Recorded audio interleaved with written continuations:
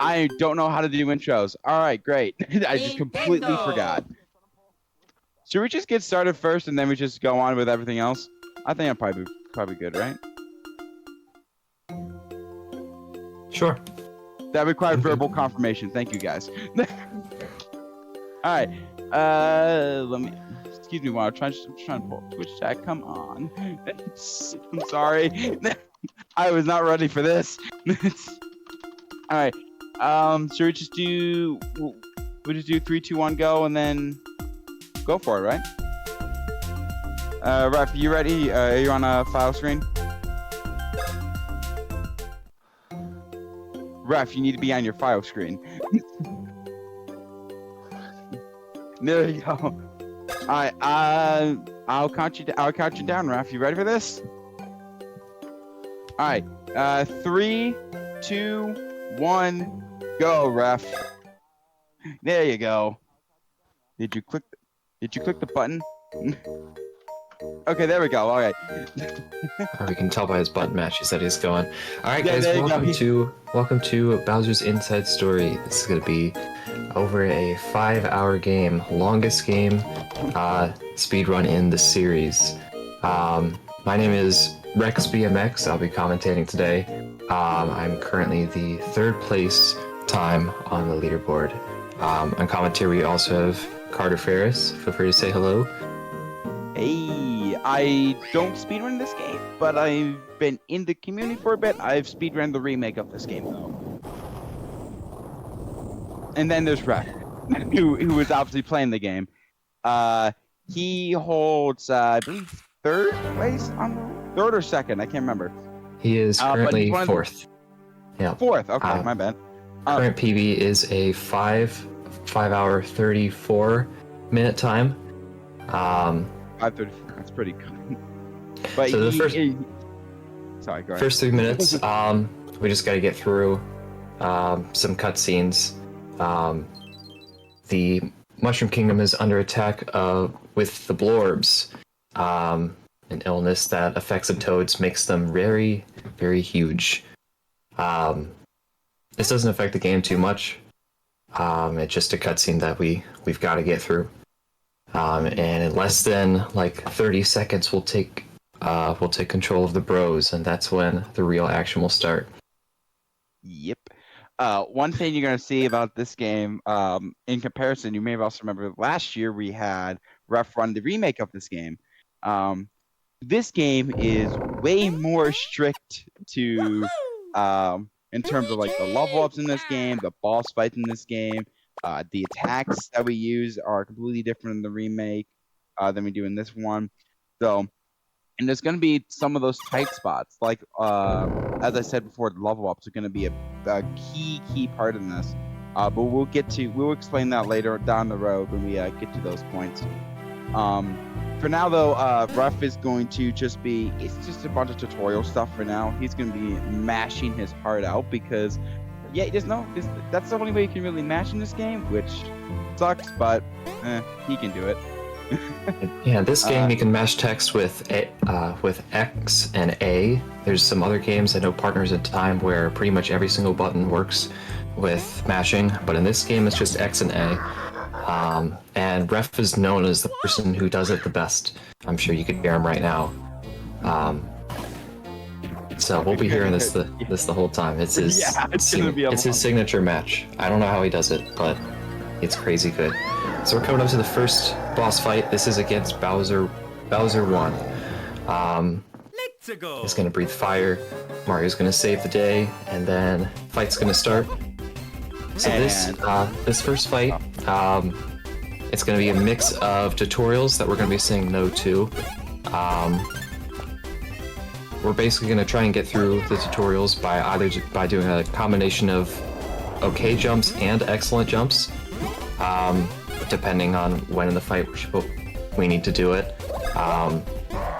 There's certain times where Toadsworth will give you an extra text box unless you hit the excellent jump.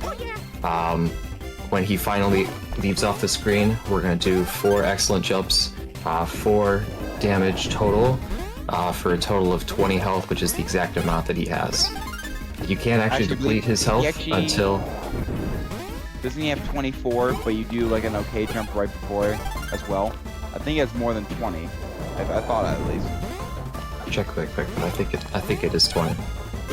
Maybe I'm stupid. Regardless, though, yeah, it's a mix of okay and excellent jumps. But at this point, I think he had 2 okay jumps and then the rest are excellent, I believe. So he's already good. Also, he got a lucky hit, which actually doesn't matter unless you get 2 lucky hits. So I thought I'd bring that up. Alright, Bowser's gone down. Save a turn. Yep. You could save a turn if you get 2 luckies. The day is saved. Ooh, next incentive is 1,100. Thank you, Mario. 1,100 Canadian dollars. I did see someone donate, I think, 60 Canadian, which is really nice. Thank you for that. That's awesome. So we're gonna get control of Bowser now in a completely different area. So this is kind of like Bowser's tutorial. This is like Bowser's tutorial area. It's gonna be very, very short and sweet. So, it's where you're gonna learn how to punch and how to fire and all that good stuff.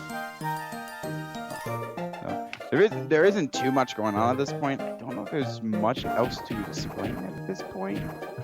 At least, is there anything you want to talk about, Rex? Last night before I went to bed, I thought it would be fun to keep a counter of the amount of times that we say the word Bowser. So throughout the run, I'll be having a counter. We'll see what that number gets up to. If there's anyone who wants to run predictions, that could be something fun. Currently, we're up to 5. That would actually be really fun. 5 Bowsers. Well, now 6. But yeah, it's gonna be 5 hours. How many Bowser games? I'm sure we'll be saying the name a lot. Alright. So at this point, we meet this hooded figure who's going to give us this mysterious mushroom, and he tells us that this mushroom has the power to basically defeat Mario, which is super useful for Bowser because he just got beat up by Mario like 2 minutes ago. So he eats this mushroom. And I'm sure it worked very well, right? I'm sure it worked. Oh no! Oh dear! Oh no! Oh dear! And it's revealed that this hooded figure is Fawful, who was a He is a reoccurring character, to say the least. If you've played Superstar Saga, you'd recognize him from there. Partners in Time, he's also in that game as well. One of our lovable antagonists. Very interested in Furies and Mustard of You Dooms. So we see Bowser doing an inhale right here. He doesn't really have control of it right now. That's 7 Bowsers now. 8. This will become a lot more useful for us later on. But for now, Bowser's going to take a back seat immediately. But that's probably for the best, considering he's going to be a huge part of this game as well. You know, it's called Bowser's Inside Story. Bowser got turned into Kirby. Oh no. That's a great way to put it. That is actually a really good way to put it. But if Bowser turned into a Kirby, wouldn't he get the powers of Mario and Luigi if he I'm getting sidetracked. So we finished the first mashing part of the tutorial. Now we have entered Trash Pit. This is the first area inside Bowser. Probably the first main area of the game, I would say. Trash Pit's gonna have a bit of tutorials, but actually, I don't think there's really any outside of battle. There's no tutorials you can't really skip in this game. And then we also get to meet Starlo, who Starlo's a character who was great in this game. I like Starlo. I don't know about you guys. I like Starlo in this game at least. Starlo becomes there's a bunch of adjectives I could use for Starlo in the later part of the games. This one though, she's fine. Starlo is going to be your main side character, or not side character, but like your, what's the word I'm looking for? I can't remember the word. Do you have a word for Starlo? Because I can't. I'm blanking already. I guess sidekick. Sidekick. Sure. Yeah, if we're able to switch the screens, that might be nice. This could be a lot of points, at least up until in the first 20 minutes, where the actions could be taking place on the top screen, which is the smaller screen right here. Yeah. So coming up to the first battle, we need to do. It starts with the counter. We're going to do an excellent jump. There's going to be a tutorial option. We're going to say no to it. Counter again, and then do an okay, and that'll be the first fight finished. Super easy. Actually, we do an okay jump turn one. We do that intentionally because if we did an excellent jump, another one of those enemies would reappear, and we just have to do damage to a whole nother one. We wouldn't get any more experience from it, so it doesn't provide us any benefit. There's multiple instances and tutorials, including the Bowser fight at the very start, where you can't really do damage to enemies until the tutorial part of the fight concludes. So you get their health as low as possible, and then as soon as the tutorial part finishes, then that's when you get rid of them. Some tricky jumps over some enemies here. Ref's making it look easy. Yeah, I was gonna say, Trash Pit is one of these areas. There's specifically 2 rooms that we're gonna come up to, where it's just a small hallway with a bunch of enemies lined up with each other. They're going to be very, very tough to get over. I would say most of the time you might get into an encounter. Some of them might be more forced than others, but it's very, very tough, but we'll get to that. Oh, by the way, this is a green man right here. Sorry, green stash, my bad. So yeah, this is where you get to partner up with Luigi, and you have another small tutorial fight here. You also get to learn how to first strike enemies, which we will never actually do.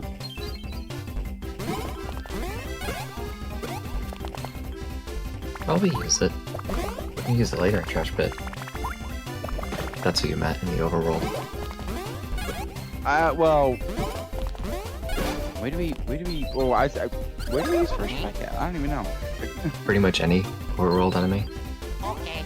Well, no, I'm just saying, like, we're not going to be intentionally doing that. That's what I'm trying to say. At least I can't think of an area where we would. I guess no, actually, never mind. There is one area I'm thinking of that we would actually do it. Yeah, there's several. It's early.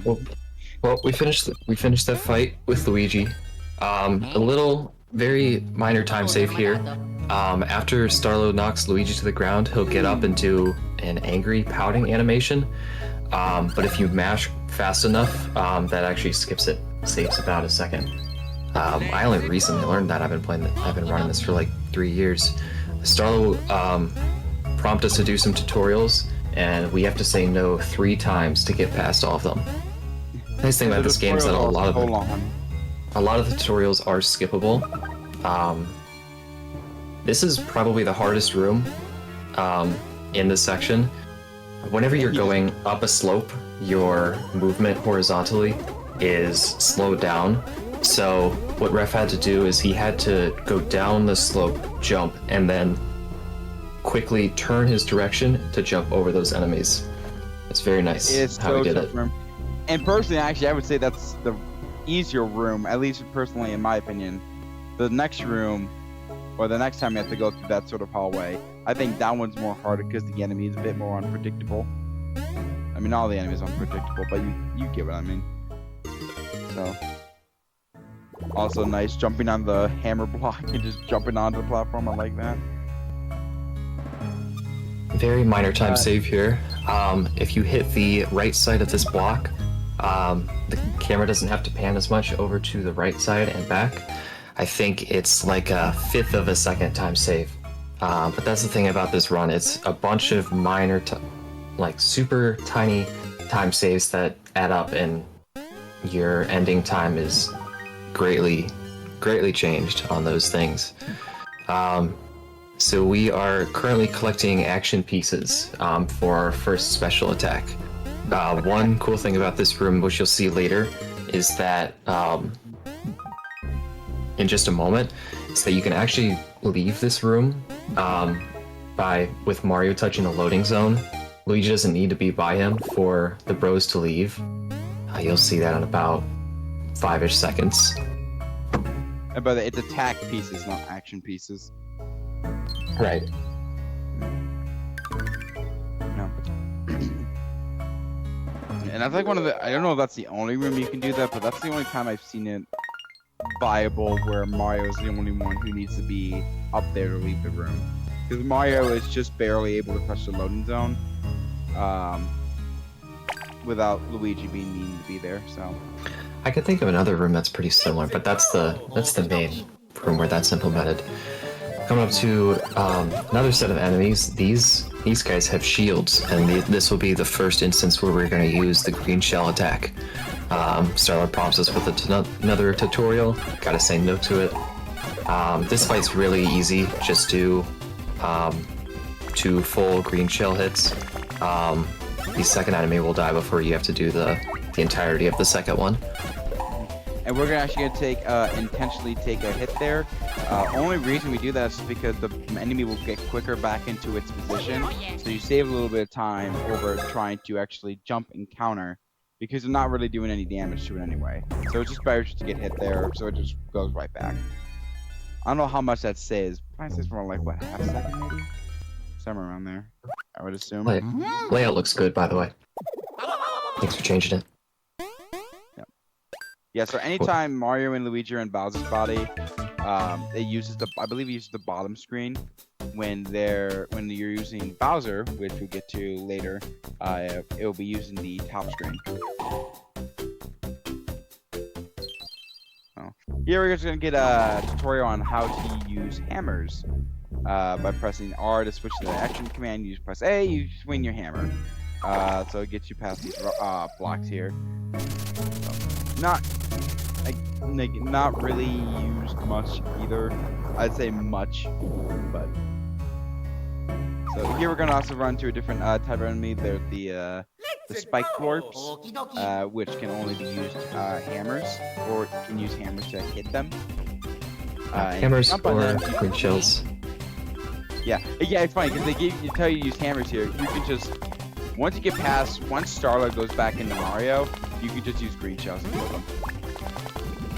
Well, actually, I do 1 hammer. That's right. Yeah, 1 hammer and then 2 hammers. I don't know. Okay, I apparently don't know what I'm talking about. 3 hammers. So this is the last mandatory fight of last mandatory fight of this section. We're gonna do 1 full set of green shells. That'll be enough to get rid of both enemies. We're actually really close to a level up for both rows. So we're going to be intentionally fighting some enemies so that the bros are stronger for some upcoming fights. This is the first major instance of RNG. The enemies in this room, there's 2 types. There's the enemies we already saw before. One of them gives 3 XP and one gives 5. In total, we need 9 experience on Luigi, which means we need 2 enemies that give out the 5 experience. Ref got lucky and he got the good pattern, so he does not need to do an extra fight here. He'll be able to leave the trash pit a little early. He just needs to do an okay hammer with Luigi. Yep. I'm gonna be quiet for this part. And we're coming up to the stat rolls. This is the most important part of a run. Oh, we got 3. So each number on the roll, I believe it's a 7 frame window in a 60 frame per second game, and the main strategy is you're going to put as much of your stats into POW as possible. Ref leaving with an 1843 trash pit. That is insanely good. He didn't. He avoided all the encounters. And he got a. I don't know if that was a strategy of his, but he got a quick level up on Luigi where he just immediately after he smashed A and just got the +5 immediately. Yeah, the numbers of the stat rolls carry over in between not just each level up, but also in between party members. So Ref hit the 3 early on Mario, but in doing that, he knew the 5 was directly after in the roulette for numbers, so he could just mash, and the 5 was guaranteed on Luigi. So you would rather have a +5 on Mario, and the reason for that is there's a lot of fights that could that you need a certain POW to get a. It could decide between a 1 cycle or a 2 cycle fight. One of them most notably comes out about just over 2 hours into the run, and we'll get to that fight. But starting off with a +3 on Mario isn't great. I'm not sure. I'm just thinking if he was perfect from now on, he would still get it potentially. But the best strat would be at least to get a +5. So we're gonna take control of Bowser now. We essentially just damage to his nerves beyond belief for him to wake up. And so we're gonna go through a bunch of Bowser tutorials, and he's just gonna take control for now. We're also going to learn how to adjust between the bottom and the top screen here. Pretty simple stuff. I guess I should mention this. We'll probably mention why we're playing the Japanese version. Because, well, yes, Ref is Japanese. It's not the only reason why you play the Japanese version. The Japanese version, I believe, is slightly faster due to some quicker fight animations. And then in terms of, I believe text also can play a part of it as well. Rex, you want to know that? I don't fully know about text, but there's going to be some battles. We'll see it later. The first one isn't until about an hour and a half in, where Bowser's going to go big, and particularly in his fire attack. In the Japanese version, you're able to do the fire attack immediately after selecting it. In the Western versions, I'm not sure about how Bowser's to charge up a little bit, and you do the fire attack, I want to say about 15 times in the run, so it's probably about like a 40 to a minute free time save for playing on this version.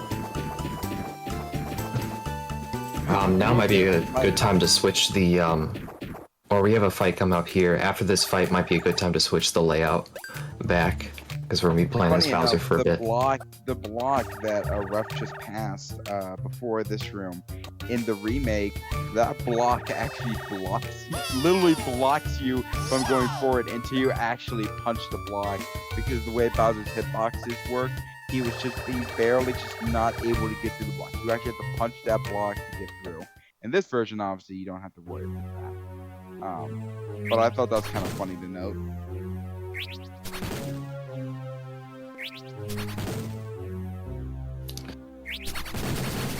I'm currently laying on my DLC side, so apologies if I'm not seeing anything much right now. I should be good now. So we're going to be coming up to the Fawful's sidekick, who's one of Bowser's main rivals in this game. This is Midbus, and he is kind of a troll, especially later in the game. We'll definitely cover that later. This fight is scripted, so pretty much just mash through the text as quickly as possible. I don't know if getting hit there was faster. That may have been a mistake, but I might actually go back and time that, because that might be faster. There's plenty of very tiny time saves that we found just in the past year. Like random things that we would have never thought of. Something like that is able to save time. There are a few fights pretty soon where intentionally taking damage is faster than dodging the hit. So Bowser has to forfeit the fight because of the mushroom he ate earlier, still making him not feel too well. It's a little interesting tidbit about that fight. If you use cheats to do the maximum amount of damage to Midbus, it's usually his max HP is usually not obtainable to reach in normal gameplay. But if you use cheats, the game will count it as a win until after you get back to the overworld, and then Bowser will act like he lost. Okay, I'm currently dealing with some tech issues right now, so Rex, I'm gonna have you take over for a bit until I get this figured out. Cool. Yeah, it looks fine for me so far. I'm making now this game now won't close. Okay. So this tutorial, we were introduced to Shack Roads. I think that's how they're pronounced, or Shack Roads. They're basically the main overworld teleportation, fast travel method for Bowser. And this is actually the only time we ever use this. This would be really useful, but in order to use one of these fast travel points, you actually need to be in that area and unlock it. And there's really no instance in this game where you ever have to return to a point as Bowser without going out of your way to hit one of these. So we're going through this tutorial for something that we won't use at all. Okay, so my thing is just not wanting to load at all, so if I can get someone to look into that, that'd be great. I don't know if you're able to go to the media on VLC, try putting the link in again. But we also have tried stream. doing it, it wasn't working. One second.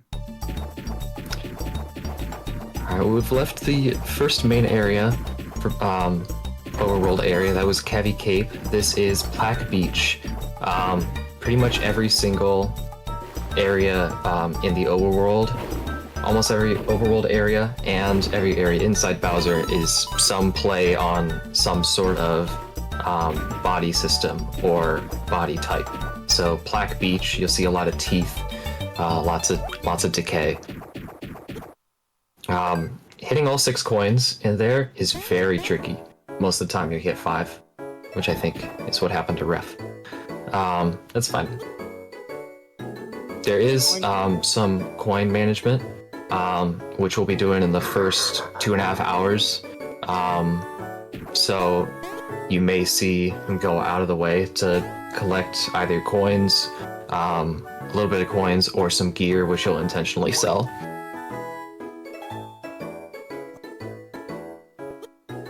Coming up here, where you have an interaction with, I'm gonna be honest, I don't know I know I'm gonna butcher this name.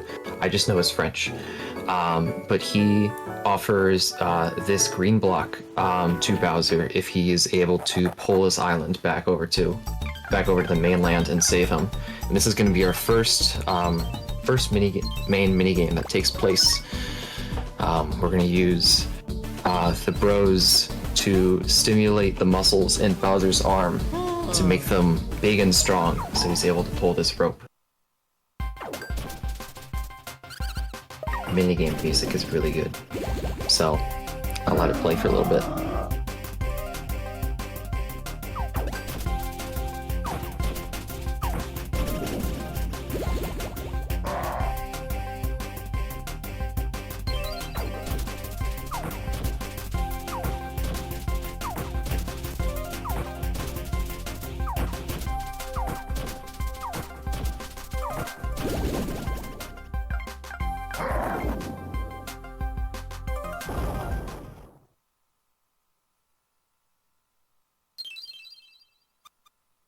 Yeah, so I am still not getting the stream up at all.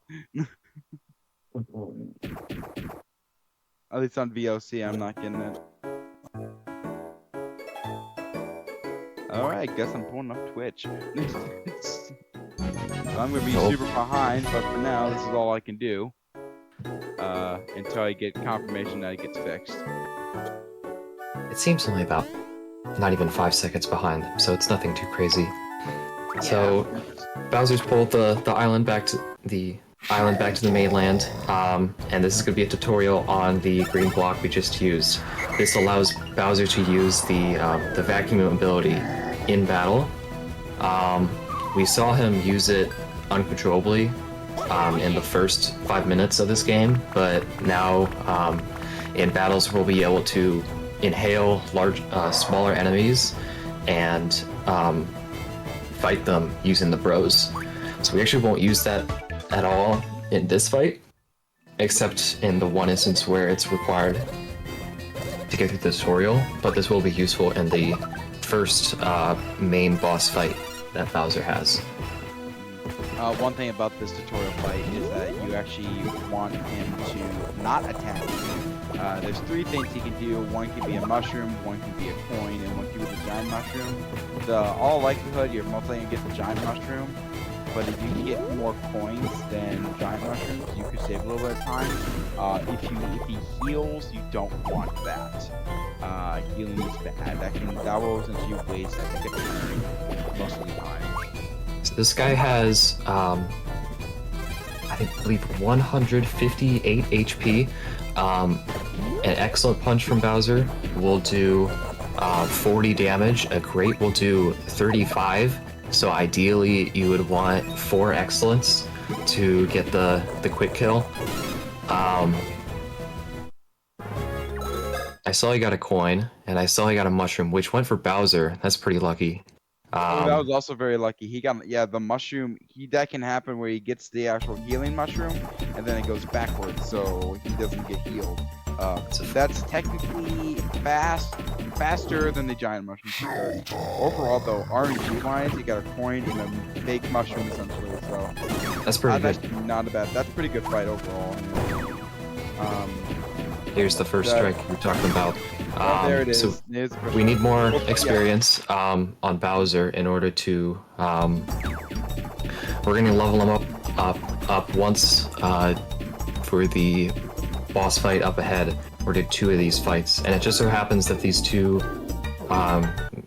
groups of 2 enemies are in our way, so it's perfect. You particularly want to choose these, right? It doesn't matter. They both do.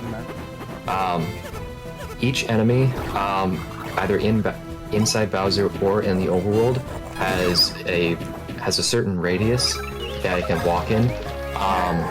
So the guy that Ref was fighting in the overworld, he wasn't able to come all the way to the start of the screen. Ref was walking up slowly to the edge of his radius, and then when he was there, that's when he first struck. So he's going for a 5 in POW, and he gets it. That's good. Very nice, very nice. Bowser still has perfect POW. I gotta figure out which fights for Bowser require like really specific power numbers. Because like Mario and Luigi have their own bosses. I'm not sure if Bowser has one, unless I'm forgetting one. If you're going for all the fast strats, pretty much all of them. Stat rolls are huge.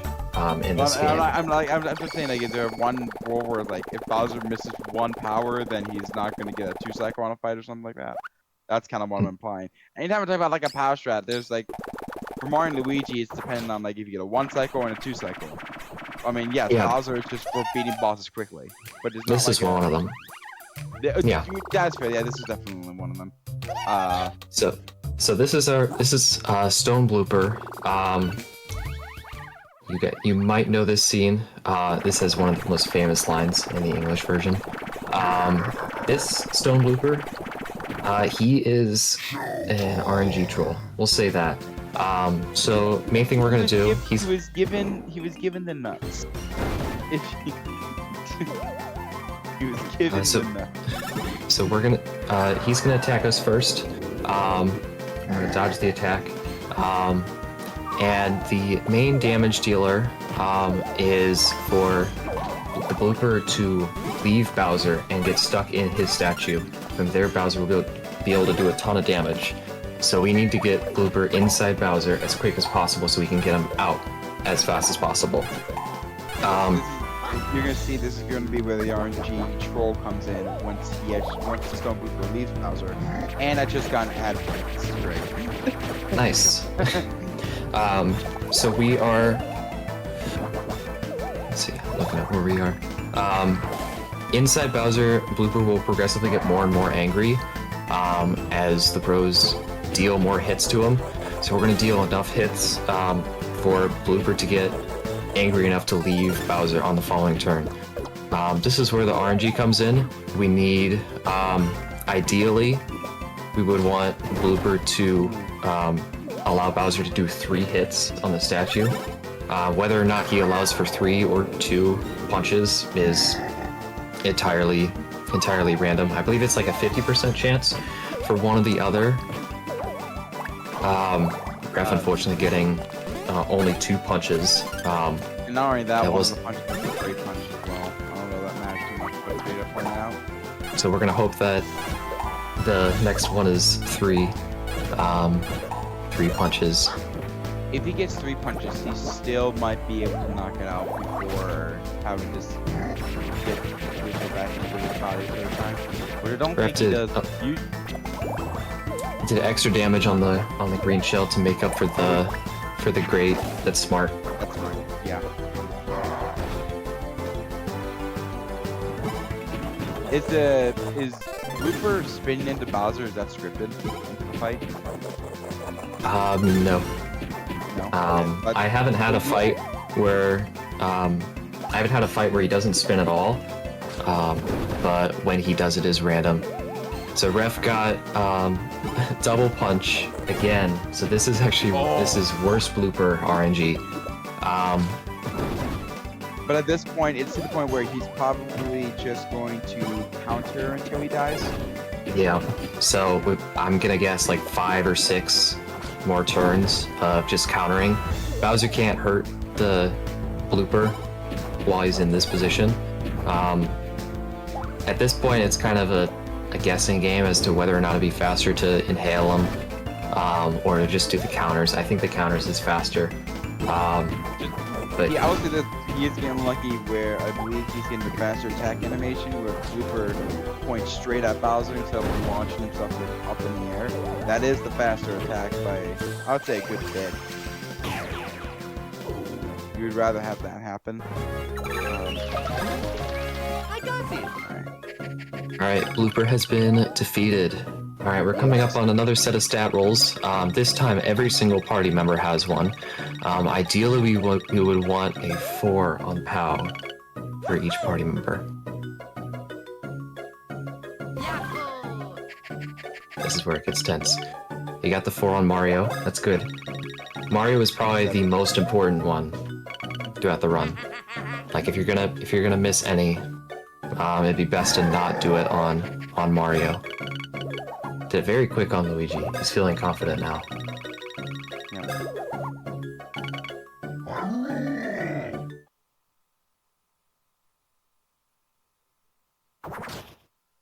And gets the 4 on Bowser. Very nice. That's very nice. He needed that. So that completely threw me off guard. I did not expect you to do that. Yeah. So right now we're technically 2 POW under on Mario, but Luigi and Bowser are. Which, and I'll be honest, I've tried doing the level up. It is harder than it looks. You have to really practice that in order for it to get it right. So.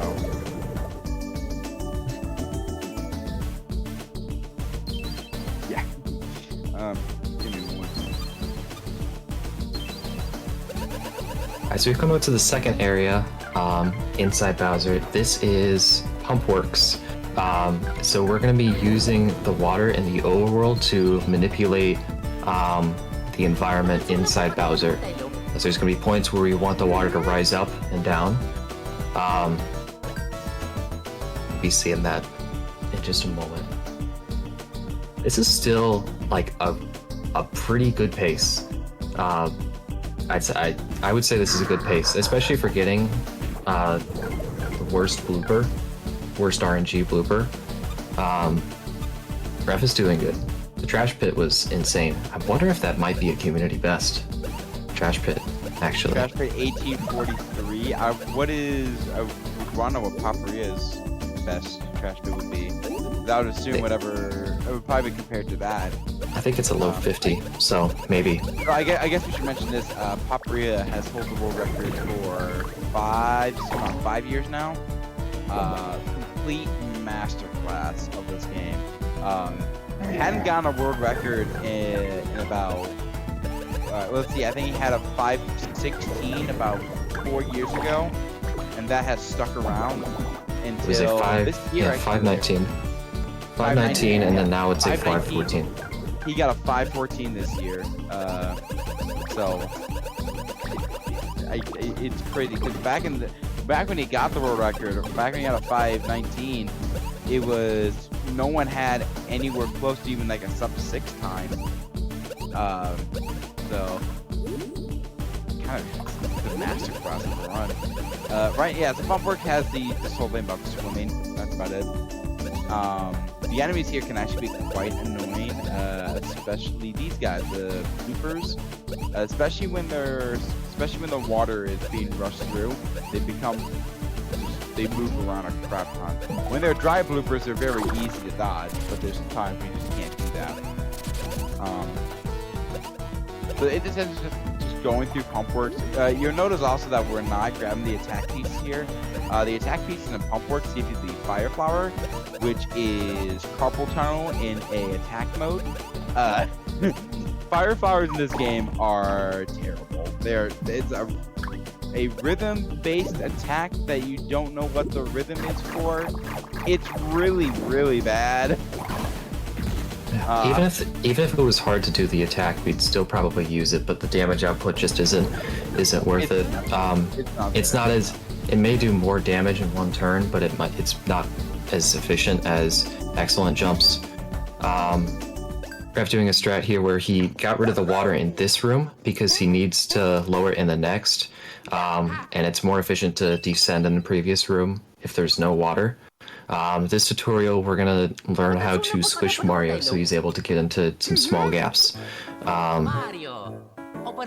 There's some pretty funny positions. I think it's right after Toadsworth stops crying, where the bros overlap. This happens if you mash fast enough, which Ref does. This visual is pretty easy. I love that visual. It's so funny. And Ref is just so good at mashing that this is pretty much a guarantee.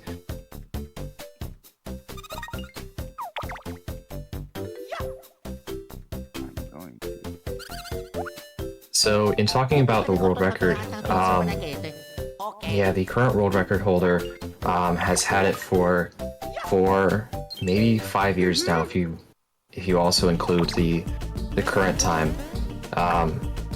Most of the strats that we use pretty much came from him. And the development of how people have caught up to him, especially in this past year, has been really interesting. On our submission page, on our leaderboard for speedrun.com, every submission requires video, so all of his runs have video. And he also provided full commentary over all of the strats and like explanations for the stuff he did for over a 5-hour run, which is crazy. And he's actually currently working on the 514 as we speak right now. I believe he's over halfway done. Yeah. He's way more than halfway done. I think the last video I saw from him was like part 15, and that was him doing Super Princess Peach's Castle. So I believe really he's like close, maybe one, if not 2 videos away from doing that. And then I believe he will make it into one long video as well. That's what he usually does. But no, the way I'm happy that he's able to at least like say like why he went with this strat, why he's going with this strat, and make it so the community usually isn't in the dark. But there's been also like so many, especially with you, Rex, and Vanexi, and many others coming up with different strats. Another person to thank would be Bobby Bob, who is a SM64 tester. He actually found one of the few glitches in this game, which we will get to later. But there's so many people in this community that I've actually witnessed for the past 3 years, and to see how we've gotten this close to even obtaining something that we thought was probably close to impossible 3-4 years ago is quite astonishing, if anything. I would say you and Vanessa were probably a big lead into that, if I'm being perfectly honest. So I guess we should probably go into that. Why this game is so long? Because this there's been how do I say this? This game, the way it's set up, it is very, very hard to go out of bounds, I would say. This is the only game in the series without a major sequence break. Or just a major glitch. There's 2 glitches that we'll do, and of course we'll go over more of them. But in the 5-hour run, they each only save like 30, 40 seconds each. So it's not a lot. Most of the time save you're going to get is from doing overworld movement quickly, avoiding enemies in the overworld, and the battles. The less turns you have to go through in the battles, of course, it'll be faster. It's strictly execution. It's strictly what it is. Really quick note about the thing that Ref just grabbed. For some reason, whenever you grab that really, I don't know what it's called, the yellow electric thing, it makes like the entire game flicker and lag for a little bit. It's not his capture. It's happened on me pretty every single time I've done it. I don't know why. That's just another little tidbit. So we're leaving Pump Works. I guess this is shorter than Trash Pit. This is the shortest inside Bowser area. And we're coming up to our second boss fight. This one is very exciting. This one is fun. This fight's just fun. That's what this fight is. This fight is just fun. I don't know why, I've always liked this fight in speedrun sense. It just goes fast, fun, fluent. It's one of my favorite fights, to be honest. And it's so simple, too. Like, anyone could pick up the game and just do this. Also, spoiler alert, Starlo dies. Sort of. So yeah, this is Scutlet. Scutlet is a pain in the butt now in 2 places. We'll so this boss has 280 HP, and if with ideal stats, you're going to be dealing about 17 damage per turn. So it's probably about a 12-turn fight. I think it's the fight with the most turns. One really nice thing about this fight is that every single attack can be countered.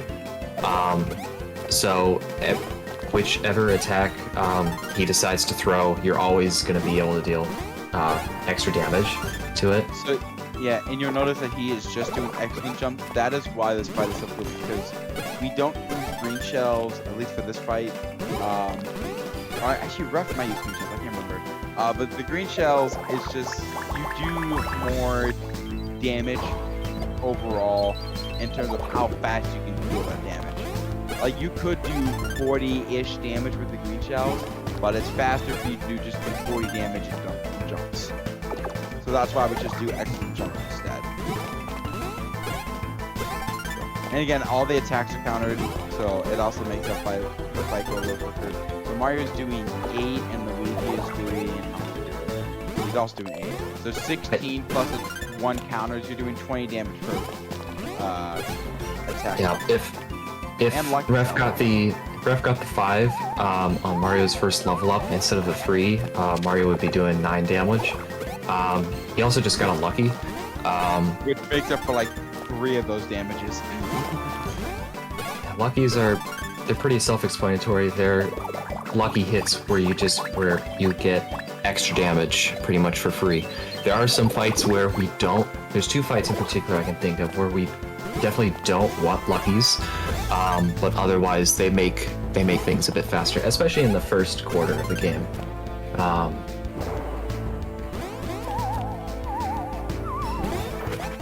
And for why the fights on the top and bottom, if we're able to switch it, that'd be nice. There's no one main screen where this game is played. Whenever you take control of Bowser, you're using the top screen. Whenever you're using the bros in the overworld, you're using the top screen. Whenever you're inside Bowser and controlling the bros, it's the bottom screen. Whenever you're in battle, it's the bottom screen. And then when you're in a giant battle, the system's rotated 90 degrees, so there's no one consistent layout. It's very tough. I will mention that when we do get those giant battles, please be aware that you will have to turn your phone and or computer sideways. We hope you enjoy this experience. That's gonna be interesting. I feel like Scotland's gotta be pretty close. And probably like so one or two more times. Maybe within the next 20 seconds, I'm gonna guess. I don't know, I don't keep track of the health for this guy because I just hit him until he's gone. So I know Ref does a little bit of stats differently.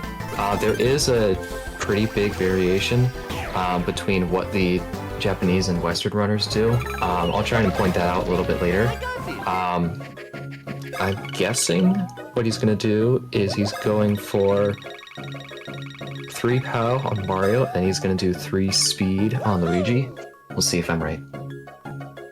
Oh, we got +2 on Mario. That is good.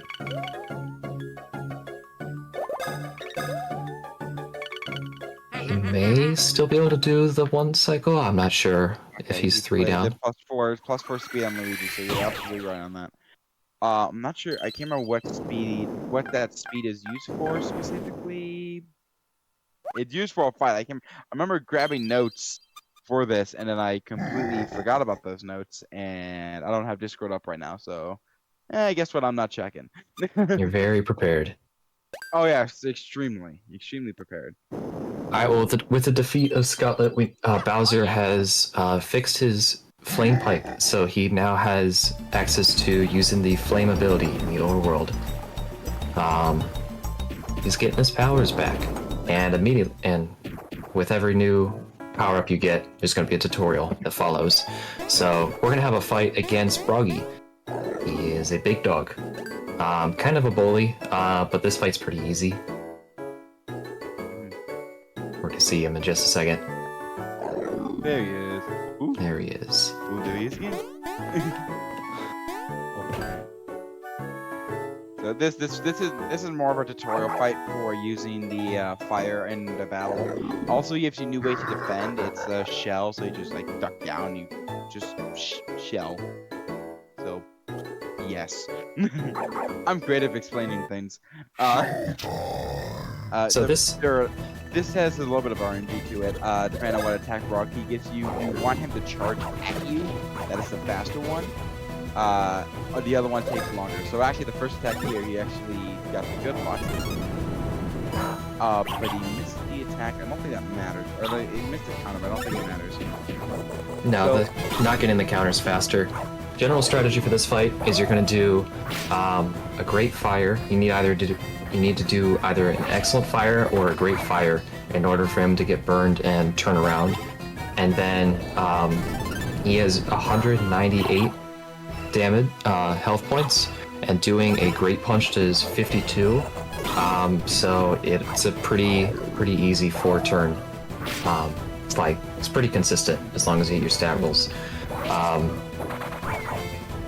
The only really RNG thing is which attack he does. But he's a dog. Dogs are good. Not this one. So he's whimpering now, which means we're halfway through the fight. Less than 100 HP left. We would like to mention, if anyone in chat has questions about this one or whatever, please feel free to ask them. We'll answer them as best we can. I like having the chat interaction thing. I also run this game along with Ref, so I'm really familiar with the route. If there's any specifics, Ooh, getting an okay there. I will remember Yeah, that. was that okay? That's something I know.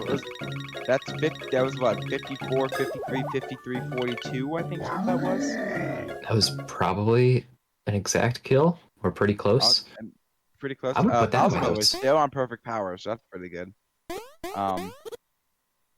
It sucks Nice. because he can't really. I'm still trying to. I don't think at this point the one cycle on Cretan is possible. I think, or it's very very hard if he could even get it. I'm not sure. But We'll see. again, We'll get again there that when is we get there. it's perfect. Yeah, but that will be until he's I think like level. Well, you fight Cretan at 7, I believe. Yeah, it's 2.5 hours into the run. Oh, that sucks. Okay, so Dimple. We've left Pike Beach, and now we're in Dimple Woods. This area is pretty big, and we're gonna be in here for probably the next 30-40 minutes, and we'll be revisiting them as the bros later. This tree, especially on the top, is pretty tricky to get past. His radius that he covers it pretty much perfectly blocks the exit.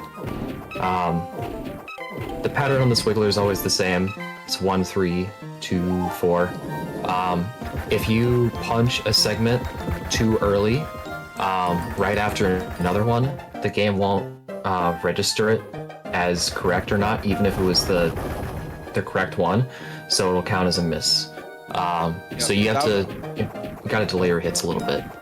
Yeah, that was clearly RNG manipulation and nothing else. Obviously, I thought was a mistake. I don't know what you're talking about. So, make sure you say no. Is the definition of this part. So this is essentially the Bowser shop. This is his shop area. So in this area, he's not gonna buy anything here, but this is the more annoying part.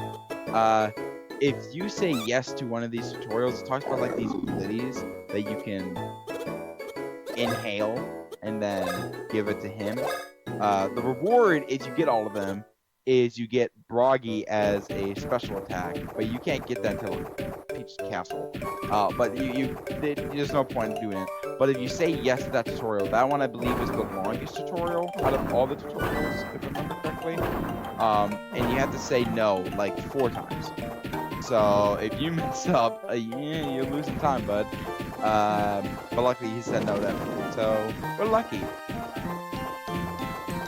Adding on to the blitties, you're still able to collect them, even if you say no to the tutorial. So if you're playing casually and you still wanted to get that attack, that special attack for Bowser,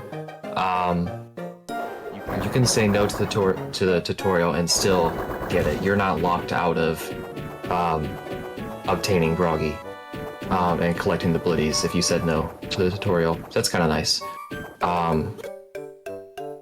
Oh, that's a good pattern. Some of these enemies give you like a really good starting position where you can just walk right through the room, and some of them they just give you a word of hurt. So Cage Goombas, these are gonna be your version of special attacks for Bowser. But right now the Goombas are just trapped in the cage, and we have a bunch of other minions trapped up in a cage. But Bowser's gonna go rescue them because they're incompetent, and he thinks these people are worth something. Sure. In the speedrun, we don't use the Goombas at all, but Bowser's not able to progress without saving them, so we gotta do it. And if you want to see Goombas, go watch the remake of this run. The remake of this run, Goomba Storm, is like the best move ever possible for the run. So Goomba Storm's OP. Just goes to show how different the runs are for the original game and its remake. So we're gonna get to another Arm Center minigame. There's a total of 4 of these in the run. This is number 2. This one's as simple as the one in Black Beach. So nothing really crazy here.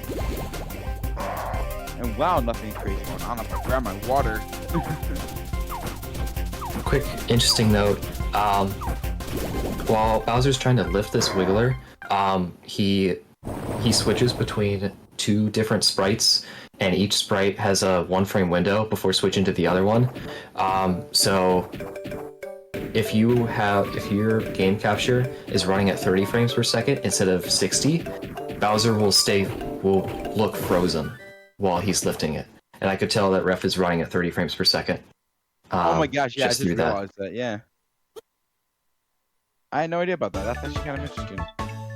Which does make some of the audio a bit clearer. So that's good that he's doing that. Alright, rest of the Goombas, and of course we're gonna get a tutorial on how to use them. Which, by the way, will we be using the Goomba Storms? I don't think so, no. Nope. Goombas are not used at all by us. Nope. Goomba Storms sucks in this game. There was one use in the former world record, but that has been changed with another strategy, which I'm sure Ref will be using. We'll be going over that. Nimbus. So we're saying no to this fight.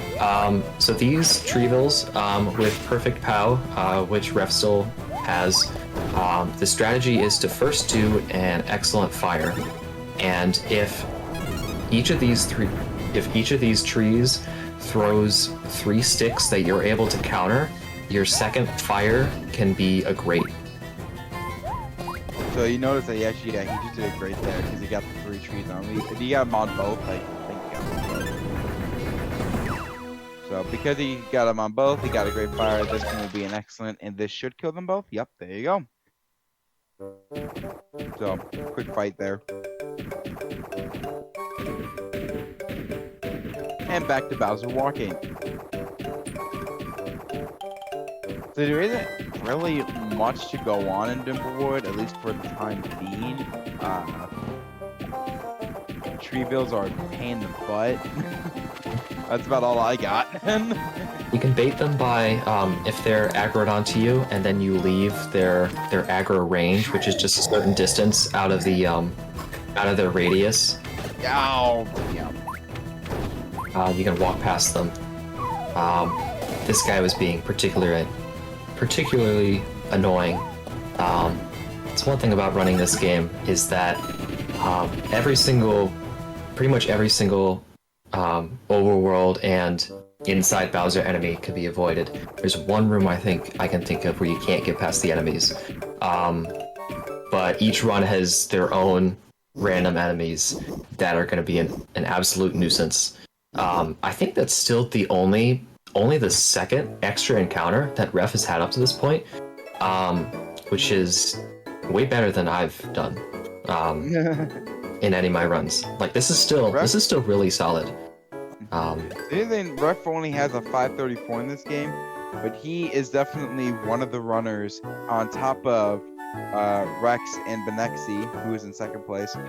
They're one of the few runners who, like, we could all say either one of them could get sub 520 in this game if they put their, time into it. There's no doubt in any of them or any of their skills. So even though he only has a 534, the strats that he goes for and the execution that he has is really, really good. Heck, in the remake of this game, he did a marathon run of the remake, and he actually got world record during that run. I think he had like a 506. So Ref is more than qualified to be in this category. Go back to the story now. Bowser's caught up with a trio of his minions who were pulling along I think it's Bonsai Bill blaster, but they oh my gosh! Oh no! They forgot the ammo to launch it. Oh no! Oh, this is it. Oh no! Oh, he's not gonna move. I think he's gotta encounter that. Yeah, I've never seen this situation before. Wow! Ref, you've gotten yourself into a pickle. That's really funny. I've never seen that. Yep. So now we've got to find the bill, which the minions forgot. This is another guy that can be quite a troll. You can wait on that bridge for a while, even if you don't get stuck in that corner. combination for this wiggler is 4132. It's different than the last wiggler, but the two are always the same. Like this combination is always the same each time, so you never have to hit the this thing to find the code. And it's funny. It's when I don't know if anyone did this when they were a kid, but when you press the wiggler button to say what the combo is, I always got messed up because they inverted both. So it would show like 1, 4, 2, 3, but because the two were facing different directions, it was actually opposite of each other. It was very hard for me when I was a kid, when I first played this game back in 2009, to figure that one out. Oh, also, we'll be coming up onto everyone's favorite minigame soon as well, so that's gonna be fun. Finding a gun with no ammo, what is this, Halo? What does that even mean?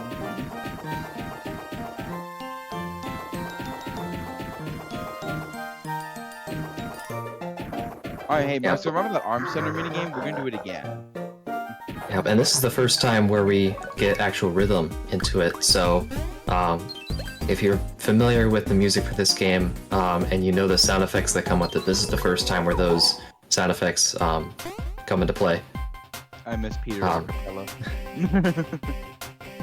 And you can see Bowser doing a combination of standing still and like stuttering between frames. It's again the 30 frames per second capture. If you're playing this on a regular DS, it runs at 60, so he's constantly shaking.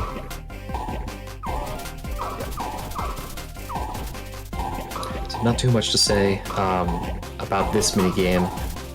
This one follows up with the carrot minigame, which we'll talk about when we get to that point. So that the carrot minigame is everyone who was 10 years old when they played this game, they could not get past it. In going back to the discussion about developing strategies from the world record, the current world record holder speaks Japanese, so his commentary is all in Japanese. So me and other Western runners, when we were trying to figure out strategies from the video, we weren't able to understand anything. So it's been this very interesting. It's been a puzzle, essentially. Puzzle's a good way to put it. Yeah, it's been this back and forth between languages. There's always been a language gap between the runners of this game. Ref is the only runner I can think who can speak 2 languages. I know he speaks a little bit of English. Tonkatsu. He hasn't run That's fair. specifically, but he has run in the Mario Luigi series. Also known for Donkey Kong Country, but he speaks both Japanese and English. Probably a little more English than Ref, if I had to say. I was thinking of just this in terms of just this game, but yeah, you're right. It would just be Ref. But yeah, it was very like even when I remember when we were routing one of the bosses, we were trying to figure out a certain strategy that the world record holder was using, but we could not figure it out because he was, again, the Japanese speaking part, and we got close, but we were never like confident in the strategy, I believe. But then all of a sudden, that same Japanese runner decided just to pop in and explain the entire boss strat, and we were like, holy crap, this is a rare moment, because he never really shows up in the Discord, as far as I'm concerned. But I do also know that Ref and the world record holder have talked extensively about different strategies as well, hence why he went for the 514. But yeah, I thought that was I think that's a really cool thing to point out. By the way, carrot minigame, that's the thing that's going on. Let's talk about that. So, main premise for this game is that, also, wow, he's getting through these carrots really quickly.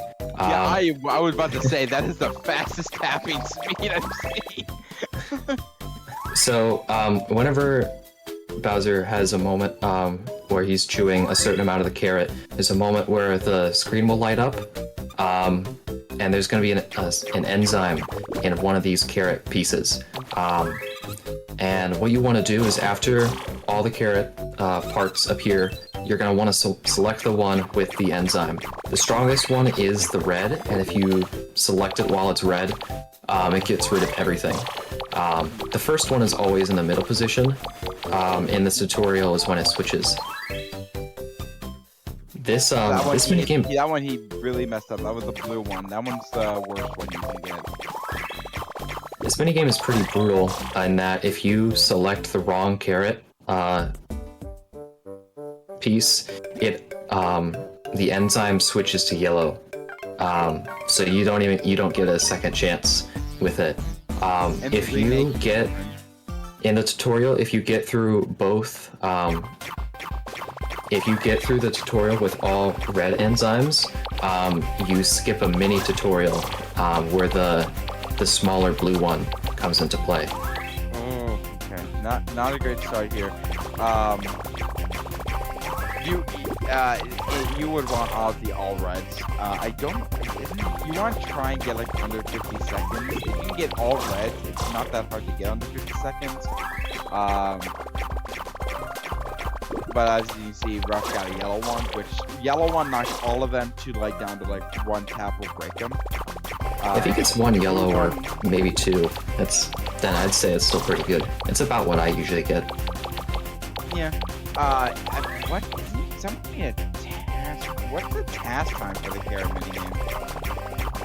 I have no clue. Yeah, I think it's like 50, maybe just like a low 53, which is nuts. So, there's an okay carrot. Could have been better, could have been worse. So now we're gonna have to fight. We go from Arm Center to Carrot, and now we go to Wiggler. Before the minigame, Wiggler asks us to eat the entire carrot, and after we eat it, he gets upset with us eating the carrot, which of course is expressed in Bowser's frustration. So we're coming up to Wiggler. He's got 540 HP. Our excellent punches do 45 damage. So if we do, blanking on what the exact amount is, but if we do all excellent punches, it'll be a perfect kill. Uh-oh, you got it. There you go. If we can switch screens, please, as well, that'd be great. So how this fight generally works, or at least the Wiggler portion of it, you're going to want, if all of his segments are switched from red to yellow, he'll become a lot calmer. And if his final segment is turned yellow on one of Bowser's turns, you have 2 turns to punch. If it turns yellow from a counter, you have 3 turns to punch. So ideally, Wiggler would do he would give you attacks that allow you to calm him down and get the most amount of punches possible. Another part of this fight that is kind of RNG are the Fly Guys, which Ref is currently fighting now. These guys are useful both for experience in the bros, as well as dealing lots of damage to Wiggler. When Bowser inhaled a giant turnip, when Wiggler was yellow and vulnerable, it did 81 damage to him, which is pretty significant. That's almost 2 excellent punches. Yeah. That's what he was able to do. Taking the turnip with the punch, you essentially did as much, if not a little more than 3 punches. You want, when you finish, when like Wiggler turns angry, you want to, I think the best attack is obviously him running up to you and kind of charging at you. You punch 3 of his segments out, and then you shell, but then you're immediately able to punch the back segment, so he immediately turns calm. That should give you at least 2 punches back to back. And he's getting really good luck here. That's 3 times in a row Wiggler has done that. Very good. Wiggler can give you one of the worst attack patterns, and you can't do anything about it. So he's actually getting pretty good luck here. think he got Fly Guys turn 1. I think this And is he got pretty... lucky excellent. Oh my goodness. That's pretty good. That's really good. Okay, he finally got the flower attack here. So each of those 2 punches did 90 damage each. So by doing that 3 times, he essentially did 270 damage in 6 punches. Plus 81, so he's probably up on 120. So he's probably... I'm trying to think, it's pretty close.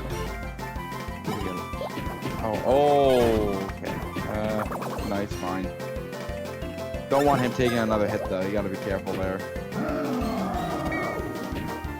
You're able to take 1 hit as Bowser in this fight, but the next one where you play as Bowser, you don't want to get hit. You see that a lot. So I believe here he is using Goomba Storm here, mainly because I believe he's close to dead. My guess is Ref has been counting him to sleep. So my guess is that this Goomba Storm is probably gonna kill, or close to. Maybe. I'm guessing. Oh no, maybe not. Okay, maybe I'm just stupid. Okay. Usually, at least from what I know, most players do not use Goomba Storm there. At least from what I know. Yeah, I never use it. I just keep this fight simple. It's easy for me to keep track of. But he's definitely got to be close. Probably within the next cycle of punches. Yeah. Will go down. He did not get good luck here. He would rather have gone the 3 segment. He doesn't even get 3 punches.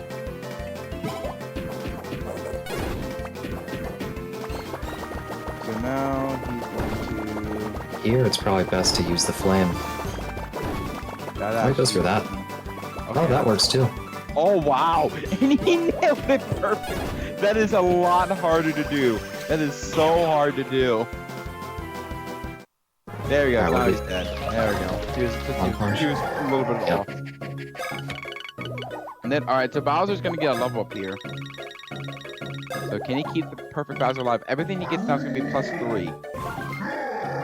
There it is, +3. So actually, I think the +3 is probably the easiest one to get because you do it so often. It's one of the ones, yeah. And you do it often, so it's really easy to practice. So this is the main variation between the Western route and the Japanese route. So Ref got SP here instead of POW, and that's because he's going to get a special attack that the Western runners do not get. So he's going to get SP so he can do that attack more often. I'm very curious to see how that'll turn out. The next attack is going to be 8 SP each. So by getting 2 there, he gets 24. So instead of him using it 2 times, he can use it 3 times. That was the essential reasoning. So you're going to notice here that he's going to be fighting in Trash Pit again. He needs to level up Mario and Luigi 1 more time before going into the next boss fight, which is coming up very shortly. So it's very, very important that he actually gets the level up here to make sure he has, or at least have a good enough POW to fight the next fight faster, I guess. I don't know if that's the way to word it. You get what I mean. I get what you mean.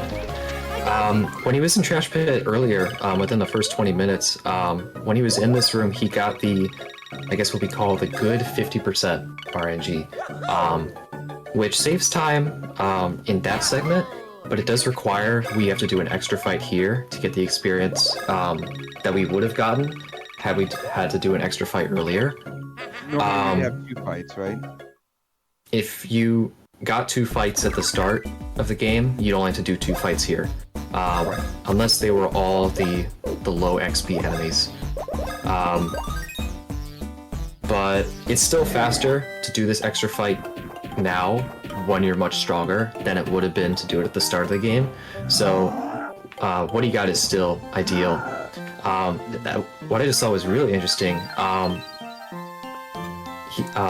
the Fly Guys that he got, that he fought in the Wiggler fight, they each have I believe a 10% chance to drop a gear item, which boosts POW by 5. And he put that on Mario. That's especially useful because Rev has currently missed a few Mario rolls. So getting I think he missed 2, result in 3 POW under where he needs to be. So it makes up his POW plus 2, essentially. gives a lot more leeway. I think it's only 10% chance for each drop, and there's 2 fly guys. So I think it's like a 21% chance you get at least 1. Yeah, he can actually use that for creating now, couldn't he? Yeah, he's made up his POW. If he misses no more drops, then he's going to be right around the POW range. So that's actually really good that he got that. I take that back. He wouldn't be able to use it because he doesn't have the gear spots. But it is useful for this fight. This is a fight where you want your POW to be really good. Having either the gear item or perfect stat rolls on Mario allows his green shells to do 4 hits instead of 4 damage each instead of 3, which adds an extra 5 damage to each green shell. And we do the green shell hit at least 6 times in this fight. So it's like a free 30 damage if you have the perfect POW. So for this fight on Dermite can either be really nice to you or really bad. It's funny, we keep on getting that for these fights. Dermite has essentially, I would say, 2 attacks on its own, where he can either charge. Oh my God, lucky, holy crap! So basically, 2 attacks he can do. He can charge at you, which is the quicker one, it's the one we want, or he can do this, where he has a little rope that comes out of his mouth, and he kind of whacks you with it, or detach you and suck you up or whatever. It's a very long attack. You obviously want the charging attack because not only is it quick, you can also do a counter attack with it. And you want to basic strategy here is to get Dermite under half health or close to it, and then start using green shells. The straw that Dermite just used is going to eventually heal Dermite, but I believe Ref is doing enough damage where it's worth just avoiding the straw and then doing 2 green shells on Dermite. So you see there, Dermite healed 40. I believe with both green shells, he did about 40, or he did 35-ish each. So you're still doing about a net 20 to 30 damage each time you do it. And then there's also little mini guys that also spawn in sometimes. Either it can be used or they can attack itself, which are very easy to counterattack, and sometimes Dermite will take them and eat them and then use their spears and shoot them at you. But nothing too crazy. The only determination of if you lose time or gain time, mainly, is if you get good attack patterns and then nail in your green shells here. But that's really about it. I will say that he is a little low on HP right now, but I don't think it should be too big of an issue as long as he just keeps dodging. So he is actually going to take out the straw. Two things I'd like to add onto that. So the luckies in the second turn, the double lucky, that was actually not ideal because Dermite's health was below a threshold, which allowed her to do the string attack. What we would normally want would be for her health to just be above the threshold so she can't do the attack, and then we throw a bunch of green shells, and that's when she's able, and then that would be when she's able to do it. And he got the string right away. As for the straw, the reason why we don't knock it out the first time is because every time you destroy the straw, it just comes back the following turn. So with the ideal route, you would just want, you would only want the straw to come out once. I think a combination of the extra string attacks that Ref got, made this cost an extra turn and had the straw come out twice, but which turn it does, that is another RNG fight. This is the last fight of what we call quarter one. Before Ref started playing this game, pretty much every runner, we didn't really have a strategy for what to practice. It was just we made saves for whatever segments we thought were most important. I guess that was our strategy. But Ref was the first person who decided to cut this 5.5-hour game into quarters for that are about an hour and 20 minutes long. So that's the end of quarter one. Which I'm gonna see what time he gets here. It was a very, very interesting quarter one. Let me see, 123-21, I would say on quarter one. So marathoner-wise, that's actually pretty good. Someone who has no knowledge of this game is kind of wild at trying to interpret what's going on without knowing the language. You really don't need to know what's going on, at least for a speedrunning perspective. You definitely don't need to know what's going on in terms of story. The only real thing about learning this game would be if you need to learn like gear pieces, like the gear names and whatnot. That would kind of be it in terms of what I could think of. I have no knowledge of this game, and I've run this game, so you're good. I don't have an excuse because I play this game. Sub 521. And talking about the gear pieces, I can't read Japanese, but I play this version. All the top runners do because it's a little bit faster. So we have like my strategy for figuring out which gear piece is which, and which one to put on which bro is just the first character. I know there's one which we'll be picking up in the next hour, and I remember that one. It has a character that looks like pants. So that's just how I remember. That's how I remember that.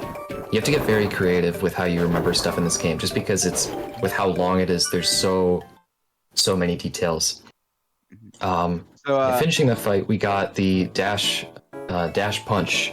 This is a little bit faster than normally walking, so we're going to be using this a lot until we get the best mode of transportation in the last hour of the run. Yep.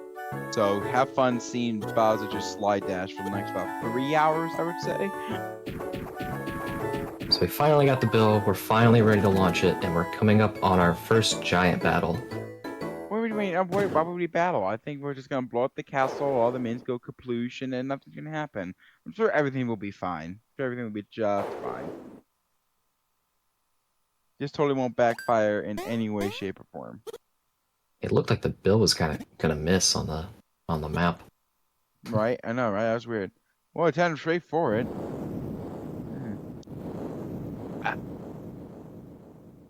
Thank God I brought water to this thing, because my mouth would not survive. Rex, please tell me you have water.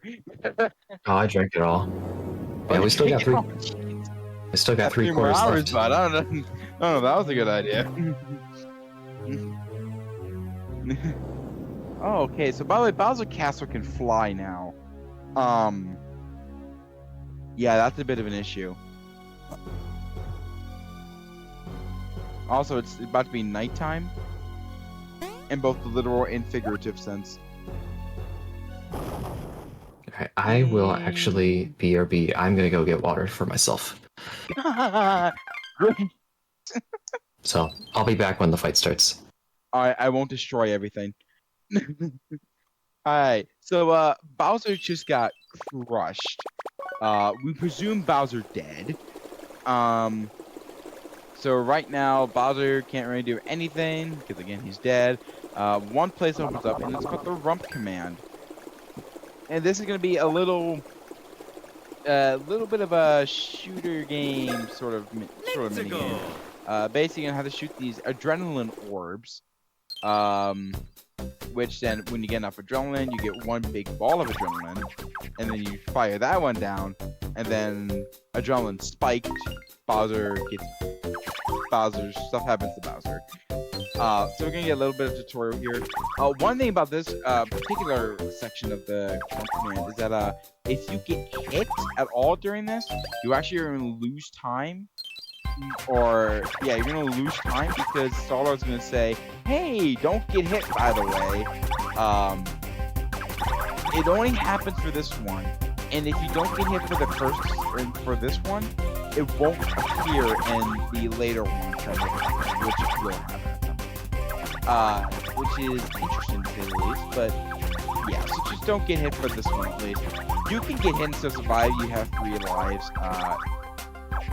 But it's very hard, and it sucks when you eventually get loot if you lose in this mini game. So yeah, and then the blue ones, they are just really they just take a bit for it to hit.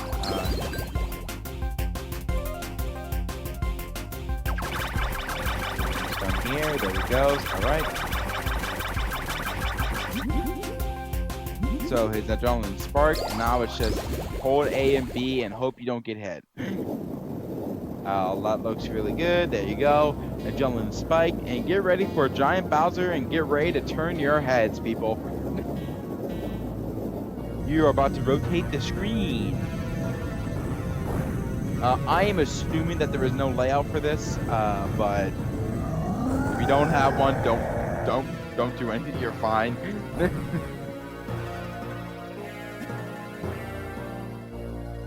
Yeah, so yeah, the giant Bowser. Hi there.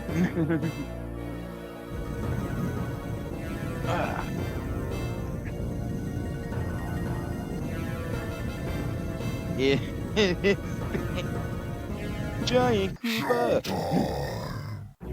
Yeah, we definitely don't have a layout for that. Yeah, I figured as much. So this is gonna be the giant battle. Again, you are going to have to rotate your heads.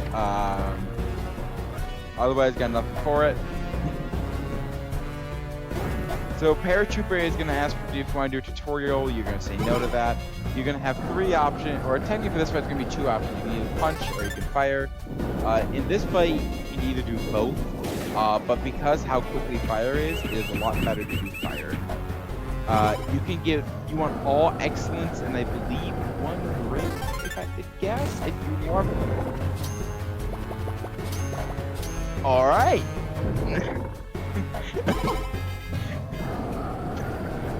Oh, fiber!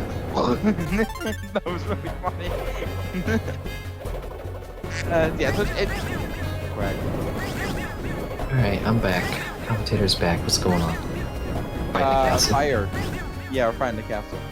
I was just explaining about how you use fire in this fight, and like only use fire, and fire is best at everything. Whatever just hear reference go, when reference just blowing, and all I hear is just thud, just collapse. Yeah, we don't want him to pass out during the run. He already sounds like he's gonna. This fight is pretty much just excellent fires and then 1 okay fire. That's pretty much it. Punches take too long. Rex, or it's not Rex. Rex, do you want to explain the paperclip that you use? Or that you used to use? I don't know if you still use it. I do still use it, yeah. So you want to explain that? Yeah. So in order to do any fire attacks and have them be stronger than an okay, great timing. I said that right as that happened. You need a constant. You need the microphone on the system to constantly pick up noise. So my strategy is I have a paper clip that I've bent in a specific way where a part of it sticks out, and I scratch the side of the mic, the edge of the microphone hole, at the same time that I start blowing, and it helps keep the signal strength of the microphone, so I'm able to get flame attacks more consistent. Yo, are you using a paperclip to help you do runs? That's a tool-assisted speedrun, my guy. All your runs are invalid. You got me. Also, you use a stylus. How dare you? Another thing I've tried to experiment with is like rubbing my finger over the microphone while I'm blowing. I think the main thing for getting excellence consistently is that you don't want any sort of input before you would start blowing into the microphone. Like if I started scratching where I do it on the system, or I start blowing before I'm supposed to, I think that what the game does, it sets that as like the threshold for no noise. I could be completely wrong about this. That's just how it seems to be, in my experience, that if you do it too early, you're way more likely to miss. And you also can't. I think here's the thing though, is that you also can't blow too hard, because it just won't pick up noise at all. So. So we just passed Bumpsy Plains. No one really gives crap about that bit. Okay. The flower that it was a little while ago. There's one flower that we're gonna fight way later, in there, just because we're almost at getting a level up, and that's the fastest way to get it for a fight.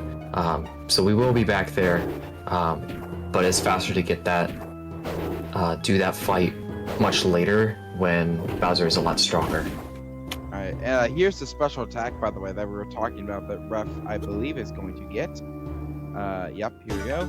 So this is the Shy Guy Squad, and basically their whole deal is basically doing one giant attack straight up front. It's one hit, one big attack.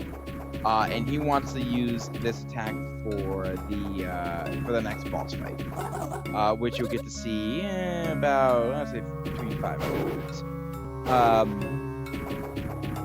But Bowser's path is essentially just avoiding these chain chomp guys, and they're actually kind of difficult to dodge, especially if they're in a really wonky pattern or started off in a really wacky spot.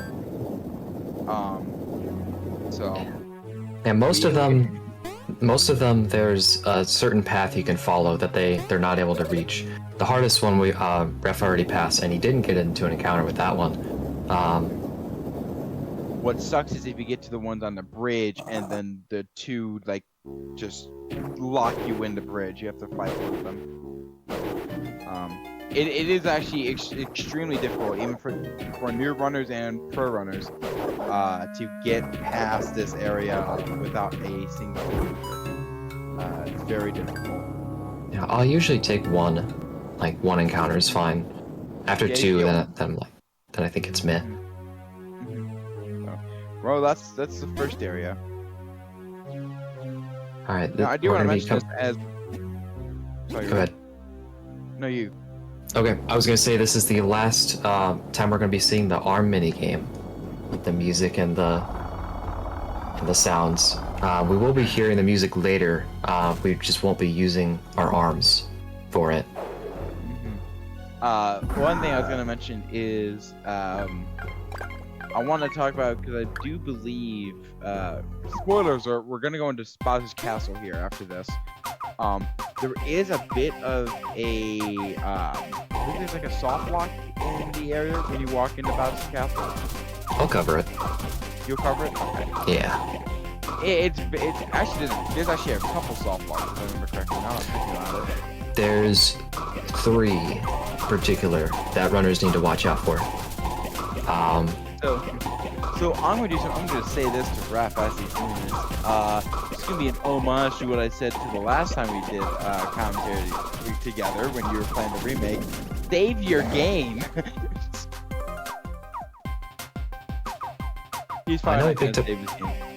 I know he picked up an extra retry clock in Upworks because that one isn't really out of the way. I know the world record does it. I don't think retry clocks really save up on soft blocks. I don't think you can really use those. Oh, that's what that was coming. Okay, yeah, you're right. Well, no, because in the remake of this game, there were so many places where the game could just crash for no unexplainable reason, and Ref didn't save like a single time. And I would rather have this game not crash, or soft lock, or any of those things. And the fact that Ref can match pretty fast scares me. Cat Jam, indeed. Yeah, there's not much else going on for this area, so enjoy the music.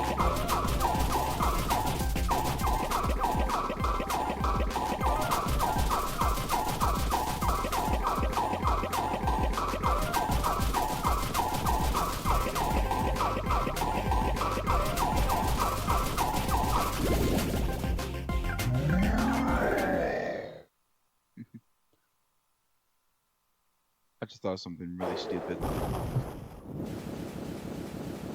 Another difference between last time we're going to see that mini game. One difference that I noticed between the routes that Ref and I do, it's not major, but there's some spots where I pick up coins where he doesn't.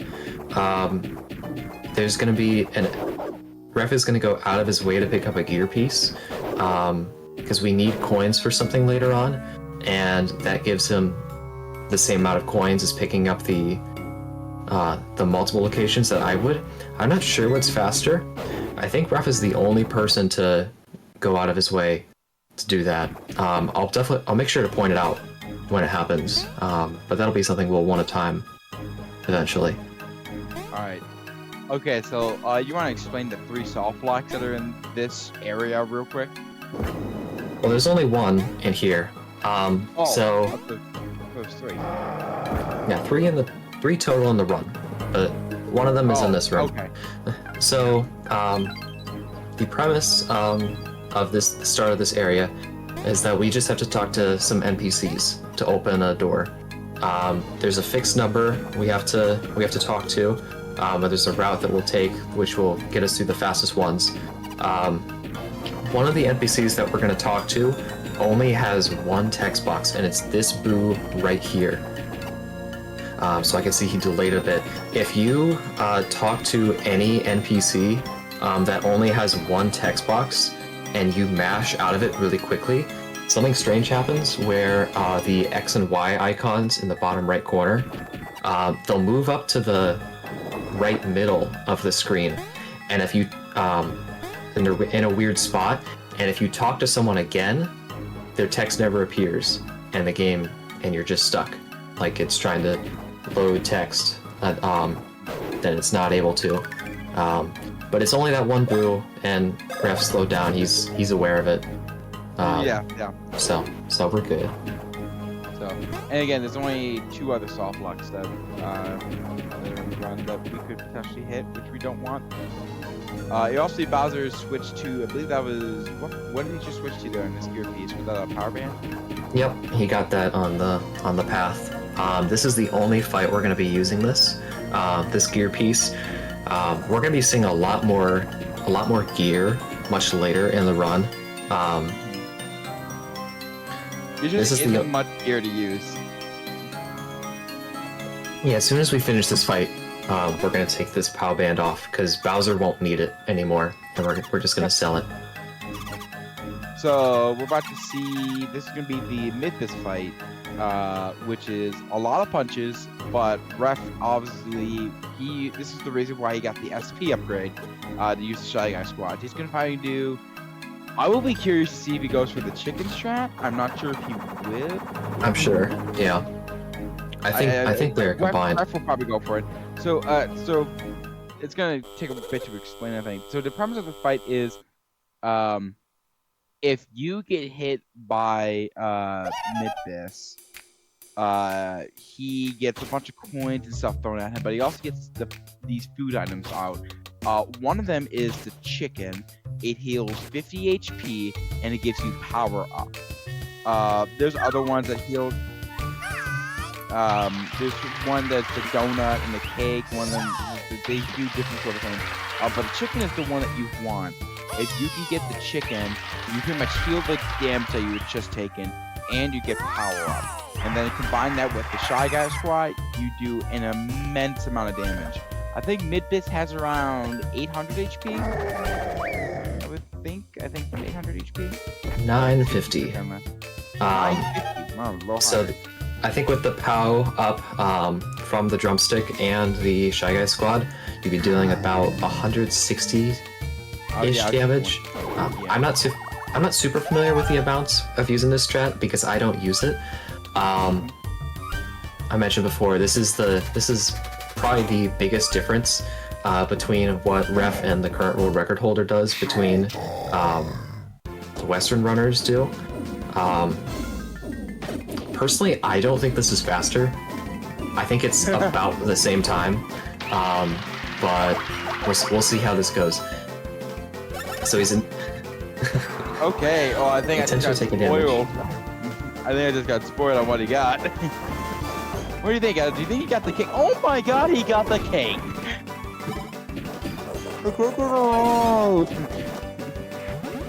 So, in my testing, there's 3 types of food. I know Carter already mentioned it, the cake, donut, drumstick. In my testing, drumstick had like a 90% chance of appearing. I don't know what's up with that, but there'd be strings where like there's no way where the odds of them all being the same probability is crazy, because I would get like 10 drumsticks in a row. Oh, I think I got the chicken. I may or may not think he got the chicken here. And the cake. And the cake. Oh wow. Okay, actually that technically helps in terms of HP now. All right, so we'll see this. We'll get to see this strategy. Yeah, so we got 50 plus 20 HP, so 70 HP, and he has power up. But also his counters are also going to do more damage. So you get to see that. Seeds. Music damage. So here's his power. He's going to go for an excellent Shy Guy. This would actually waste because every excellent that you get coins thrown at you by the crowd. But for this, it's just so worth it just to go for the excellent. It makes no sense why you do this. So yeah, 143, and he gets to do that 3 times. So 143, 143, that's 286. So on the 140, so he does about 420-ish. He does 420 damage. In just 3 attacks. And then you have roughly 950. I'm gonna say about 400 HP left, I would say, after that. Because he's already done some damage already, so. But we did it great there. He didn't want to okay. Sure, he did great. Whatever. So this actually this is a pretty new strategy implemented within the last year. The old strategy was pretty much just do great jumps or great punches and counters, and just do that for like 12 turns. Yeah, I tried timing it. I don't think there's a major difference. There is another fight way later where the Shy Guy squad is useful. So with Ref using this strategy, I'm certain he's gonna pull the Shy Guys out one more time. But it's really interesting how that the specific special attack went from like not viable at all to potentially. Maybe it is. I don't know if I'm convinced yet. You just got a great lucky punch. That is at least good. Very good. Considering you're only doing 39 for great punches, that one did 59. That did more than a great punch with the power up. So yeah, that was a free counter without waiting. So, essentially, at this point, he's just gonna try and punch his way through this fight. His only objective really is just don't get hit by an attack, because at this point, are any of this attack like a one hit? Another lucky, and that kills him. The attack where Midbus falls from the ceiling, I've had it do exact damage on Bowser to defeat him from full health, and I've also had Bowser live with 1 health. So I don't know what I don't know what the variation is, but that's the main attack that varies. He missed his power upgrade. I wouldn't be too worried considering he was perfect all the way up until now. And it was a +3, so you don't miss a ton of those, obviously, but missing 1 is not going to be like the end of the world. At least for Bowser, at least it won't mess it too much. Bowser is probably the most lenient of the 3 party members in terms of stat rolls. A little tidbit I'll add. That is the last normal fight we're gonna have with Bowser for the next 2 hours. Yep. Ref is hungry. If only this thing was filled with karage.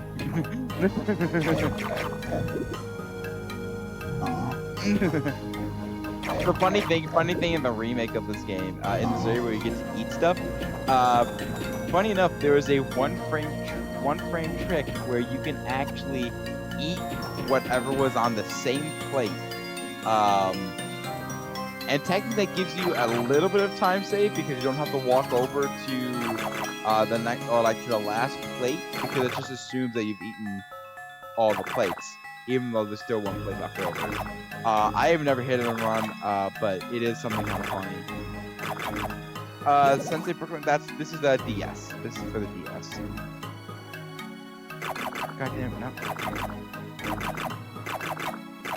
So in this scene, you're watching the average daily American diet. Bowser looking like me. That's right, I'm fat.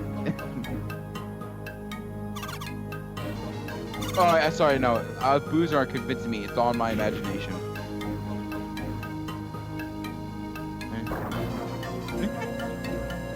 It's all in your imagination. Dude, imagine. Now we're hungry. Now we're imagine if the U.S. version you would eat. Imagine if the U.S. version you ate a lot more food. That'd be hilarious. That would be crazy. That'd be a great time save as well for this version. That fast. Oh jeez. So now we're coming up to this is probably, I don't know if I'd call it the hardest. It's one of the most tense segments of the run. We're coming up to Flab Zone. It's about, yeah, so in this segment there's a lot that happens. We're gonna be picking up our second special attack with the bros. This is gonna be, it is the most important one. It's the only one that we go out of our way to get. I guess except for Shy Guys for Bowser. But this jump helmet, it's calculated with only Mario's POW. So with calculating what gear we need to put on which bro, or certain strategies, generally it's put all of your POW boosting stuff into Mario and then use jump helmets. The most important gear piece for this run, we're gonna be getting this segment. It's called the Daredevil boots. We'll be going into it quite a bit later. I would actually explain what the Daredevil boots now because the way we get the Daredevil boots, it's gonna be like 2-3 minutes of no talking. Because I would not want to be talking during jump helmets. I'll do it after badges. So we've got one more tutorial here. This is. Is this the last one? Or no, it's not the or not one of the last. I think this is Princess Lipid is her name. I refer to her as Goofy because whenever she leaves, I don't know, she sounds like Goofy, like the Disney character, like that. We'll hear it a bit more once the fight starts. But this is our introduction to badges. The first two that we get aren't really useful to us at all. They just heal a bit of HP, and as long as you don't get hit, you don't lose HP. But it's a tutorial that's mandatory. We have to go through it. At the start of this run, there were a lot of fights where we intentionally don't kill an enemy until the tutorial part ends, and this is, I believe, the last one of those fights. So I believe he's going to split the damage between each of the enemies. So Luigi will attack the bottom one. Yep. I know my stuff. Now the badge meter's full. Show how to use it. And we don't use it. Should we use it, guys? No, I don't think we do. Okay. Oh, funny enough, in the remake, you actually have an option. You can say, do you want to use it? And you say no, and then you're like, skip it. Great. We also get the last block. It's the badge block, which allows you to change your badges mid-fight. We never used that block in the run, and we just say no to the tutorial. By the way, you saw the second tutorial that Star was asking if you wanted to learn how to swap badges. That was the other tutorial that Ref skipped during the fight. It's a pretty new route. Normally, about a year ago, we wouldn't fight that enemy, but now we will in probably about 7 minutes once we get the stronger gear pieces. This gives 4 attack pieces, so it's good that we... Sorry, I was going to talk about the Daredevil boots because I just really want to. The Daredevil boots is a piece of equipment where I believe it's your POW or is it your attack? Because they're technically different. I think they're the same. They're the same? Okay. So basically, it doubles your power, but if you get hit once, you immediately die. So it's a very, very risky but really overpowered piece of gear if you just don't die. And that's as simple as that's so simple. Just don't die. The way to get this is by one, you have to unlock the jump. That's why we have to do this first. Next thing you would have to do is you're gonna leave Flap Zone, and then you're gonna leave Flap Zone and then go to the challenge node, and you're gonna have to do the jump helmet mini game. What the mini game is, you essentially have to get through. It's a jump helmet mini game where you have to keep on walking and jumping as you're getting farther and farther down. And you need to get past 60 lines in order to get A rank, which gives you the Daredevil boots. If you mess up, you have to start all the way from the beginning. So if you get 55 and then you mess up, you have to go all the way back to the beginning and you waste a ton of time. It will be one of the times when me and Rex will just be silent for that. It is so tense. I've tried doing it. It is very, very hard. So hopefully Ref gets it first try. We'll see what happens. It'll make more sense when we get to the mini game. It's in about 5 minutes. But yeah, we'll be silent while Ref does it, because this is one of the most tense parts of the run. I know when I'm playing this game, it's when my heart rate's the highest. Oh yeah. So we got jump helmet here. Yeah, we got jump helmet. We're gonna skip the tutorial. You also notice that he hit these 2 or 4 hidden invisible blocks. The reason is if you fall down here, this pipe's going to drop you right on it, and then you can go into this little secret entrance, and it's going to give you the EXP socks, which is very important throughout this entire run. That will be used in conjunction with Daredevil boots and whatnot. It'll go on different bros at different times. Also, it is very important that he saves right here, and you'll see why after the jump helmet minigame. But for now, Ref is just going to try and go back to the challenge node real quick, and then he's going to start that, and then we're going to shut up. Before we get there, I'll talk about the EXP boots a little bit. What it does, it gives a boost of experience to the wearer as long as they don't get hit. This works really well with the Daredevil boots, which we'll be getting really soon, which requires that you don't get hit, otherwise the bro instantly KOs. So you have 2 gear pieces on the same party member, and their negative effects, you really only have 1 negative effect because they're pretty much the same. So we're coming up on the minigame probably within about 30 seconds, and then we'll be quiet. So the reason we don't do that... I can tell Ref is matching, so he's already at the challenge node. Well, I'm watching. I'm gonna go ahead and shut up now. Oh, there's a bit of text. We need the jump helmet before we do this minigame, which is why we didn't do this before the flap zone. So we're gonna do this minigame and then finish the rest of the area. But I'll be quiet now, so he can focus.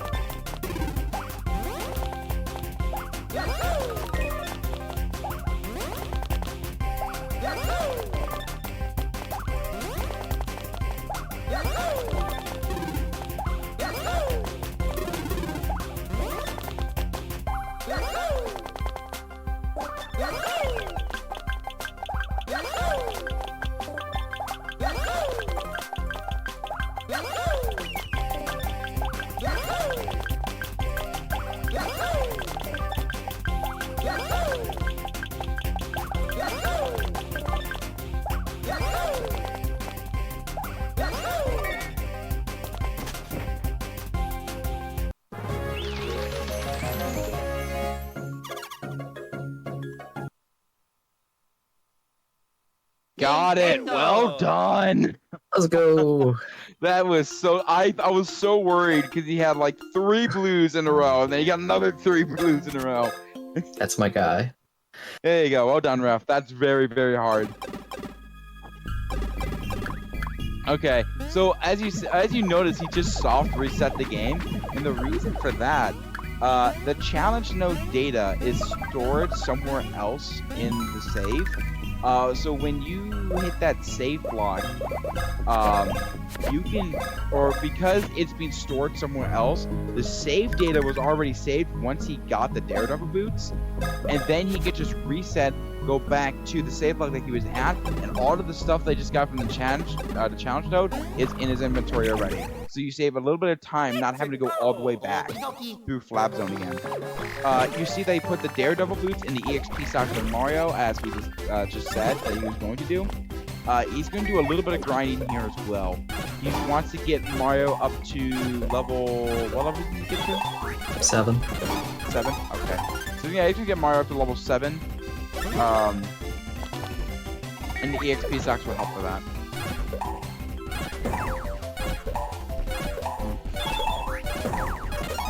So there's a pretty new difference in the route here. After that mini game, there was a fight that we did before, which had a 50% chance to have 3 enemies and a 50% chance to have 4, and we needed 4 enemies in order to get the level up on Mario. Like you can see, it just barely happened here. But with the new route, we're going to do 2 fights, 2 smaller fights. And both of these fights still have variations in which enemies can appear, but luckily, no, any grouping of enemies works. We're also going to get an upgrade for Luigi's level. I don't think that'll matter too much right now. It just happens at this point. Here's the next boss fight. You really are only using jumps that doesn't really affect the boss, and then jump helmets, which you will get to see the power of jump helmets. I will still be curious if Ref can get the 1 cycle with this fight. So normally we have it routed where if you have perfect power with Mario up to this point, and you do everything correctly, you can get it. But without perfect power with Mario, it could be a little different. So important level up with here. Alright, so now I don't think it's possible. So this will be that's minus 5 now. Yeah, no, I don't think it is. I mean, unless you got like a lucky, I don't know if that would matter. If you got like a lucky on the 2nd or 3rd jump helmet. It would need a lucky, yeah. But it just means that this fight will be a little bit slower. It'll be a 2 cycle. So when we're talking about POW and why you need it for this upcoming fight, we're gonna be fighting the Cretans, which the name doesn't really say what they are, but you'll see them in a moment. Oh, hold up. I'm sorry. Ref just took off the EXP stocks for that piece of gear that gave 5 POW. I don't know if that changes the XP later. Yeah, that's what I was saying. Does Mario maybe not need the XP later then? I'm not sure. I've never seen that move before. Well, I guess it's still possible then. We'll see what happens. Okay. But okay, so basically right now he should be at 63 power now. Yeah, that's gonna be... I'm intrigued. Something's gonna be different than normal strategies. But yeah, this boss fight, there's 6 of these little guys, and when you start the fight, they're all bunched up together.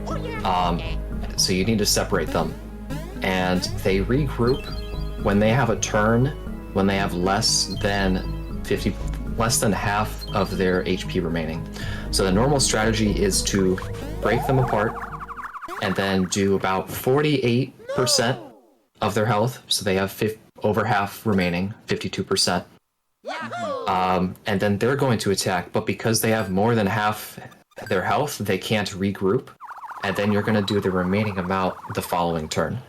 But it's really close. It's super tight. It's the amount of power that you need, which is why getting the stat rolls are really important. You're able to miss a few more after this fight, but this is the first one where it's really important that you try and get as many of your as much power as possible on your rolls. Yeah, and this is a first for us. This is the first time I think I've seen Ref actually use the piece of gear to give him 5 extra power. And he had 5, he dropped 5 power already. So he is essentially playing as he has perfect stat rolls. But we're unaware of how this would work because we're not sure about any extra XP that Mario might need. So it will be very curious to see what happens here. I'll know by the end of the fight.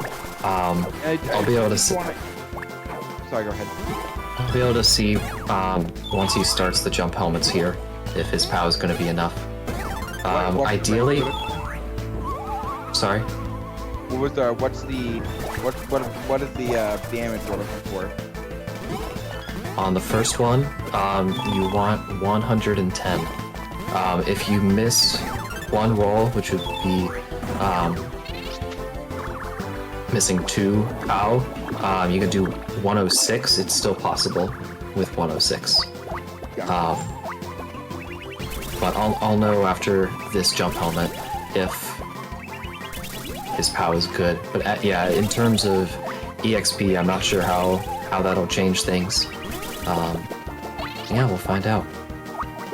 A lot of what this run is, this speed run is, there's a strategy that for every single boss fight, the best way to do them. But, you know, in every run, there's always going to be unique things that happen. And everything is like so intertwined with one another, especially the level up rolls that, sorry, I see 97. 94, he got a great. Yeah, 94. So that was a great one though, so... I would do 3 right here. Don't hit this one. I think he's gonna regroup. Maybe. Okay, he missed 2, so 94, 94. That's 188. And we'll see right after this attack. Now he's good. It's 188. That's fine. 188's good. Yeah. So he's gonna get. Now he's just gonna go full power on this jump helmet here.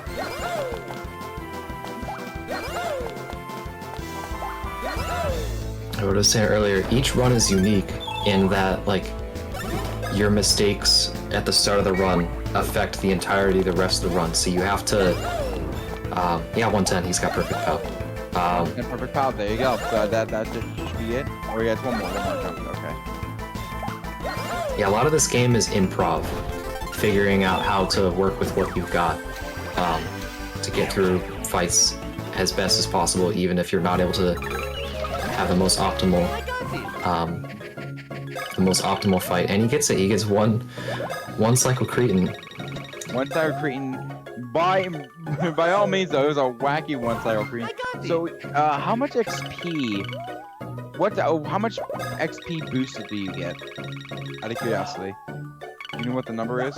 I'm blanking. I want to say it's like 30%-ish.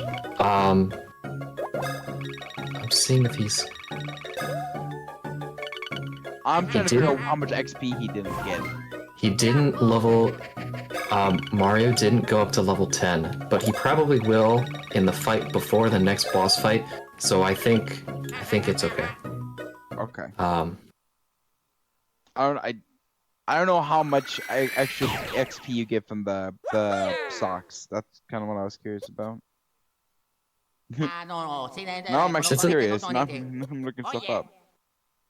Since this boss is pretty early, it doesn't give the most experience. So I don't know, one overworld enemy from now on could make it up. As for if Ref decides to go for that, I don't know. We're now past the most tense and probably the most difficult segment of the run. Okay, so I just looked it up. It's 1.3 times the XP awarded, which is essentially 30%. I was right. So that means he lost. He needs to get 210 XP for Mario, or somewhere. I'm not sure where that'll, like, where exactly that matters, because I've never been in this situation before. Could he? I don't know how much. Actually, now I'm curious. Hold on. I think I might know potentially an idea, but potentially I'm not too sure. Let me see. No, hold on. Sorry, I'm kind of. You explain what's going on. I'm looking at stuff. If he fought 2 Napses, it'd be good. Just say that. He's fine. Ref is fine. He's doing great. Okay, so now we're at the point of the story where we are introduced to the Dark Star. This is like the main secondary villain of this story. And it's pretty much the purpose of what we do with the rest of this game, the next 3.5 hours, is to defeat the Dark Star. But in order to awaken it, Peach is the only one that's able to do it. So Fawful is currently trying to get Peach out of Bowser's body using this ray gun thing. You know, next Mario movie needs to be about Peach versus the Dark Star. I'm just saying, that would be a thriller. And make sure to get that 100 coin block. There you go, you got it. This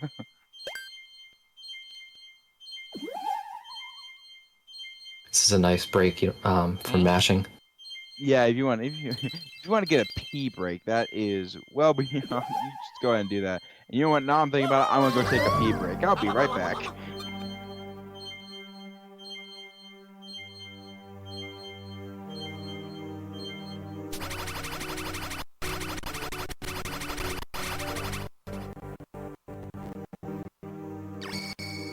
Ref, you're doing great.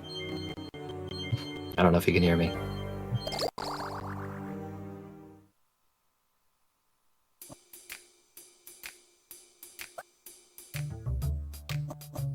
In this scene, I like to refer to this Bowser as Hot Dog Bowser, because when the 2 screens are right on top of each other, the gap between the screens on the DS makes it look like Bowser's extra long.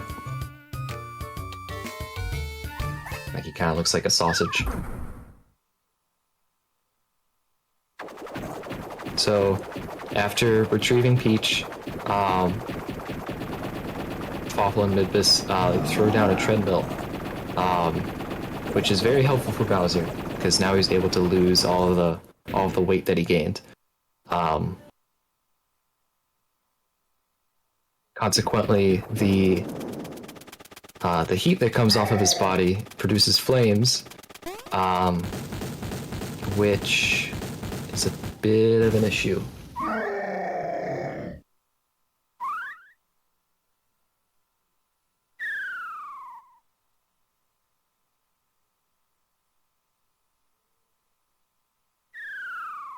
And so we're launched out of Bowser's castle.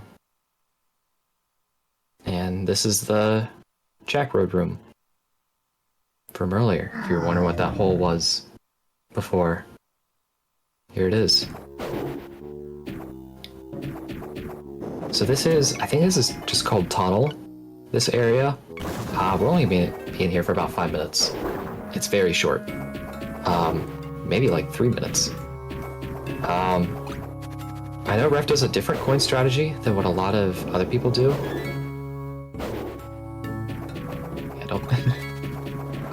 He gets a gear piece in this room, or I guess he's not.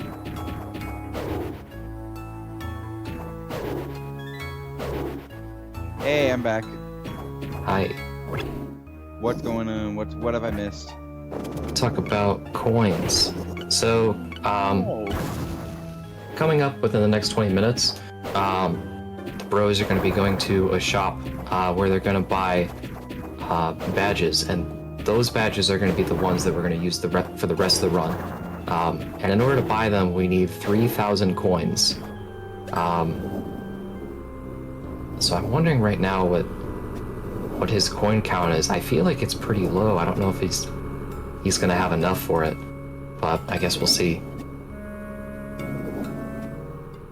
Excuse me, VLC decided to do a bit of a laggy bit again, so I'm just trying to open that back up. This is our introduction to the leg minigame. Uses the same minigame as the arm one. So we've still got the Cat Jam music going. Do we have Cat Jam enabled? Yeah, we do. I saw someone post Cat Jam, but I don't think it was the actual emote. Nah, I found it. We're good. So how this minigame works, pretty much, the bros are gonna get into this position. I don't know what to call it. And they're pretty much gonna stimulate each leg. And after doing it enough times, there's gonna be a point where the bros meet in the middle, they spin around a bit, and then they split, and that'll be like the big push in Bowser's legs. So right now, it's before starting the actual mini game. You want to spend as little time on each leg as possible, because it takes the same amount of time for the first push to start. In this mini game, there's going to be 3 rocks, and between each rock, we're going to do a different amount of pushes. As soon as you reach a rock, and you get off of the next leg, is when you're able to do the big push into the rock. This minigame gives you 1 minute and 30 seconds, but like the last 30 seconds is spent in the last little bit. The bar on the bottom,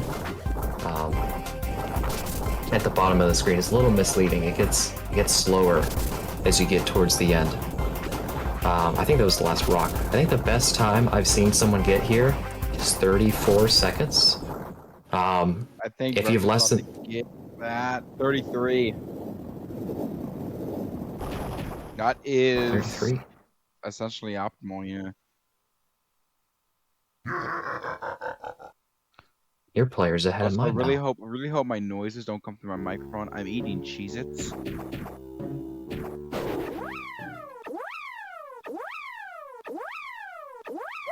So we've now entered the Toad Town tunnels as Bowser,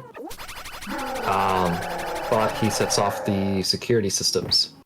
Bowser effing dies. I would say the word, but moderators won't like me. Ha ha ha ha. I'm sure he's fine. Yeah, I know. So this is the first point where we're finally able to leave Bowser's body as the bros. So this will be the first time that the bros will be in the overworld since the first 7 minutes of the game. Is this also the first time where Mario and Luigi will actually be walking around on the top screen? So this layout that we have right now is ideal. Yeah. I will be honest though, I don't think anyone has ever changed the layout in the past 2 hours.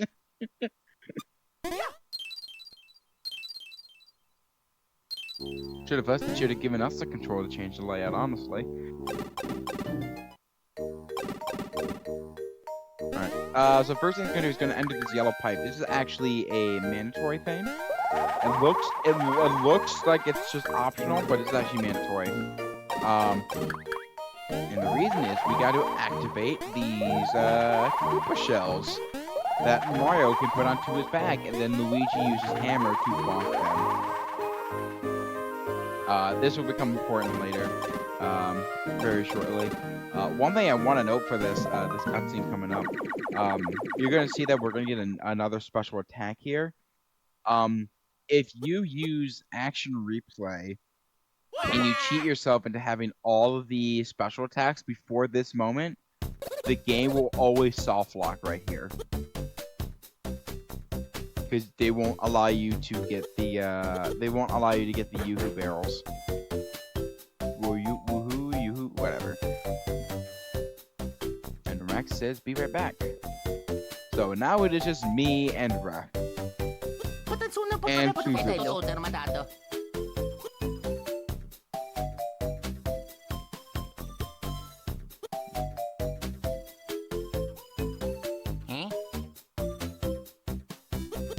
This is just kind of again, this is just a little bit of a tutorial to use these blue Koopa shell blocks. Ba.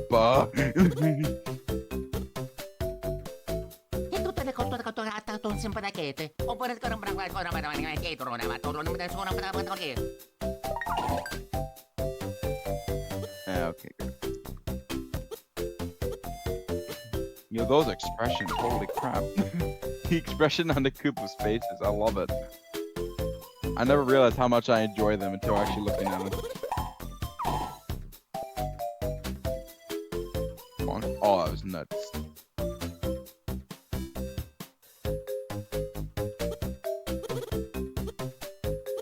Ref, are your hands getting tired? Yeah, get to bed. Don't worry, you got 3 more hours. Just continue what you're doing.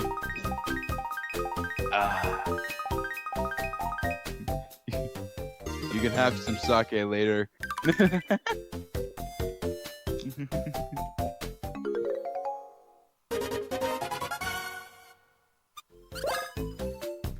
So, Yoo-hoo barrels. These will be used like once or twice. They aren't used too much. Mario and Luigi's Fantastic Voyage. Yep, into the clouds. Yeah, again. Yoo-hoo barrels aren't used too much. They will be used at least once, if not twice. But with us doing that cutscene, we can now actually finish up through Town Caverns. And also, about 10 minutes from now, I'd say, maybe a little shorter, we will be coming up to the first glitch of the run, which I'm hoping Ref nails. You got this.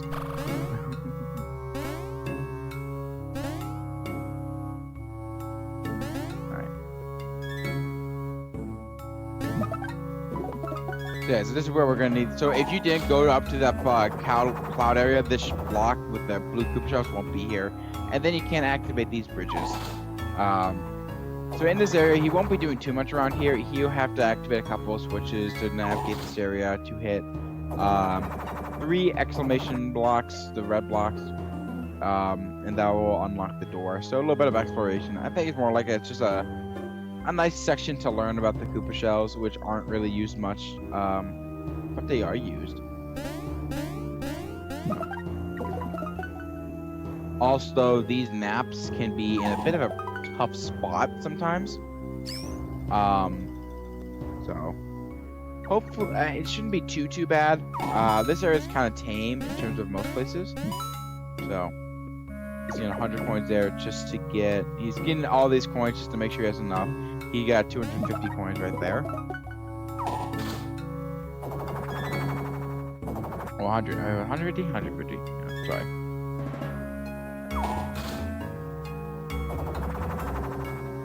Alright, so just gotta hit these. He has to hit 3 more switches and they should be all good. Shell. He's gonna also have to have once he gets past the door, he has an encounter with these fall flints. That it's a strict encounter. Hi there, Rex. I am back. Wow, really? I couldn't have guessed. That is a cool cat jam emote phoned. I like that. Oh my god! Oh my gosh! Oh, that's ominous, but I like it. You know what's funny? I was talking about this. The expression on the blue Koopa's faces when you hit that Mario with the hammer. I did not realize how much I enjoyed that expression. Doesn't look like I missed much. Just the tutorial. You haven't missed anything. He also got 150 coins in this area to make up for the coins. So I think we already get that. I don't know if that'll make it up. I guess we'll see. These guys can be a bit of a troll sometimes. So there's two of these guys. They have 100 health. And Mario's jumps do about 40 each, and Luigi's do about 10 each. So 2 jumps from both is 100. It works out really well. Yep. Mario's getting a level up here because he was short on experience. Had he not been this 10th level up would have happened right after the Cretan fight. Does But he yeah, still need to worry those. about XP though at this point? I don't think he does. Say it again. I don't think he has to worry about XP now, does he? I don't know. I've never been in this. I've never seen this so situation weird. before. So I don't know. He knows where he needs to be at each boss, so I'm sure he's fine.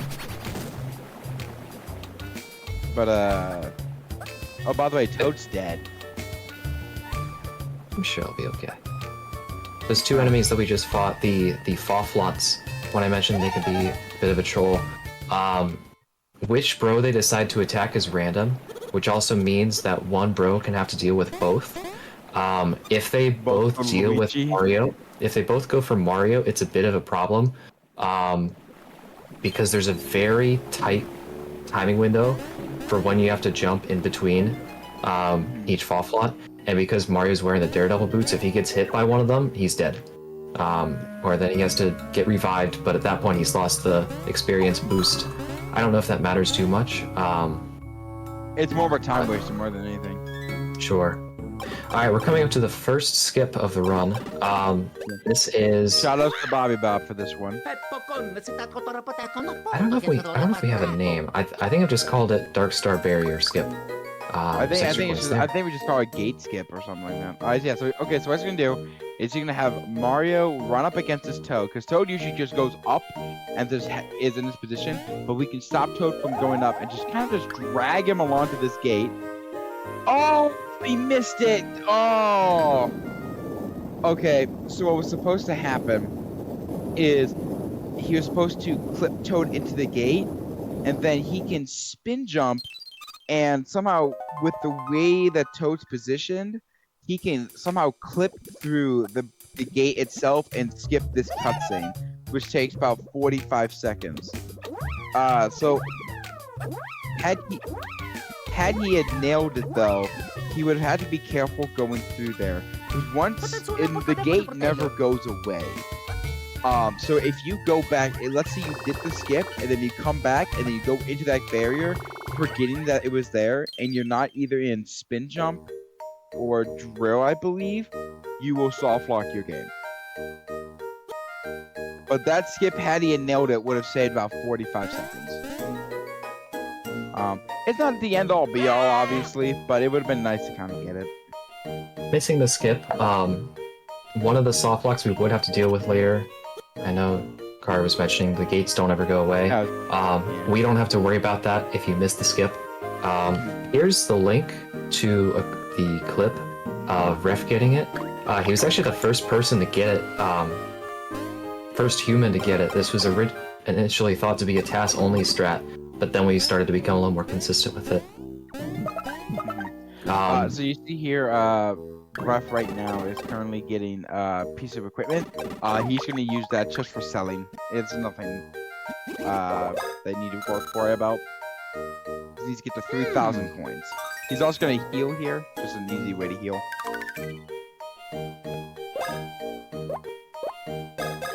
This is another tiny time save. Benexi and I don't heal there, we heal in the menu. We call it coffee skip.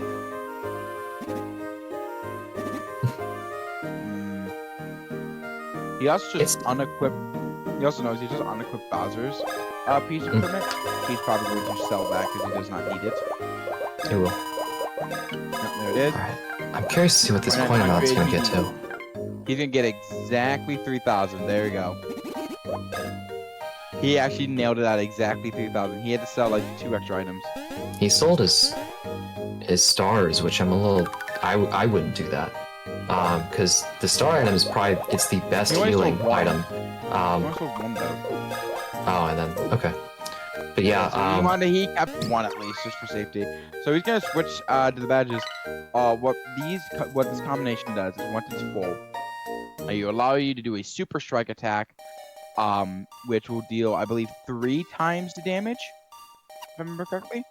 So jump helmet can become even more powerful now. So it's very important. Yeah, the badges. Yeah.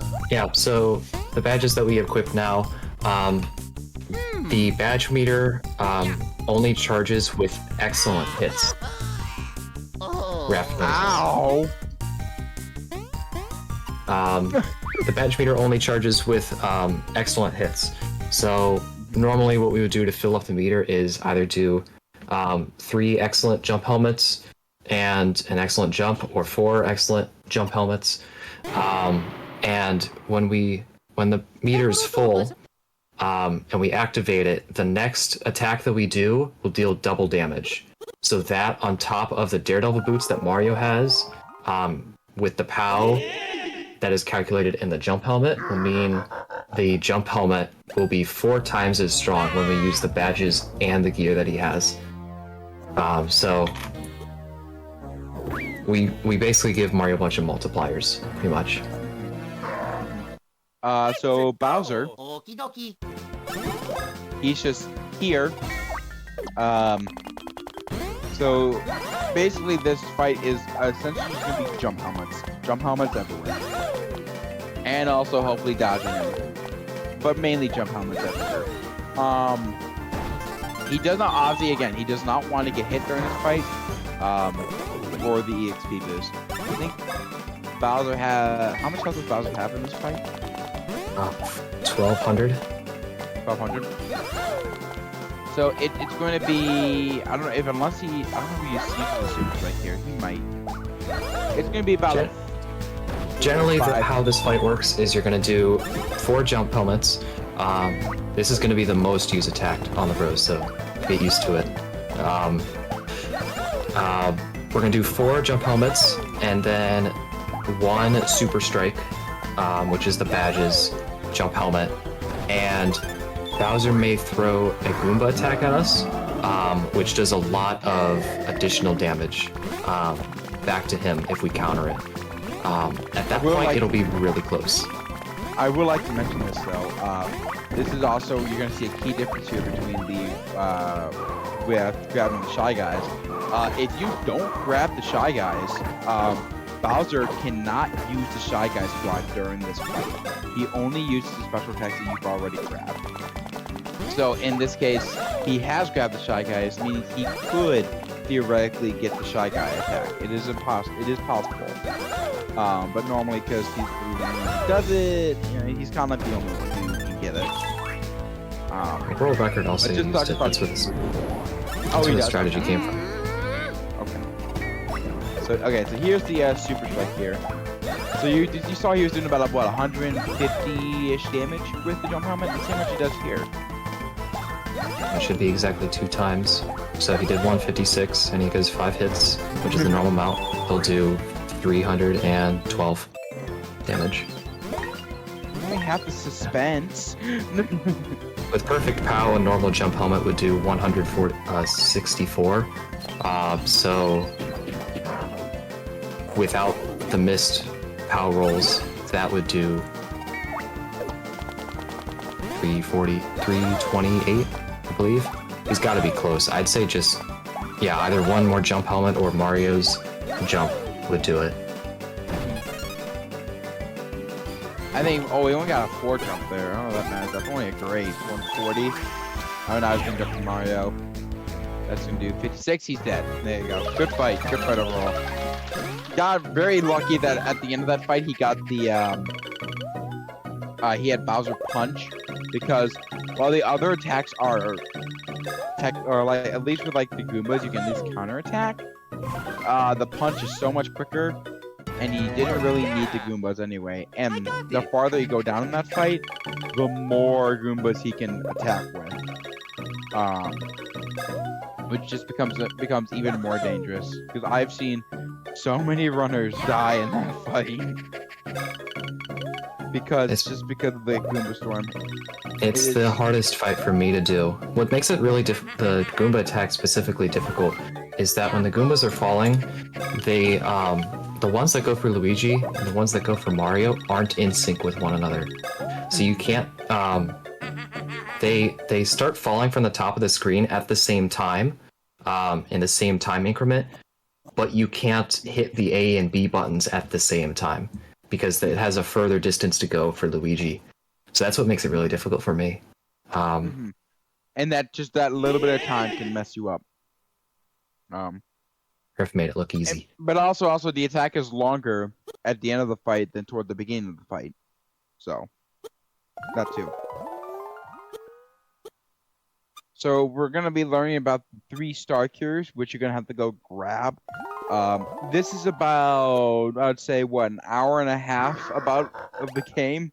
It's just about these star cures. Pretty much. So, this is essentially like the main goal at this point. So yeah, Mario and Luigi gets an explanation. You're also gonna learn about where the first cure is. And yeah, it's fun.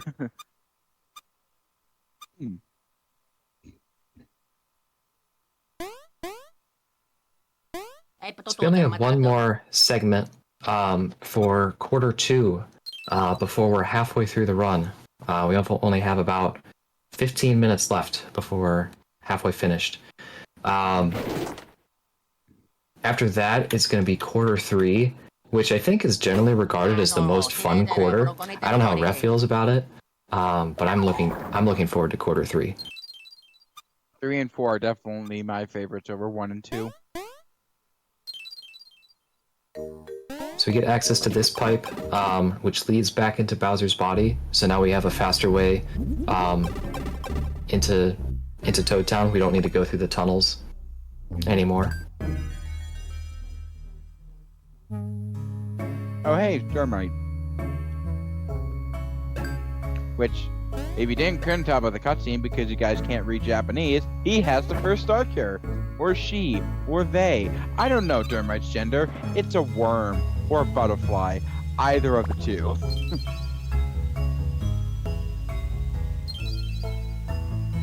Dermite and Wisdom are... The Wisdom fight's one of my favorites.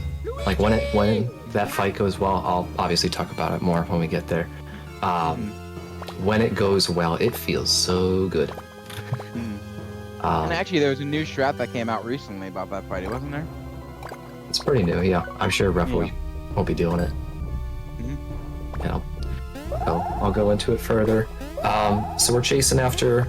I don't know if I should call this... I guess Wisdom now. Yeah. Because we know it. Well, no, it's technically Dermite. We don't know if it's the name of Wisdom or something. Well, in the Wisdom fight, when she's smaller, that's her sprite. True.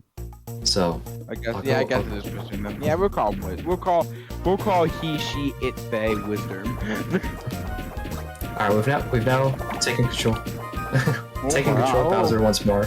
That block at the first screen has a huge hitbox. You can go really out of your way to try and not hit it, but you'll still hit it. It only activates if you punch or slide punch, but I've hit it numerous times when it looks like it doesn't at all. Hey, look at those Koopas. I'm sure you'll save them. I'm sure Koopas are so happy. So this segment has one giant battle, and one minigame that is unique to this area. Besides that, there's not too much that goes on. It's the only time we're underwater. So this that minigame and how bad it is. This theme, I'll let it play. This is the only 20 seconds in the entire run where this theme plays. People haven't even. I bet there are people who haven't even heard the Inside Bowser theme of that. It's pretty good. If you constantly mash Y to hover, you can go above those enemies consistently and avoid. Just always hover. So we're gonna come up to the mini game. Oh boy, this mini game is terrible. Bowser spin. If you were a kid playing this game back in 2009, 2010, and you were playing this mini game, I'm gonna bet someone got frustrated and threw the DS from this game. You wanna explain this game, Rex? I don't know, you're pretty passionate about it. I'll let you do it. Let me eat my Cheez-Its first. Okay, I guess that's my All cue. right.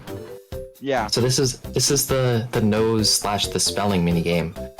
So we're gonna do this 3 times, all of which is gonna be in the next 10 minutes. So this mini game is into 2 parts. The first one is we have to get these pollen particles onto the 5 receptors on the left and right side of the screen. And I'll go ahead and start, and we'll see the other one in just a moment. But these appear in random positions, and it's pretty hard to control. So there's times when this minigame will feel really slow. You have a bit of time to get some extra sensors before Starlo will talk. So getting 4 before that happens is really good. When Starlo talks, you're not. There's a moment where no pollen falls down, you're frozen, you're not able to hit anything. I finished my Cheez-Its, so I will explain this next bit. This is why people go nuts so insane for this area. So the goal of this is you try and hit the bulging parts of the nose deck or whatever, and as it's happening, you have the blue spiky pollens falling upon you. And people who could not control this stylus game for the life of them always got hit by the spiky pollens because they couldn't stop, or they just couldn't move, and then they get hit, everyone gets frustrated, D gets thrown on the ground, breaks everywhere. But essentially, yeah, you're supposed to just avoid the spiky pollen and then hit the little bulging parts. And just keep on doing that. But again, because of how touchy how it is feels very, very strange. And people have gotten messed up by it. So I'll talk about one gear piece in this area that we don't get. It's a shell piece for Bowser. I don't know the name of it, but it gives a lot of defense and 20 POW. It would be really good, except we get a better shell before the next boss fight with Bowser that isn't giant. Gear pieces don't increase POW at all when you're in giant battles, and since we only go out of our way to do 1 extra encounter between the next normal boss fight with Bowser, picking the shell up isn't needed. Otherwise, it's really good. I'd say it's good casually. Second time doing this mini game. so there's a shell. And if you hit the blue pollen, you get hurt. And if you hit 3 of them, then you have to start the mini game over. That shell is the Rampage shell. Okay. But yeah, we pick another one up in Peach's Castle in quarter 4, which makes this one pretty much obsolete. Mm-hmm. So we're almost reunited with the Koopas. We can go save them. Oh my god, he's here to save us. Right after we wake up. Yeah, Bowser, you're here to save us. Wait, where you going? Bowser, wait, no, Bowser, no, what are you doing? So we don't get these Koopas. There's no benefit that they provide in the run. If you hold down entering this screen, you can punch that rock at the beginning, which makes this screen a whole lot faster.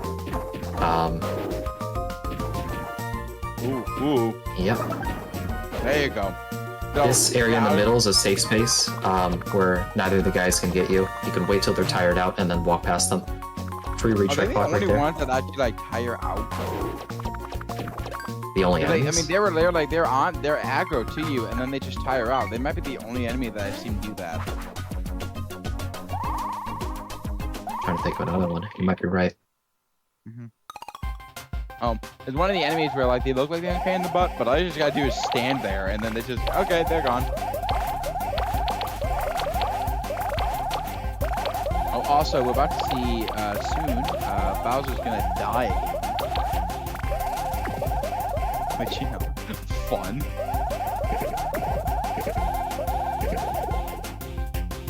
This is the last time we have to see this stupid minigame. Unless Ref just wants to get hit 3 times and then make me suffer watching it. Oh my god, that was such a bad pattern.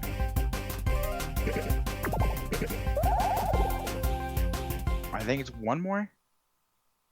Yep, there it is. Done. Alright, we're done with this stupid minigame. You don't have to watch that ever again.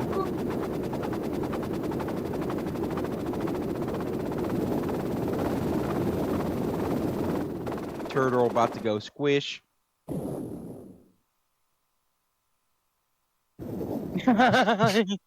Yicky! Yo, you want? I'm calling them now. Calling that for now. I'm calling this tower just called Yicky.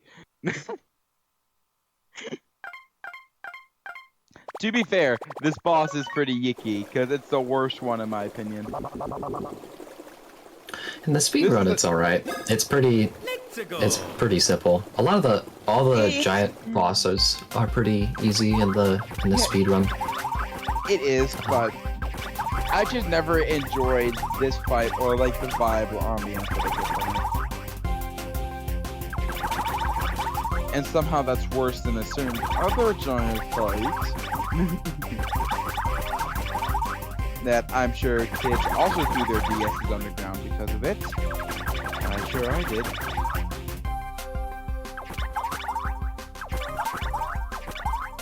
So this is just another one command minigame. It's nothing special. It's almost like the same one as the other one. There might be different patterns to it, but nothing has really changed. So you know, you get to sit back and relax and just enjoy and stretch and just. The only is there's really not much to talk about at this point. Aside from the fact that Ref is mashing as hard as he was when the timer started. 3 hours. This guy has crazy endurance.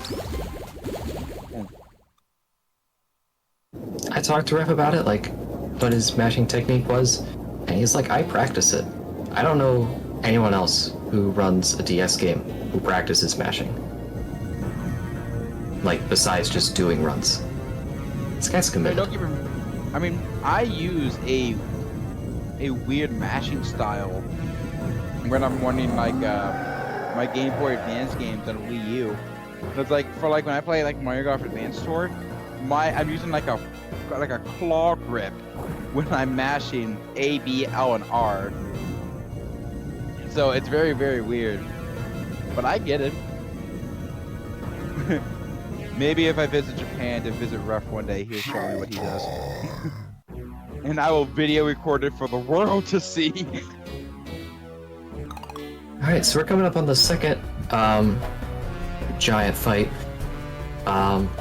Yes, please crack your head. This is the first time we're gonna see punches in the fight. I heard ref noise. Any reason for the fire there? Yep. So you can dodge the you can reflect the bomb back into the water, and when you do that, you get an extra punch. I am learning stuff today. So this fight, pretty much you almost always do the exact opposite of what you expect to do.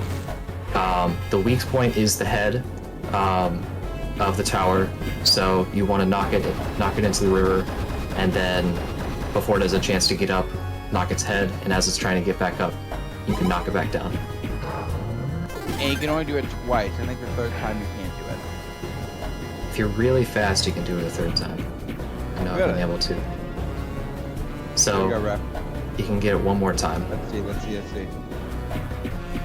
Great job, Ref. But I don't think it saves. It Doesn't save any time if you do get it. It was close. It was close, Ref. Good job. It was real close. Now, does he punch you? Oh, okay.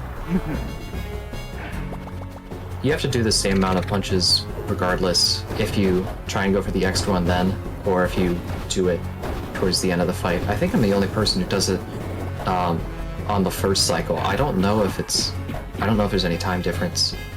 I don't see the why. I love how funny that was. Like, alright, Ref, let's see if you can do it. And he just does nothing. That was great. It should be 2 punches from here and then dead.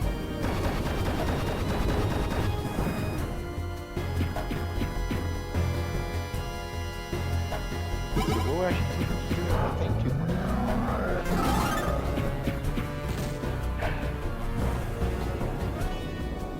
Also, that text box that Bowser gave. Yeah, I just noticed. He's like, the head, is that the weak spot? Knocking the tower in using the counter causes the text box to, funnily enough, appear after when it would be useful. Like you've already dealt more than half of the damage, and then Bowser's like, oh, maybe this is the weak point. Wow, really? I had no idea. It's a really easy fight. Actually, Bowser might get a rank up here, which I should mention, rank ups, at least for the first 2 ranks, for Mario and Luigi, and then for Bowser, and actually for Bowser it happens too, they give you an extra gear slot. So, for Mario and Luigi, when you get the green shell, you get 2 pieces of gear, and for Flower, you get 3 pieces of gear.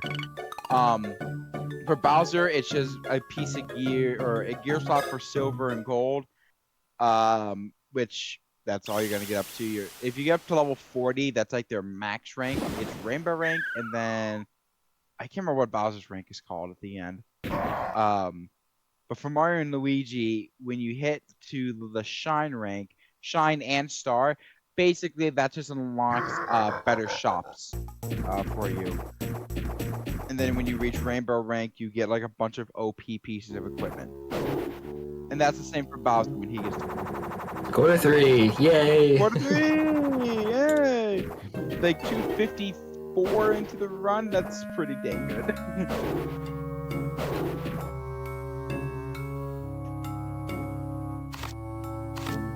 So, this area. This is my favorite area. I don't know what Ref thinks about it, but this is my personal favorite. I think Benexi Would might. you like to hear my thoughts? Maybe. Oh, I'm sure I already know them. Yeah, Quarter 3, it's fun. It's a lot of movement stuff. Yes. The boss fights aren't really strict. This is a very chill part of the run. This is the calm before the storm, would be a good way to describe it.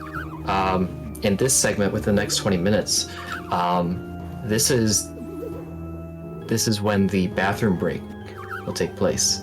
So there's a 1-minute cutscene we'll have where pretty much every single runner will either go to the bathroom or get up to stretch. I like to eat something, get some energy back in. I think I'm sure Peter did the same thing. I do it too. And you were you eat. think who's the first person to get sub 6 in this run that wasn't from Japan? Like outside Japan, you're the first one to get sub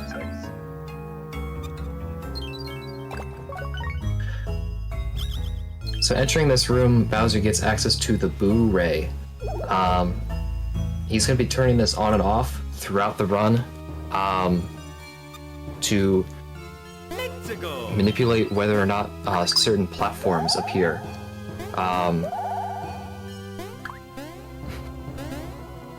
Spicy? Yeah, this room is spicy.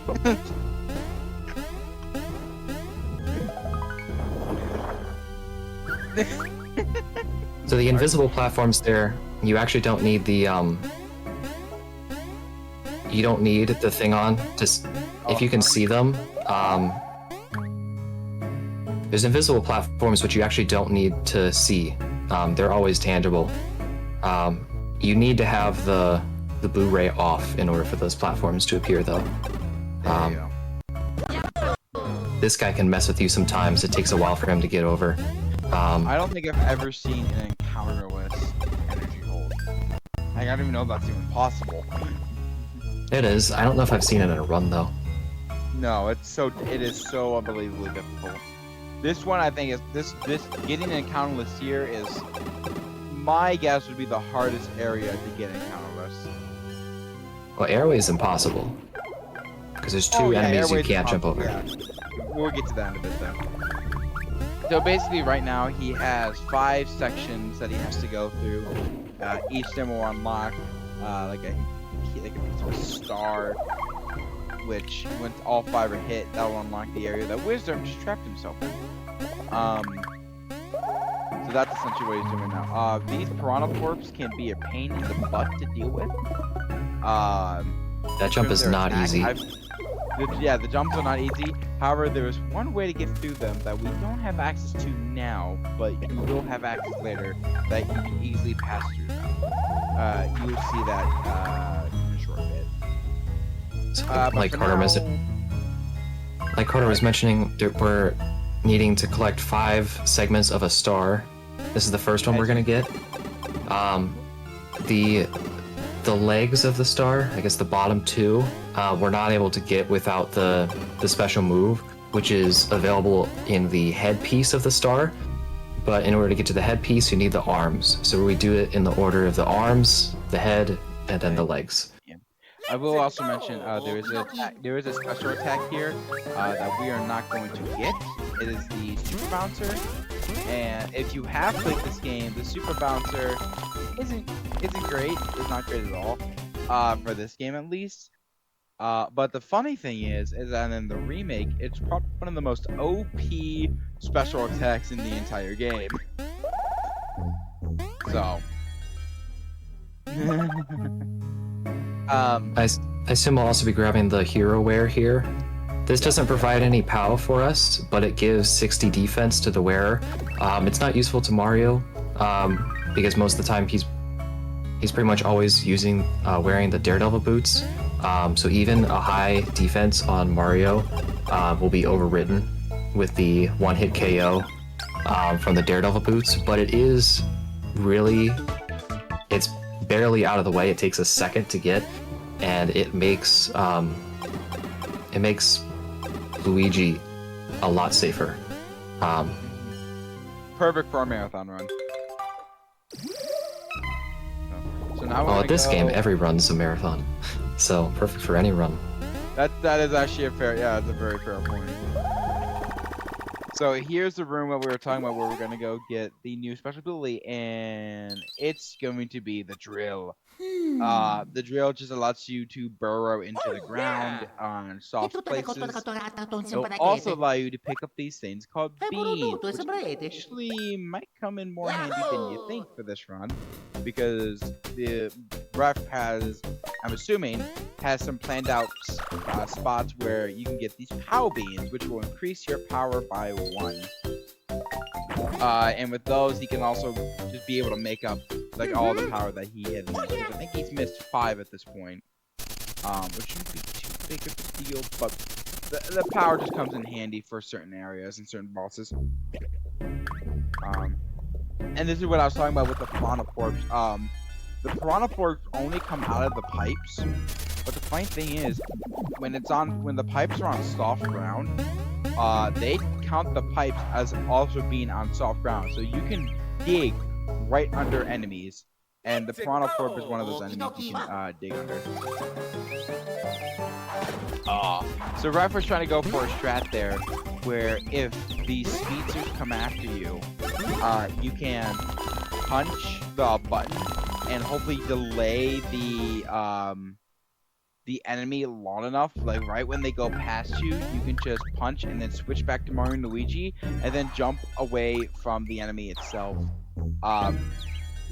It's difficult to do, I would say, but let's see if we can get it here in this one. So I want to see what's going to go for it. Don't play in front of X-Rays, kiddos. That is a very true statement. Okay. Okay. I'm trying to figure out what Ruff's trying to do. We got under it. Wow. Oh, nice. He got under it. That took a long time to get, but he got it.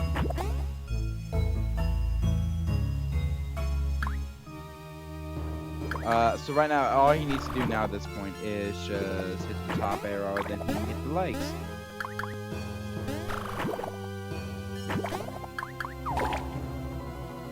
And you can see also in the entry hole, you can see the shiny spots on the ground. Those are indication that there's beams there.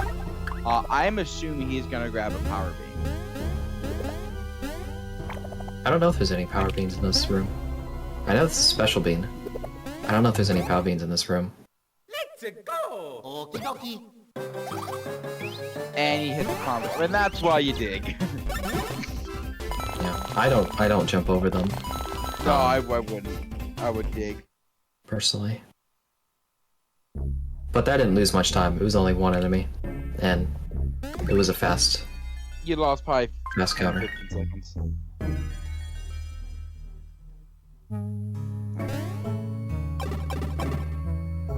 So at this point, I don't think there is much going on. I don't think there's any gear pieces that we need to grab or anything. I really like to. I guess I'll point this out as another remake stupid thing that happened.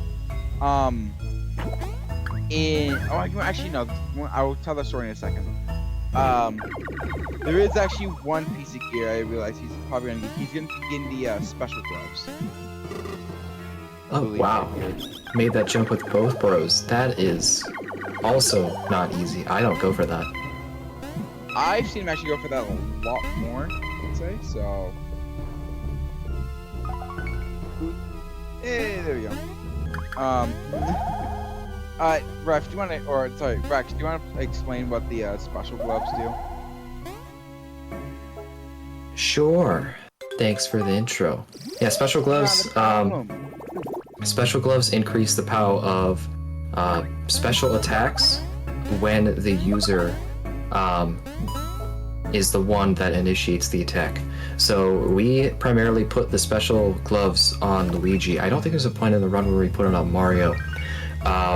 So what we use that for is whenever it is Luigi's turn and Luigi uses a jump helmet, I believe it's 15% boost in POW gets applied to Mario's POW for the Daredevil, for the jump helmet.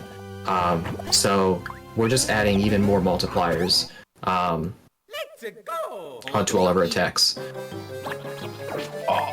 So currently the strongest attacks that we could do, or the highest multipliers we could have, Mario has the Daredevil boots, which is ×2. The badges would be another ×2. If it's a special attack and Luigi's turn, he's using it, it's an extra 15% multiplier to the attack. I think Mario has, he has POW gloves at this point, so it's an extra 10%. We're going to be picking up DX gloves, which will boost that to 20 plus 20%. It's multiplied by that. There's so many multipliers in this run. But as now we've mentioned that, I want to mention something that I think is really funny and really stupid. So in the remake of this game, in the speed run, you have to grab an item called the Softener Gloves, and you get that from a rare enemy drop from the Piranha Orbs. And what it's supposed to do is supposed to, when you hit an enemy, they have a chance to decrease its defense percentage by 10%. Well, apparently someone didn't get that memo, and they may or may not have accidentally changed that number 1 in the 10% to a 7. So the Softener Gloves in the remake, when you hit them with the defense down, they decrease the enemy's defense by 70%. Yeah. Alright, coming up on the bathroom break here. I'm sure Ref is going to be taking a break in just a moment. Alright, have fun watching the cutscene if you're still here. Meanwhile, I'm just going to go eat my Cheez-Its. While Ref is going doing his thing, and Carter is eating Cheez-Its, I'll bring up another run that Ref is doing. Ref will be doing a run in this marathon of Partners in Time, all bosses. It's about 4 hours long. He'll be doing it on Saturday, December 16th. Make sure to check the schedule to see what time exactly that is for you. And you're not gonna want to miss that one. Trust me.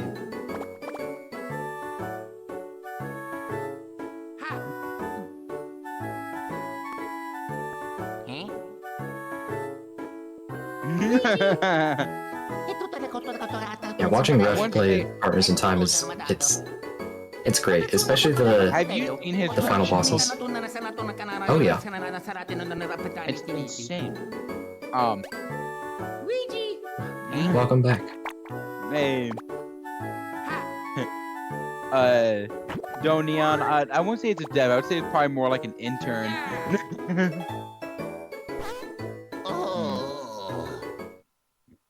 Well. But if you have not seen Ref play Partners in Time, you're in for a treat. Anyways, hey, we're back. And we're almost to the boss in this area.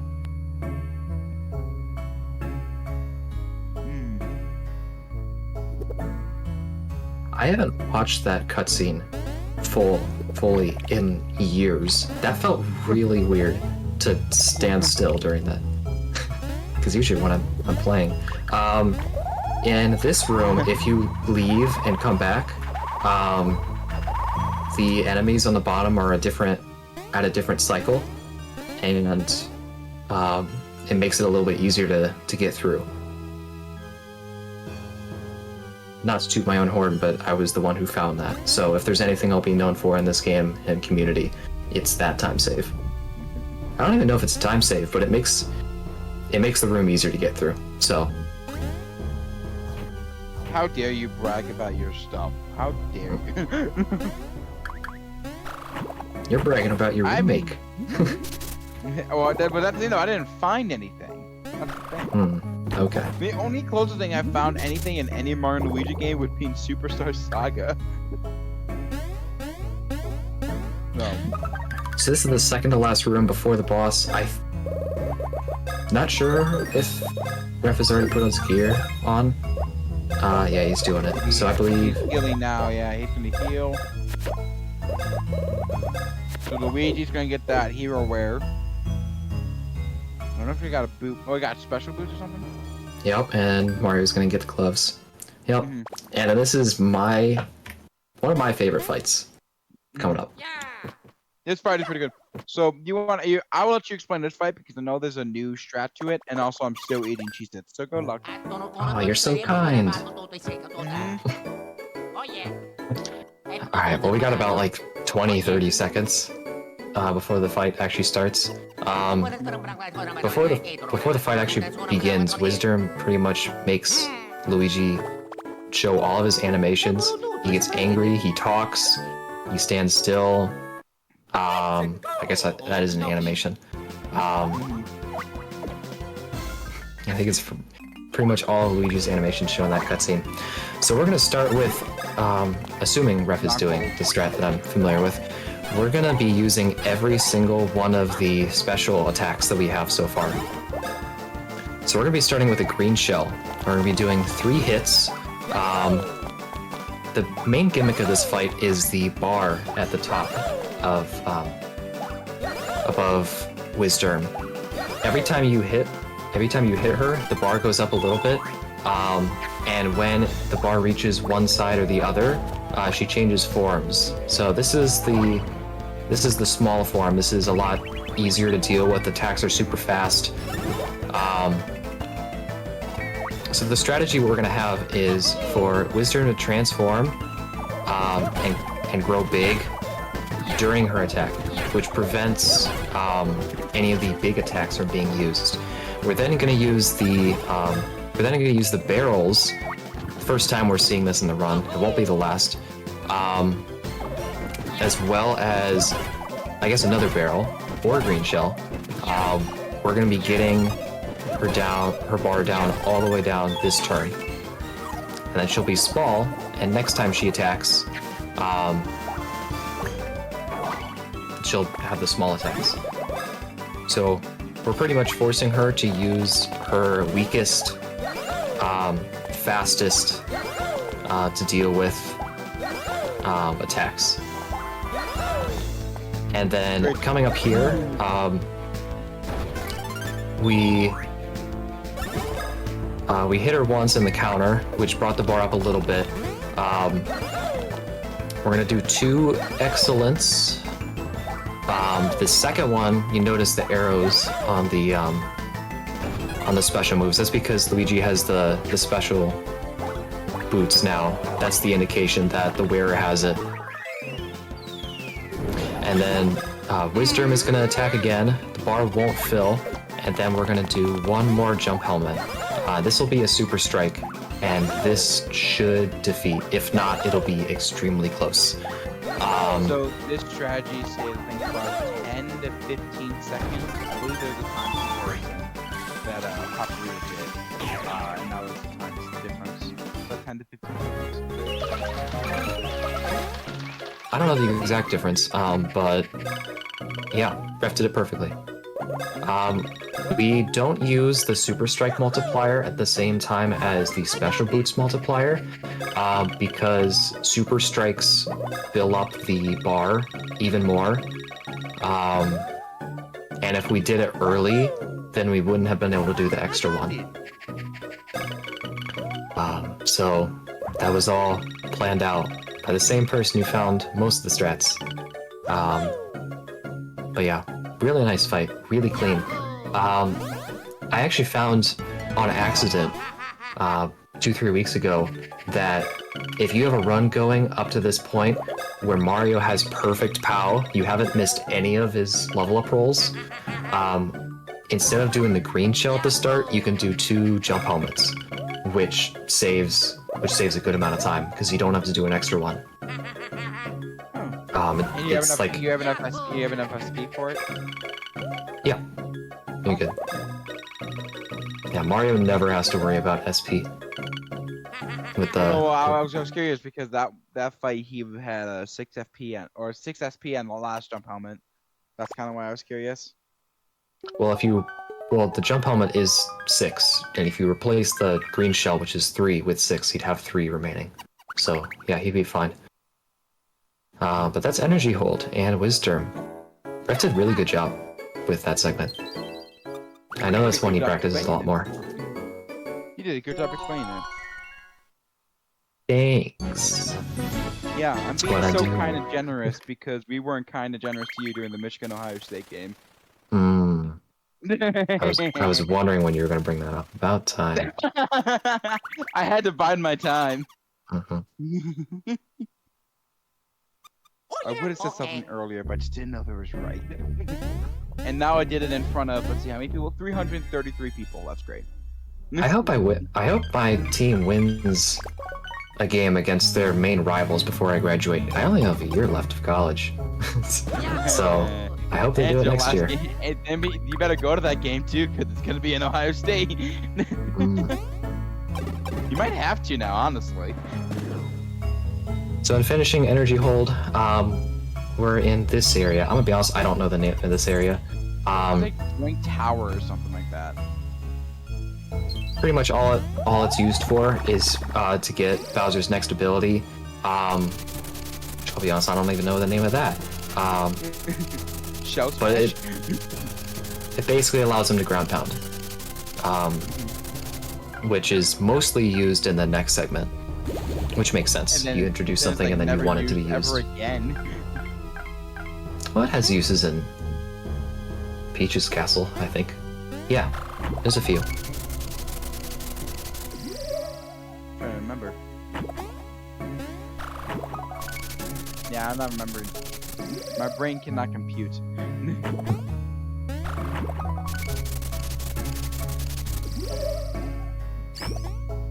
Tutorials.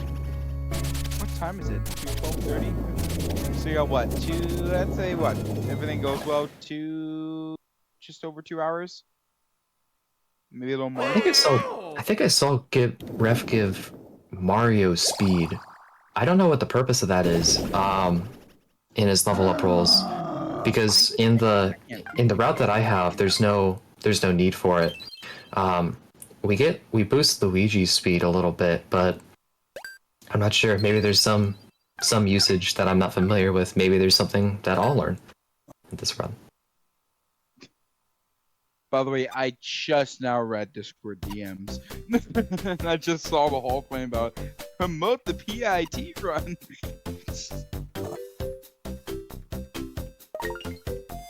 I just saw that. I was funny. want to look at. I have a DM record on this. Hold on. So this is the ground pound tutorial. Main usage is going to be on these pink switches. Did you say you saw Mario get speed or Luigi get speed? I think it was Mario. It was pretty quick. Pretty red. Well, I was gonna say because I was looking at notes. This would be a good time to switch the layout back. There's going to be about 20 minutes where we're controlling Bowser, and with the screen that he's on right now. So if we can get a layout change, that'd be good. I see on my notes. I have Luigi speed after Wisdom to outspeed Junker. Yeah. Which is why I'm like, I don't know why. Yeah, right. I don't know if it was Mario that got speed or Luigi got speed. If it was Luigi got speed, then it makes sense. No. Otherwise, I don't know. I would have to look back at the VOD. I didn't see it. Actually, I could probably look that up. Now that I'm thinking about it. Thank you for changing the layout, whoever did it. Appreciate you. You are a gentleman and a scholar. We're reunited with the Goomba wearing his pajamas. Goomba, yeah. So the whole purpose of us, finding the wisdom was to collect one of the star keys. So we're about to learn where the next one is located. This one is going to be in Bowser's castle, which is very convenient for Bowser. He's familiar with his own castle. I think in my splits, this is the longest segment of the game. Really? Mm-hmm. I think it's like 25 minutes. Okay, that makes sense. Okay, yeah, Mario was given speed at level 13. That was Luigi given speed. Yeah, I don't know. I guess we'll find out. Okay, yeah, Luigi was also given speed. Ref has some super secret strategies. He gave it to Mario and Luigi. He's got some strategy I'm gonna be able to learn and apply to my own runs after this. Maybe.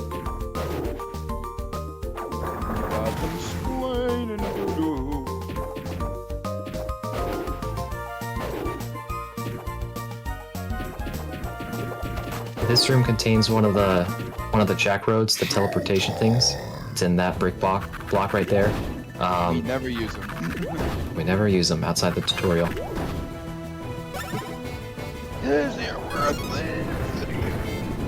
Oh, so here's that flower you were talking about like an hour and a half ago. Yep.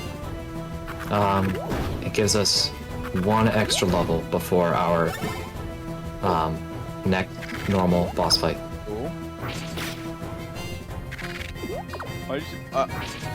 You almost. Oh, you almost fled. This came out after Superstar Saga. This is the third game of 5 in the series. Besides remakes, Superstar Saga was the first. This was my first game.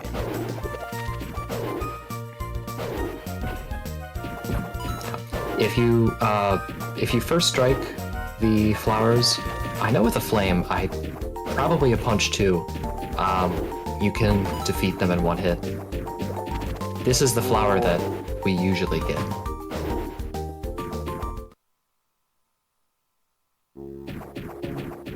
Oh, thank you, really, really Monathon, for telling us it was after. I really appreciated that. Carter's the professional. Oh, so now with the new ability we have, we don't need to take this long pathway all the way to the castle. We have access to a shortcut. And thank God there's one here.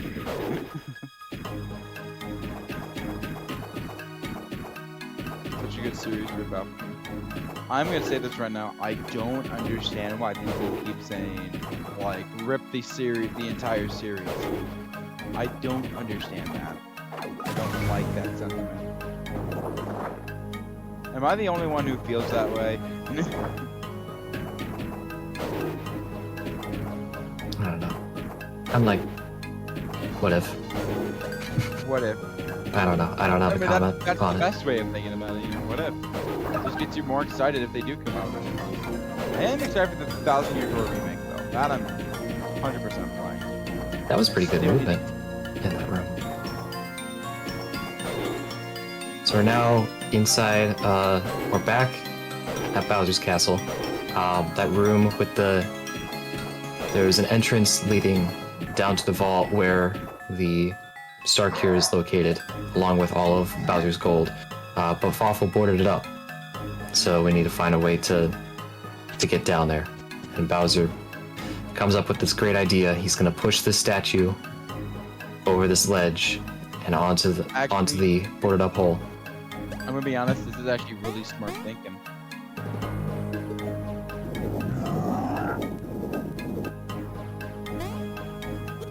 So this actually, this area prompted me to really think about this. So we're about to do the leg mini game here, but there's one part of this leg mini game you're gonna have like two people shoving. You have Bowser shoving one way and a bunch of minions shoving the other way. On the other side, you're gonna see that there's like the bridge right here is cracked up, so Bowser can fall down. But I've always wondered what happens if Bowser falls down. Do you just get the instant game over? Do you just fall to a different area? I don't know what happens. I'm pretty sure it's a game over and you can use a retry clock. Yeah. So this area, if you fall, it is bad. But it's hard to do it. I have not seen anyone do it before. Yeah, I've never seen someone fall on a run. This is where it gets scary. This is where it gets scary because they shove you back more. And then yeah, but now you have a lot more power. You can push a lot further. If you keep failing that, then you can always get messed up. So once you push all of them back, this is when you just press and let go to get both Mario and Luigi on each side. You just let go on each button, press them once you get them stuck there.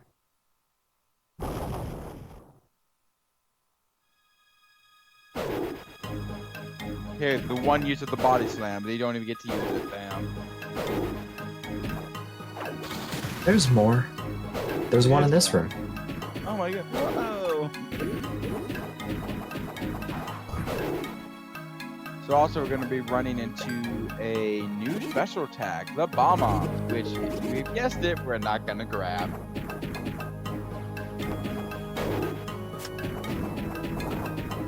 I will say this, the Koopa Court minigame in Global Lake, that game is actually really fun. I like doing that one. There are bombs here, by the way, Ref, just thought I'd let you know. I heard him well before I saw it, so... Oh yeah, I know. It's kind of funny, honestly. This is a really fun area if you're able to get all the fast cycles.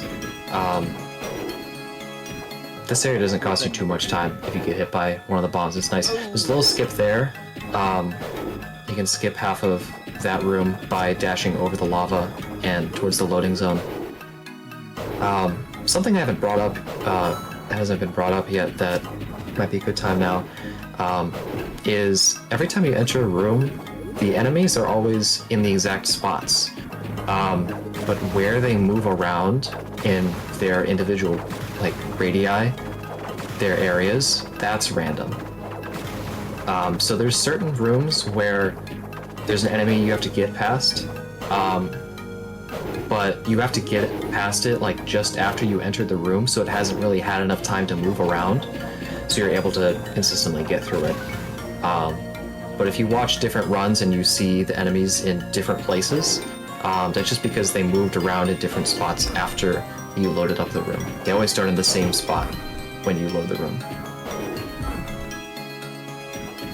Something interesting I learned recently. I mean, also something kind of interesting about this game, the reason why we don't have many glitches or sequence breaks in this run is because when you are in a room, I've seen this before through like people have like hacked the game to show the room in a different way.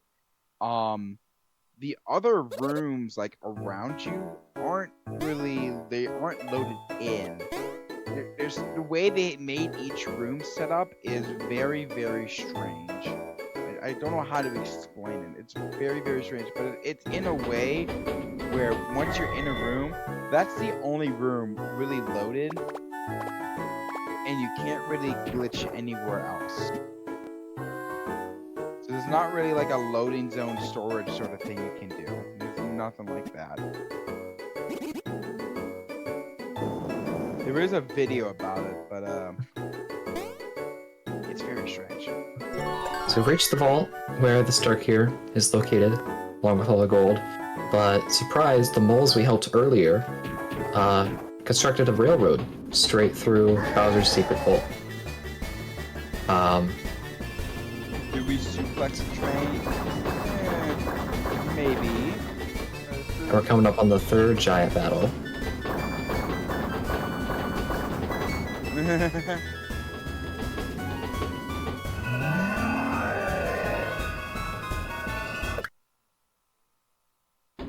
What's the Japanese name of Fawful? Is it just Fawful on both?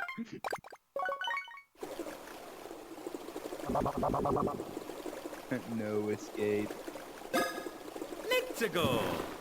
I'm actually curious of who in the chat has actually played this game before today. I'd be curious to see if like everyone has or only one person has. By the way, hey, pump command again. It seems the train is suplexing us. I mean, it was about to get stopped, and then there was a tiny little rock.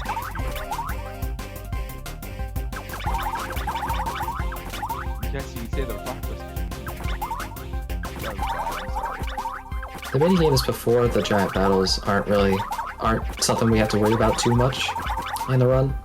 I think I've only ever seen one person fail it, and I think it was me. But besides that, it's fine. And that was ages ago, so we're good now.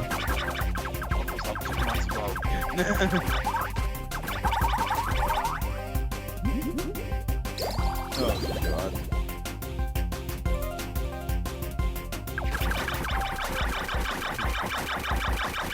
You weren't played Superstar Saga? Never got the chance to play it? Amateurs, I'm sorry.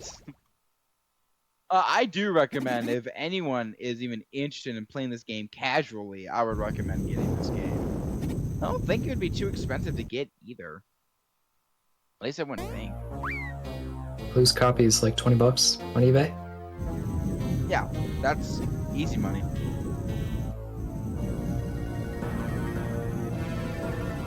This game just has so much fun. Sorry. Alright, we're coming up to the train fight. I'll explain this one. God, I hope no one heard that. I didn't hear anything, you're fine. Oh, thank God. Oh gosh, I hope no one actually on chat. Alright, so this is the giant battle against the relatively small enemy. So the gimmick of this fight is that you have a limited amount of time to complete it. You have to defeat the train before it crosses that bridge. And when it does, you're not able to cross the bridge. And you have to restart the fight. Another gimmick is that you're unable to hurt the train with punches, so you have to use flames for pretty much for all of your attacks. This is the fight where it's really important that you have a good method of having the mic register, because this is a fight you can lose simply by not getting excellent fires. Like if you have trouble with your microphone, you're able to get by with the few fire attacks that aren't excellent. If you do get an excellent on every single one, you're able to skip a phase at the very end. That's really the only time save you can have here. I would like to mention, I don't know if I just noticed this. He stomping on the thing, but sometimes they go past the dot and then ref stomps and then even though they're about to hit Bowser. I'm really confused by that. Yep. You can hit them as long as you... they won't hurt Bowser as long as you stomp in the row that they're at. With, even if it visually doesn't look like you stomped on them, you can be really late. Fuddle, Whoa, that looks good. Good job. Hey, Fuddle. Fuddle, I don't think that's what that comment meant. The game is on its side because right now it's horizontal. Right now, ref is holding the game on DS's side. That's why the layout is whacked up because of it. Because the giant battle has to be this way. Now that layout looks good now. I don't know if it was you, Fuddle, that did it, but... Did you get lunch delivered? Me? Yeah. No? And why are you saying that looks good? Because the layout changed. I was saying the layout looks nice now. Oh, you were talking about the layout. Oh, you talked about the layout and how it's weird. Okay, I didn't even realize that. Bro. POC, okay? Whoever did it, thank you. My guess, I'm gonna take a good guess and say it was Smash. But right now, so I don't know if I guess I should have explained what the hill was doing. The hill, when the train gets under it, the train heals up a little bit of health, but the hill's on fire. Every turn, the train will take a slight amount of damage. We want to try and get as much damage as we can. We want to beat the boss quickly enough, so I guess it's worth it. So here, he's going to do fire again. But this is where you're also going to see the reason why we're able to just take a little bit of the misses on the fire. This counterattack does a lot of damage if you need it. Uh-oh. I don't know if it's possible now. Uh-oh. That's bad. That's bad. It'll be close. It's gonna be close. He needs to hit. He has to perfectly hit this. I think he needs perfect.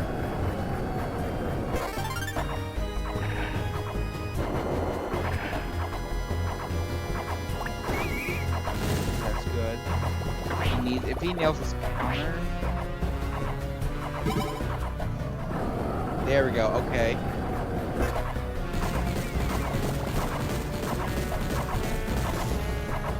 He's fine. Okay, he got it. He cut that close. So I think he would have had he may have had one more counter. I don't know. He may have not had a counter there. No, that was it. He had to get it there. Had he not killed him on that fire, he would have lost. So. SP, and then he's gonna get power here. Oh, he does one roll on SP. That is different compared to the world record, I believe. One route I used, that's pretty casual friendly, is to put a bunch of SP on this fight, which gives you a lot more special attacks for all the quarter 4 fights. I think he wants it because he wants to make sure he has, I think, 45 SP by Dark Fall, I think, or something like that. Hold on, let me see if I can read through it. Well, he's not getting any more levels. It's because he's going to get the extra gear. The gear piece will bump it up that. But yeah. The marathon itself. Yeah, I think he wants the layout. Thank you. Actually, no. Okay, no. He's not gonna get any more BP. He's going to. Sorry, it's very hard to. SP's for the extra gear that you get. That'll bump you up to 45 for Dark Waffle. That's why. That's what it was. Yeah. Okay. Yep. That's why. That makes sense. All right. So we have back-to-back boss fights. Right after the train is going to be the memories fight. And with the this is bros. this is also the second way you could soft lock your game. Well, that's after, but we'll get there. This Ref, memory fight's pretty fun. I like it. Yeah, Ref, I would suggest that you save your game before you enter this boss fight. He'll be fine. Just He, just, safety. he knows. He's I know good. he knows, but just because you know doesn't mean you still can't mess up. That's only I make that mistake. Ref is perfect. But yeah,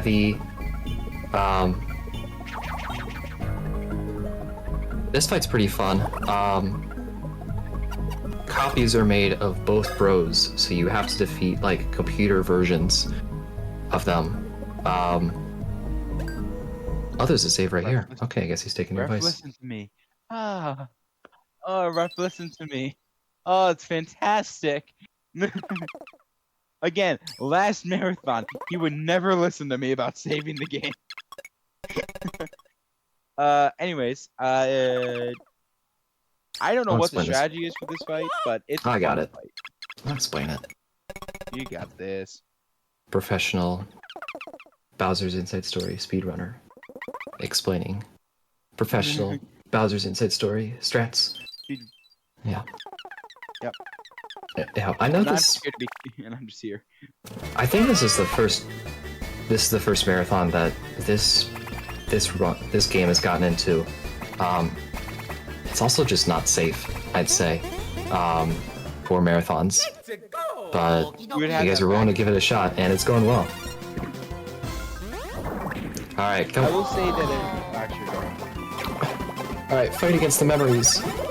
So how this fight generally works is that I guess it'll be a little bit different because Luigi's dizzy.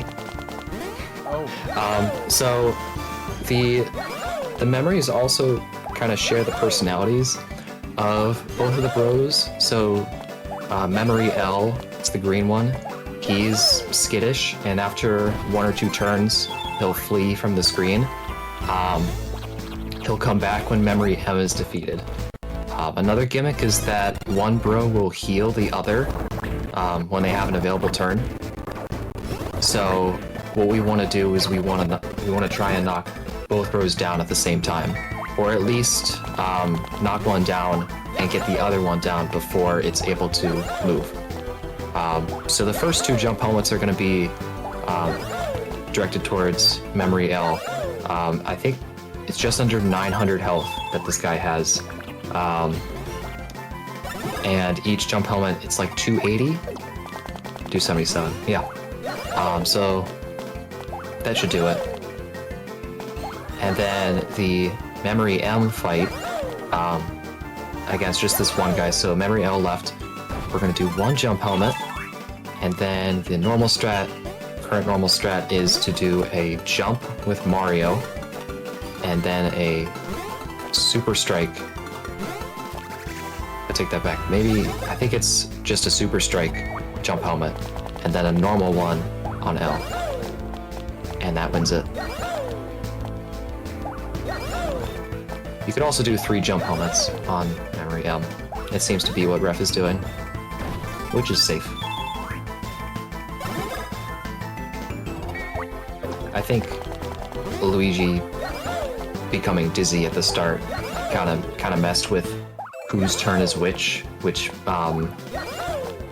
If you're gonna do the super strike, you want it to be on Luigi's turn because he's wearing those special boots. He can do the extra 15%.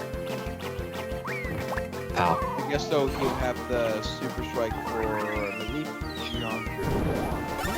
Yeah, I mean, you'd have it in reserve anyways.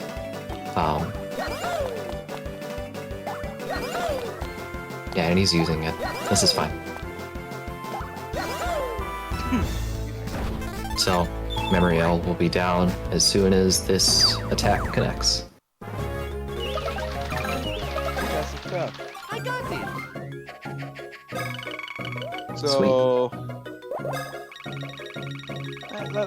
let's just well I got this.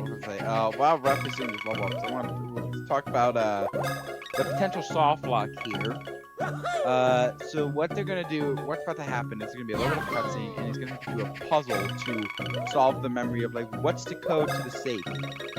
Once you input that, once you input the code in, I believe it's that if you're mashing too fast, the game will solve it. Did I get that right? That's. I have to reconfirm. Just Dude, shows that I should probably not be here. Dude, you gotta do runs this game. Yes, you described it well. Yeah, so Okay, perfect. there's a puzzle coming up. There's a puzzle coming up, and after you finish the puzzle, there's a text box that appears. And if you mash the text box too quickly, the screen will go dark, and it won't. The next scene won't begin. It's really easy to avoid. You just don't mash. By the way, I will not be running this game until we get a DS or a 3DS capture card, which won't be for, let me check my watch, 3 years at least.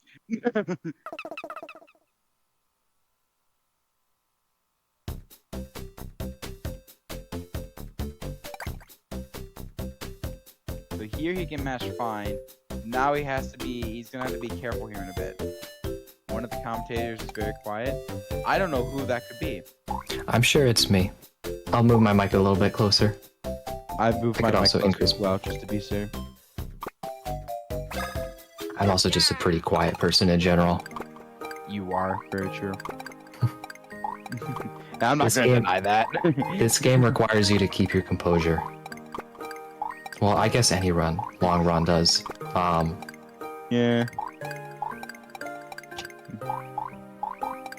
No, it's the other one. What does that mean? Not the one Not thinking the you're one quiet. thinking they're quiet. Oh, so it's me.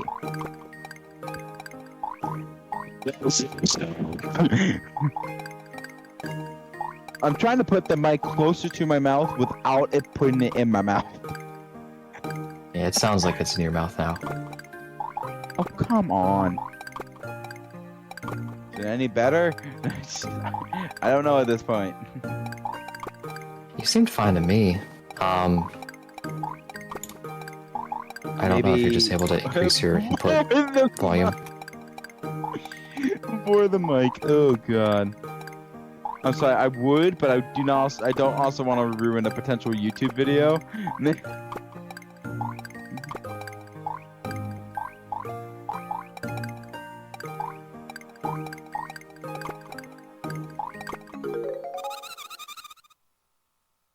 Alright, so the potential soft lock is coming up here. I'm sure Ref will be prepared, just don't mash.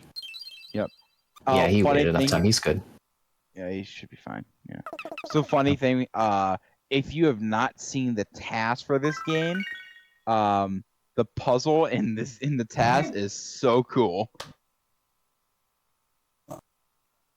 I think the puzzle gets done in like 2 seconds. So I wonder how updated the task would be if someone were to make one. I'd be curious. I'm sure Vince isn't gonna want to do it though. Yeah, current task time is, I believe, a 4-hour 48. 449, My guess is 49. my guess is an updated version with the new skips. I don't think it does clinic skip. I don't think it could go lower than a 440. You'd Yes, probably need a big glitch for that to happen. Speaking of clinic skip, that's coming up. We've got our second skip of the run.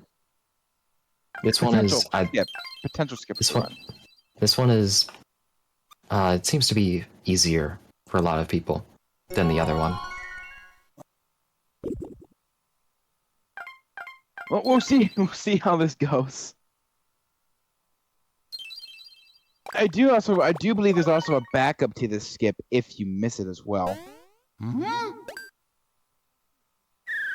I believe Benexi found it as a while ago.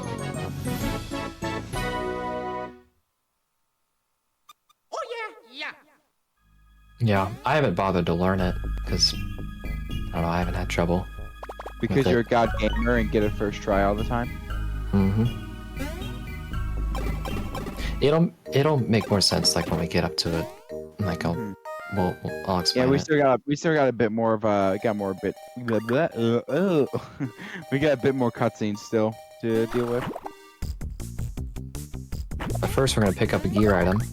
This will be the DX POW gloves. So this adds instead of 10%, it's 20%. Yep. So that's gonna go. Whenever Mario's would have been wearing the POW gloves, now he'll be wearing that. I wanna point this out real quick because for the people who have played this game, you may know of a piece of equipment if you're playing this game casually called the giant shell, which essentially nullifies like all of the it would nullify a big chunk of damage or big chunks of damage anytime you got hit. Or it will, oh no, you know, sorry, wasn't the big giant shell, it was the KO shell, which essentially, if you get one hit knocked out, you don't get hit. That cannot combine with the Daredevil boots. The Daredevil boots is its own entity. If you get hit, you die, no matter what. So the KO shell won't knock you out, or the KO shell doesn't matter; it will still knock you out. Anyway, talk about what Ref is doing currently. Dr. Toadley asks the bros to blow into this machine. Nobody else, I don't know the exact purpose of why he asked for it, but it is useful to us. The first time you blow into the microphone as Luigi, it's never able to get full. It'll always like fluctuate between 3 and 4, and then the next time is when it'll get big. So this is a skip coming up. This is Clinic skip. Carter did say it's backup, but realistically, you've got one shot to go for it, unless you really want to try and go for it again. So what you're gonna do is you're gonna go right. Oh, missed it. There's a very specific spot where both bros can stand, and if you get into the tornado position where Mario is on top of Luigi, you can clip up to the top of the ledge, the top of the railing, and then you can use the tornado jump to go over to the desk. So that skips that little cutscene of teaching you how to use the air thing.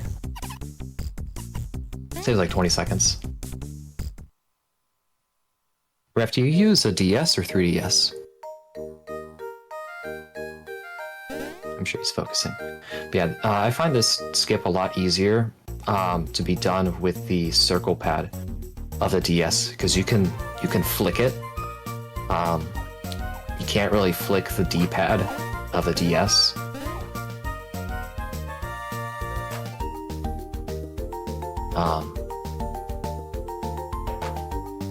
I use a 2DS XL, so it works out well. I'm not sure what ref uses. I also went to a different screen at the start of this area. He went left instead of right. I've always gone right, which makes me want to check what other people do. Because, I don't know. Free time save for one of us. So this is probably what runners consider to be the most fun segment. It's about 20 minutes long. And I don't know, Ref, I don't know if you think it's fun. Oh, that's fine. So we have the location of the third Stark here, and it's a guy who's like meditating, and he asks us. He's standing in a certain position, and he just asks us to knock him over because he's been in the same position for 1,000 years. He doesn't think we can knock him over. The first time you interact with him, there's nothing you can do. You can use all of your attacks to try and push him down to the ground. You're not able to win. After that fight ends, he'll bring up what you can do in order to knock him down to the ground. And he tells you that the secret is in the wood, the Dimple Woods, as we are right now. And the secret is that we need to collect 10 attack pieces for the special attack that'll be used against him. And the the fastest way to do this area is to get 6 of them first, and then talk to the guy that we need to fight. Hey, I'm back. There's a wiggler that prevents us from passing and collecting the last 4 pieces until we show him 6. And he also won't let you through unless you talk to the other guy. So we're gonna get 6, and then we're gonna go back to Black Beach, meet Chakran, that's his name, run away from the fight, and we're gonna get the last 4 pieces, and then come back to him. Run away and cry. This one's pretty fun, because this area is pretty fun, in that it's just a lot of movement stuff, which is pretty easy. It's pretty easy in the overworld as the bros, especially now that you have the drill move. If you ever need to drill under a tree, either the enemies or the obstacle trees, you can do that. That's a really easy way to get past them. I do that myself. It works. It is useful. Trying to think. We use it in 2 fights. We'll bring those up. One of them is the final boss. Oh yeah. So in total, we get 4 bros special attacks. There's the green shell, which is required. The jump helmet, which we go out of our way to get, and do the minigame for. Barrel, which is required, and the snack basket, which is required. So the only one that the only optional one we get is the jump helmet, but it's so good that, like, we can't pass it up. It's optional, even though it's not.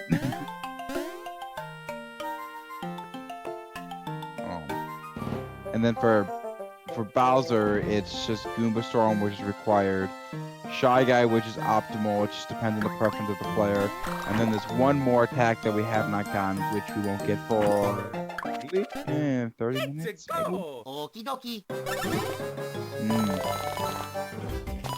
As you can see, Ref has some very weird noises that come out when he's speedrunning. That guy, those trees in particular, do a very good job of blocking the entrance that you need to go to. Funny enough, in the remake of this game, the enemies that are normally for Bowser, yeah, they just don't care Mario and Luigi exist. Like, they will not target you ever. Which I find very interesting. I think that was a POW bean he just grabbed, by the way. I'm assuming. Yes. So, that'll probably go on Mario or Bowser, one of the 2. Maybe Mario, because he's low, but could be. I don't know. We got the 6 though, so he's going to go to the cliff now. The movement in Black Beach when you return as the bros, I really like this too. I don't know if it's a mountain or just a huge hill, but the vertical scaling you do, I would call it more of a cliff. I really enjoy it. They do call it a cliff. Alright, since the remake's your baby, you want to talk about this? The skip?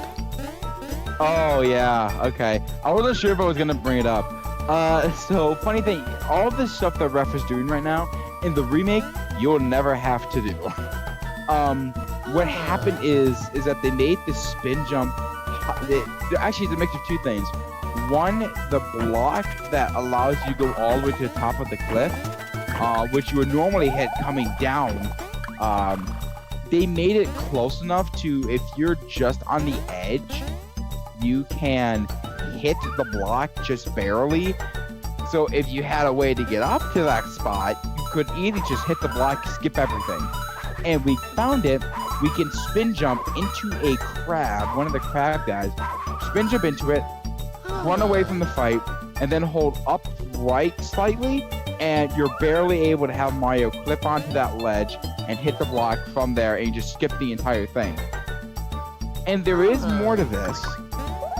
if there is a way, because we can skip all of that in the remake, if you are able to grab all 6 attack pieces and grab the 3rd star cure, that actually advances story progression, which means if a glitch is found where you can skip one of the air vents in Dimple Wood that's required to grab one of the attack pieces, you could skip close to an hour to an hour and a half of the game. I've tried looking for one. I have not found one, but I'm not a glitch hunter. But if it is found, it could save so much time. Because we can just grab the 6 attack pieces, clip up into the cliff, come back down, get the other 4, come back up, and beat Chakram with the snack baskets. And that's not going to affect story progression. You can still beat the game in that state. It'll just advance on. So, yeah, it's quite interesting. So this is Chakran. He asked us to knock him over with one of our attacks, and first thing we do is run away. Babies. Because we don't have the attack.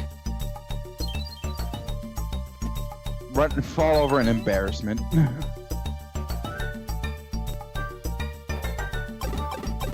I have had 3 caffeinated drinks and it's already 12 p.m. or 1 p.m. I'm okay. Hey, you've been snacking this whole time. I had to get up at 6:30. Okay, don't mind me. So ref hitting that block lifts up that platform, so we won't need to do all of the scaling again when we go back. Yeah, and that was the block I was talking about, where you can just hit that and go all the way up in the remake.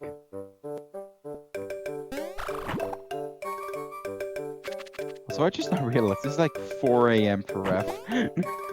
Yep. Sorry. I actually want to blame Flutter. No, I'm kidding. Don't blame anyone.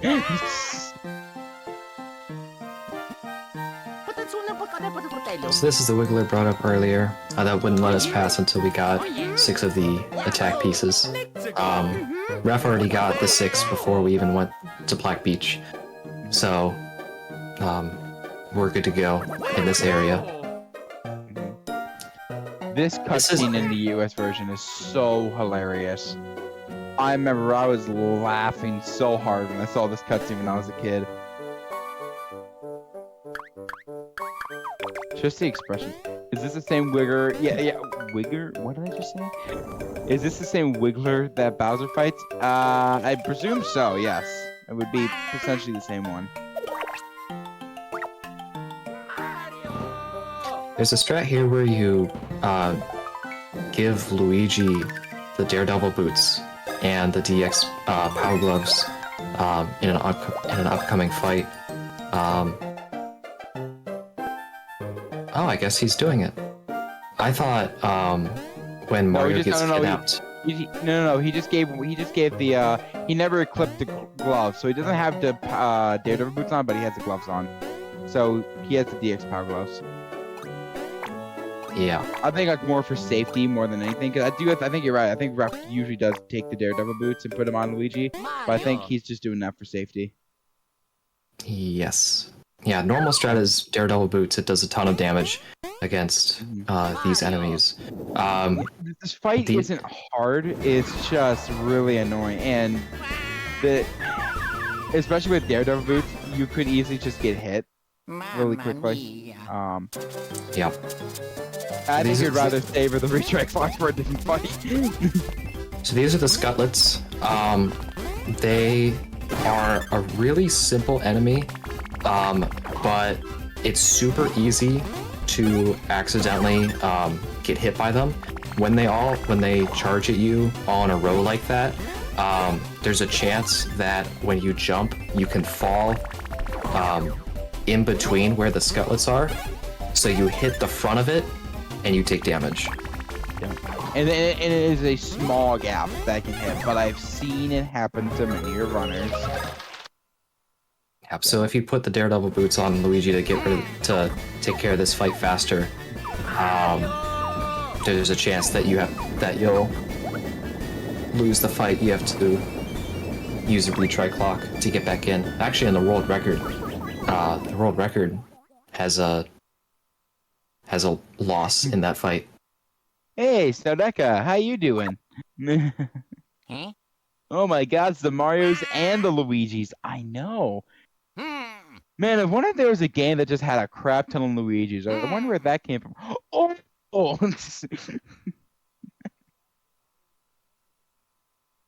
I am so bad at jokes today. For people who don't know, Snowdeka is well known in the Dream Team community. She has been around for a while. Since the beginning. Hi, Rex. Dad joke. Partner Time has 2 whole Luigis. Is that what you mean? Oh no. The game without Luigis. Can't say that on stream. The upcoming fight here is going to be the last time we see the use of the barrel special. It's actually really useful here because you can't jump on these enemies, I'm pretty sure. Mario. No, you can't. And it does, If you and it jump just on those does, enemies, you're not gonna have a good time. and it does more damage than the green shell. If you do a barrel with both bros, it consistently takes care of all of these guys. I was gonna say something else. Oh yeah, your stats are also restored at the start of this fight, so there's no need to restore like health or SP or HP because you start the fight with all of it.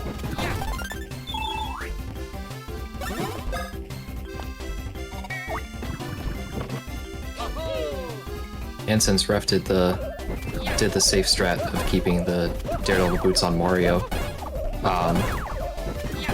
he didn't have to switch it back.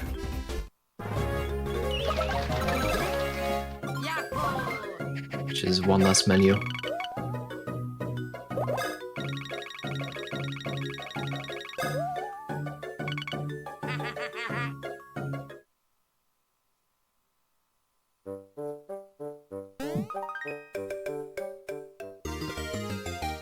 Alright, and Luigi has 48 speed. That's good because the next major boss fight after Chakrin, I don't know if you'd count Chakrin as major, but the next major boss fight, you want to try and outspeed with the bros so that it only has a chance to attack once. That was the reason why he got speed after Wisdom. That was part of it. At least that was according to him from DMs. Well, yeah, it's in the routes for Luigi to get it, but I was wondering why Mario got speed. Because Mario naturally can outspeed Junker with this route. He doesn't need any more. We'll So figure that's what that I was out wondering about. afterward. We'll figure that out afterward. But no, I was just saying part of the reason you were talking about the Junker fight. So I was just saying, I was trying to add on to what you were saying, and then you went to Mario. But regardless, he has enough speed. That's what matters.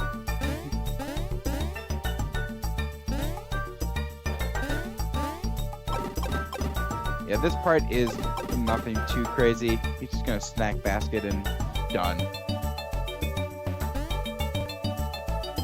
And then at that point, Let's go. Okie dokie. we will be entering Peach's Castle, which I would just consider to be the final main area of the game. Oh, actually, we just hit 4 hours. Nice. We had 4 hours like 7 minutes ago. I didn't even realize.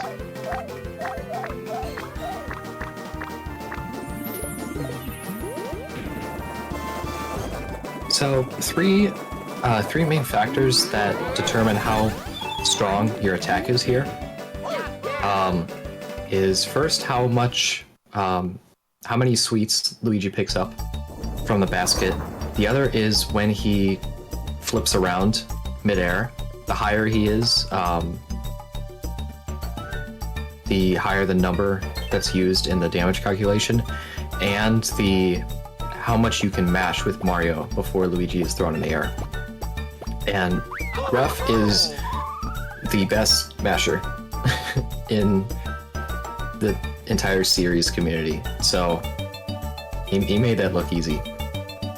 The excellent for this is pretty simple, but there is a strategy on the final boss where you need pretty solid mashing speeds in order to take care of it at the same time. Okay, so we have a new layout now, and it's gonna be the last layout, and actually it's probably one of the best layouts. That's actually a pretty good layout. We've got one more giant fight, but besides that, yeah, it'll be good. For me personally, I would switch top and bottom, but I'm not gonna be picky. Yeah. You're sick. Go get rest. When I was first doing runs of this game, like I was trying to manage swapping my layouts while I was speedrunning, and only recently when I've become like a lot more serious with the game, I've become a lot closer to the top times. I just don't worry about that anymore. Because I mean, I look at the DS and I can rotate it how I need to, so that's the main thing. That's the most important part. At this point, it's honestly, in terms of the top times, it's not to the point of like, okay, what's going to be the next big strat? It's like, okay, who's going to put the time and the effort to actually bring their time down? That's where I think that's kind of where we're at now. It's not looking for new strats, or looking for the world record strats and whatnot, you know. So it's gonna be the next year or two. It's gonna be really interesting to see if there are many changes in the leaderboard. Yeah, the top one, yeah, that'll work.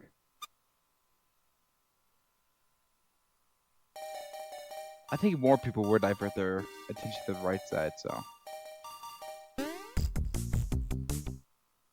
Alright, so we now have the Miracle Cure, or excuse me. Miracle Cure.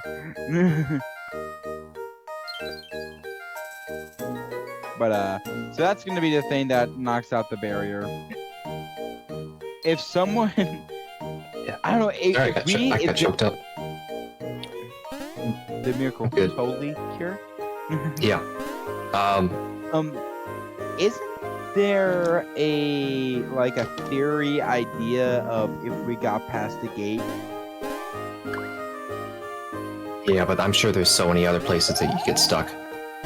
So, Alright, we're gonna grab one more gear item before we finally head to Peach's Castle. Muscle wear. Yep, this adds, this is one of the few items we get that doesn't multiply, POW a stat by a certain amount, it just adds it. This adds 25 POW onto the wear. This won't be useful for the next fight, but it will be useful. Would you still want to put it on for the drunken fight still, though? You don't need to. Or you don't have this. Well, I was saying, like, if you're gonna go heal, then you might as well equip it, right? On who? Well, whoever would need it later. Oh, jump. Sorry, am I speaking gibberish right now?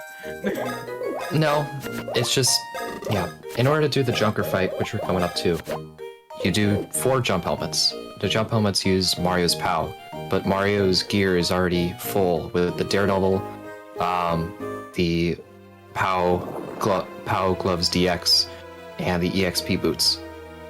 He just took off the EXP. He just took off the EXP stuff for the muscle wear. Alright, well, that's new.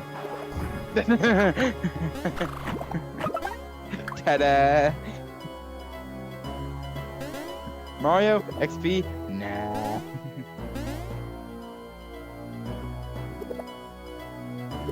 Oh, this is also new. I've never. Okay. Dude, why don't we do that? That is so much easier. We do Why it. have I not seen? I have not seen that. No, I have never seen anyone go up one screen and then to the left. I've always seen everyone go left one screen and then go all the way up. What Ref just did looked so much easier than what's been shown to me a bunch. It is. Top 4 times, I'll do that. Including my... Are you positive? Because I've never Yes. seen that. Yes. $10. No, it's because here's the thing. There is a potential thing, but I'm just stupid. And yeah, he gave the POW beans to Mario. I'm Makes sense. still not fully sure how impactful POW beans are to the late game fights. I know the world record puts them on Bowser because it plays very aggressively with some risky strats. That's what I was gonna say. I'm wondering if this would have normally gone on Bowser had Mario had good rolls, but because he had the really bad rolls at the beginning, it may have made more sense to put him on Mario instead. It's just a thought. I think on my PB I put the beans on Bowser, and that worked out well. Dance. Oh yeah, dance. Let's Mm, go. yeah. Okie dokie. Dance, Junker, dance. Alright, I'm not sure if Ref is going to do anything too different from what I'm used to, but it seems like the standard is just do 2 jump helmets, Junker attacks, do another jump helmet, and you're going to do 1 more. The 4th one will be the Super Strike with the badges, and that's it. But you have to get Luigi back, do you? Actually, Not no, if you may be you- able to... No, never mind. That's why you get speed. That's why you That's try why and he gets outspeed speed, Junker. so that's why he obviously have 2 and 2. Yeah, okay. Because he doesn't do it until after the second turn. Yes. I see. So very imperative that you don't die. That was very close. That was way closer than I played it. Yeah. Dance, Luigi, dance. There we go. Good. Good. Right. So yeah, so he's gonna use Super Strike with Luigi because of the special throws. It's late. Yeah, this fight is lenient enough to where you don't have to do it. It just makes more sense. 320, so he's done that 3 times, so he's done 960 worth of damage. Yeah, the next thing I found that if you do, you can also do an excellent jump with Mario on the second turn, and then do the Super Strike with Luigi on the second turn, and that's also enough. I don't remember how strict the POW was, but that's also an option. How much health does Junker have normally? I got it. Just curious. Blanking, it is 1,445. I got Okay, it. yeah, so you 1400. probably beat it out by about like 1500 or 150 to 200 HP. I think you did 1604 that entire fight. 3 320s and then a 704, I think, or 604 something.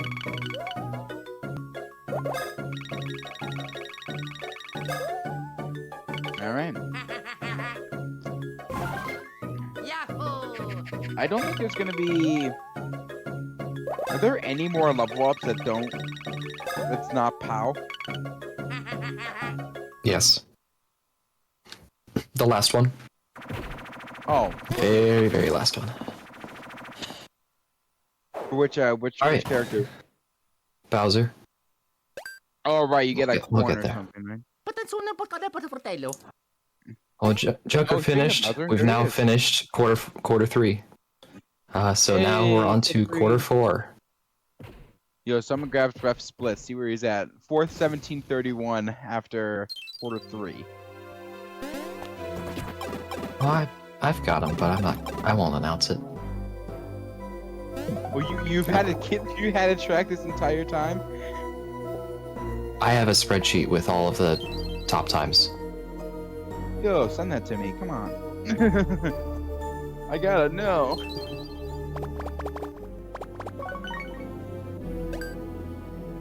Patatsunan barkada para fratello. So in being tossed by Junker while he was inside the vault, Bowser hurt his back really bad. So we need to stimulate a pressure point Luigi. for his back to feel better. A B X Y L R Y X B A.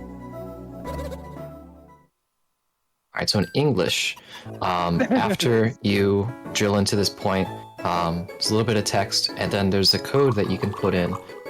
If you press the buttons A, B, X, Y, L, R, Y, X, B, A, it skips all of the waiting you have to do here. No, A B X Y L R Y X B A. I'll say he's good for estimate, yeah. Y X B A. Make that the song.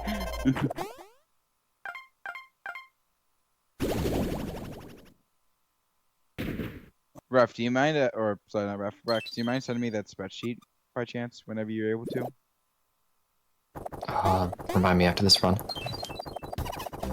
Oh, you're gonna hold that information to yourself, huh? Okay, I see how it is. I'm commentating, I'm gonna focus on the commentary. I'm also commentating, I need to know stuff. I need to learn. You need to run this game. I'm not running this game until I get a capture card. And even if I did, I would probably run the 3DS remake more than this one. Alright, well, Hey, hey Rex, if you want to invest in me and give me $500, by all means. You want?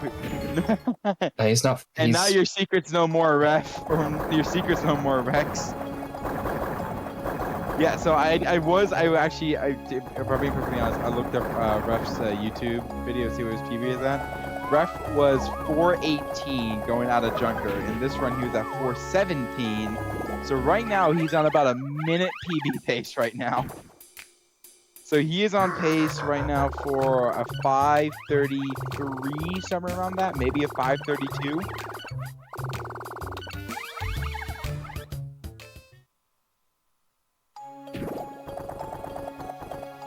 Yeah. Best song in the game. I agree. Okay, so we got access to the best source of movement in this game. In fixing Bowser's back, he's now able to roll up into a ball. Moving This is with the this fast- thing is so fun. It's so fastest way fun. we're able to move around, and yeah, it is really fun. We're now in the Deep Castle. Best music. It's so There's 3 keys that we can get. We only need the blue key to progress, but we're also going to grab the red one because it's not too far out of the way, and it's going to give us the special attack, which we're going to use for the rest of the boss fights with Bowser. This is the last special attack of the game. Also, he picked up a shell. I'm assuming that's the Wicked Shell? That's the Wicked Shell. It adds 30 POW. Yeah, so that's going to be your last shell for the game, I do believe.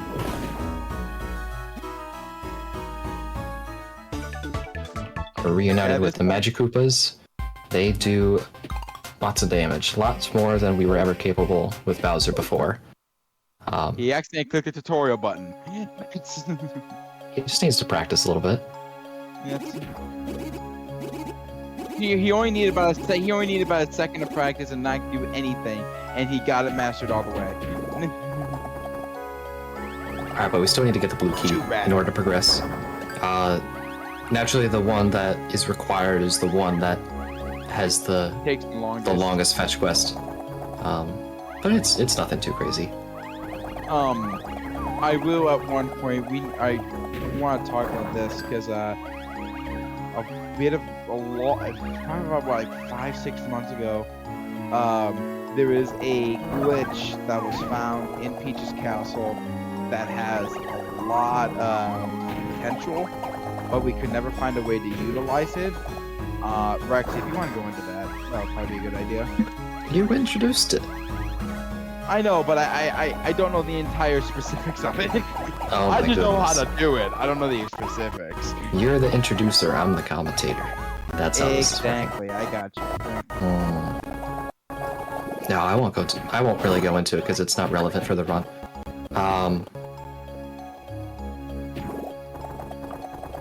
Yeah, almost got the blue key.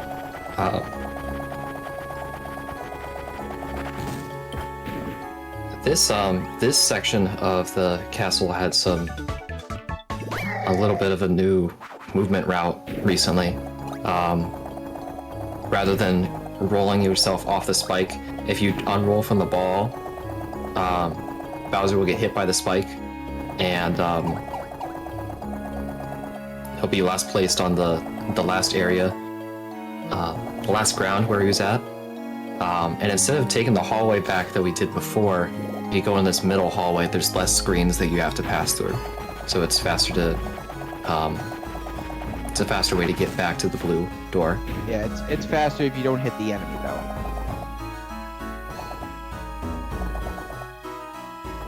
Yeah, the enemies aren't too bad for that area. At least the chest, because it's always in the same spot and you're able to get by it before it moves. This is a pretty fun room. Yeah, if you had gone to the right, that would have been where the potential glitch I was talking about.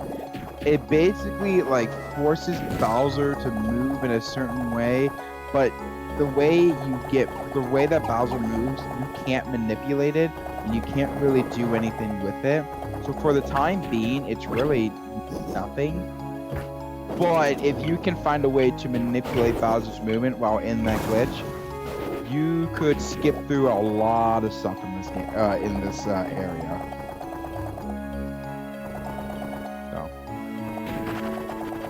That was also that trick was also found by Bobby Bob. So right now, this actually he's actually ready to get to something interesting. We get to go into it's like the second to last new area that we have not been to. We're gonna have to do something into the chess station. Basically, Bowser about to get fireballed, and the way this is gonna work is that Mario and Luigi are gonna turn into a ball, and then they're gonna be able to like slingshot Bowser from inside his body up into hitting the piranha plants a bunch of times.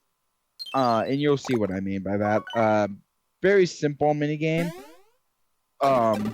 If you know the patterns of the obstacles around you, it's not that bad. We'll see how it goes.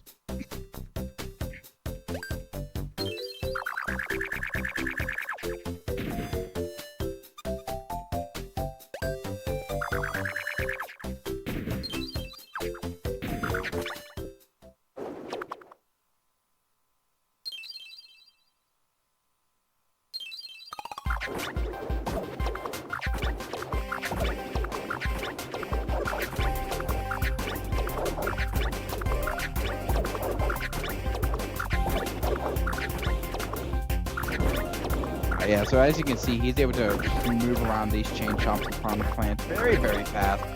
And then he has to hit this a bunch of times. I don't know how many times he has to hit him, but it's a bit.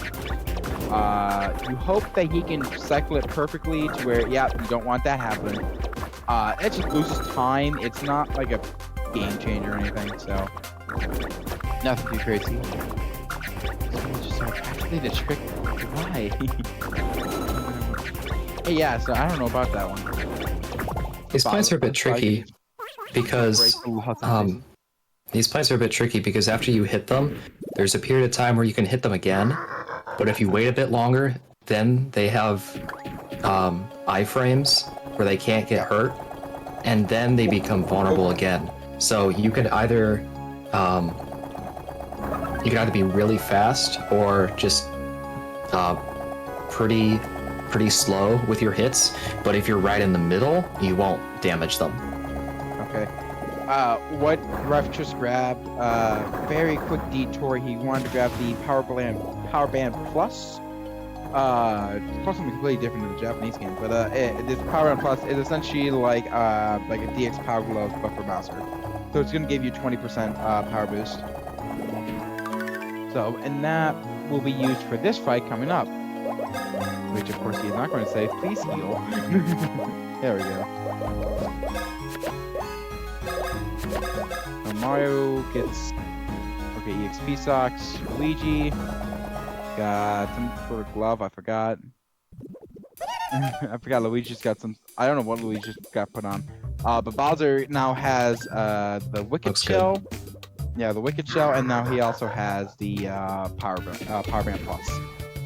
What was the piece of equipment that Luigi got? It looked like it was a glove, and I don't know what it was. Special gloves. It's a 50% drop from from Junker, so not guaranteed, but it does make some boss fights easier. Ref could do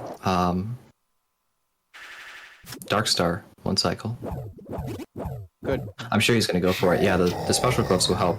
But this is Midbus, who has been upgraded to Blizzard Midbus, and he is probably the meanest boss this run. Funny enough, funny enough, most HP in the game. Well, also, not just that. There's a new strat that started being implemented within this past year. If Bowser takes enough hits during a battle, he'll go into Fury, where he does double damage. So there's a new strategy where you intentionally get hit by the snowballs to give Bowser Fury, and this will give you a few turns where your attacks are doubled. Fury itself is random, and it seems to be random and when it kicks in. So this new strat made this a pretty RNG heavy fight. Luckily, but we'll see how it goes. If he dies for some unexplained reason, he has enough recharge blocks to deal with it. Oh, I'm not worried about that.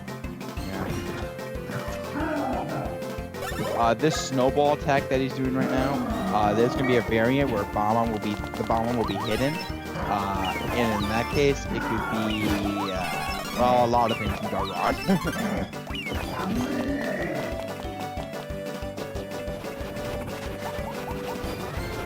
Also, the cold status it took 20 damage off of Bowser. It will increasingly get worse and worse and worse the longer he keeps along. So he has to be very, very careful with health maintenance. You see that time it is 30. He's going to use a Star Candy here to heal himself back up to completely full. So this is the turn where you're going to want Fury, ideally. There's nothing you can really do to control it. You just take snowball hits. We'll see if it happens here. Let's see if he gets lucky. If he get lucky? 40? Nope. No, he didn't get it. That's unfortunate. What I do in this case, also I guess I'll talk about snowballs. Snowmen. The snowmen heal Blizzard Midbus for, I want to say it's like 150 HP in this game. I know it's a lot more in the remake. So we inhale the snowmen and then take care of them with this snack basket. And after 8 snowmen have been defeated, so 2 groups of 4, an ice crystal will form, and it'll land right on top of Blizzard Midbus's crown, which prevents any more spawn of the snowmen. You could call him Bloodfist, that's fine. Bloodfist is a nickname they come up for Blizzard Midfist. It's just funny. Yes, Fury is RNG. What I do in this case, I would probably use either the star to heal, or he's gonna use the drumstick. Drumstick's better, yeah, because he's maxed out on that speed. There's no reason to use the Star Candy. Right. Is he gonna go for it one more time? That's the question. He is. He's gonna try go for it. It is cold. Still cold. Got it. Come on.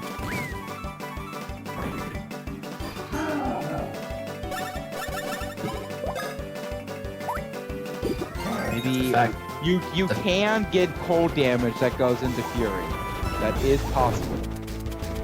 he is gonna stall here. He's because he's saying Blizzard Abyss can't heal. So at least you're doing some damage, but he's waiting for that snowball attack again. Or cold damage to get him in. Alright. Ooh, okay. This might be his last shot at it.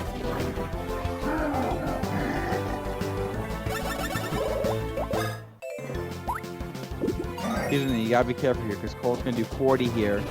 Nope. Heals up It's not and kicking nothing. in. No. I think he's just gotta do normal strat. Yeah, and I just gotta play regular at this point, yeah. He tried, he gave it all. Yeah. Fury is about 1 minute faster, rather than just spamming a bunch of Magic Koopas. He's still gonna go for it, wow. Which, at a top level, like a 1 minute time save, that's something you want to go for. But yeah, Fury is not something you can control. This boss being 4.5 hours into the run doesn't help it. Yeah. I don't know if anyone likes this boss anymore. I'm starting to get laggy again, that's why I'm not liking this boss.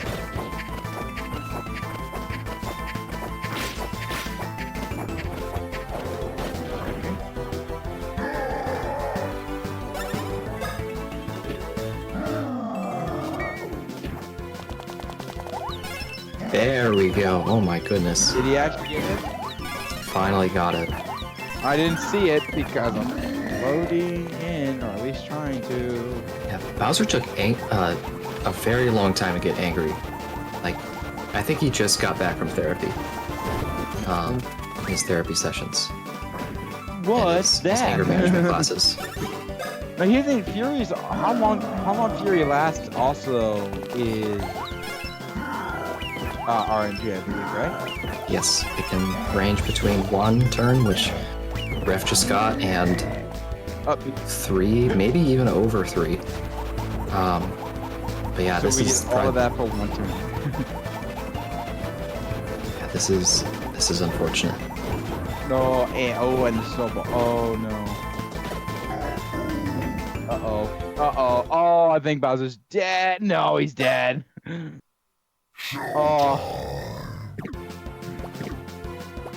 Oh, that is just unfortunate. All of that. So I think that PB might be a bit gone. We've got plenty of retry clocks. We're still ahead of estimate. That's I good. know, I'm not afraid of estimate.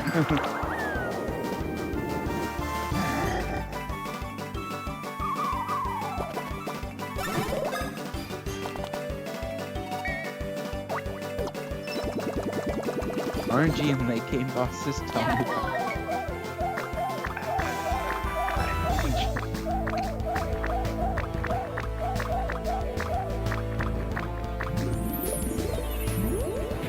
It's funny, we've already talked about everything essentially for this fight. All we gotta do is wait.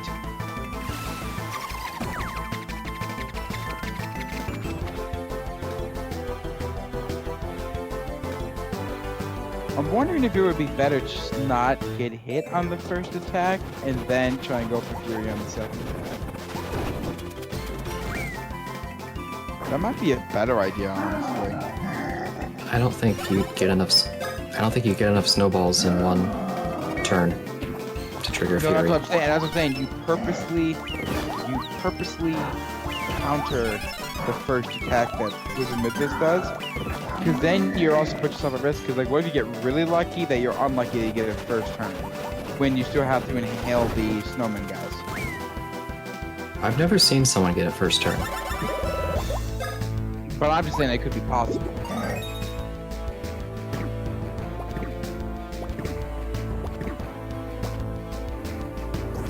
I don't know. I'm not sure if it is. Generally, what I try and look for is between like 10 and 15 hits between the snowball and the cold. Okay. I didn't know if it was going to turn over. But how many snowballs you get, you can't. That's RNG, you can't control that.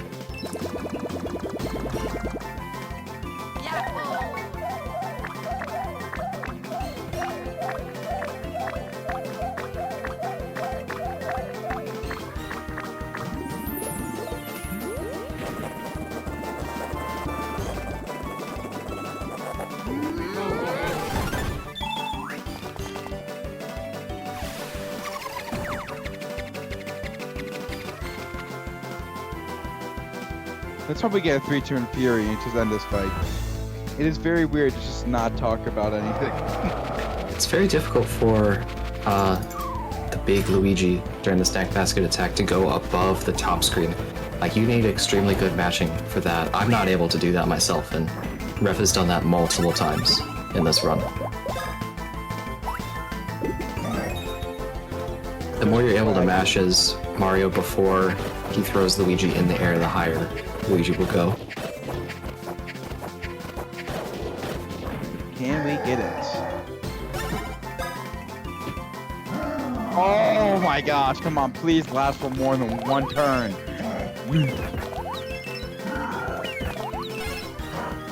I wasn't here the first time. Let's see how much damage this does. Oh god.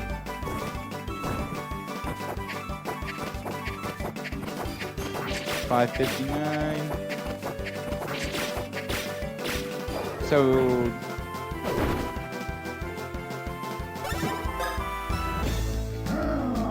76. Still has it. So you have to imagine, like, right now, he's just did... So he's about to do 550 damage again. So he just did 1,000 damage in 2 turns. That's half of Blizzard Mythos' health. What? Did you get it again? Oh my god. You should do Shy Guy Squad then. Wouldn't that be it?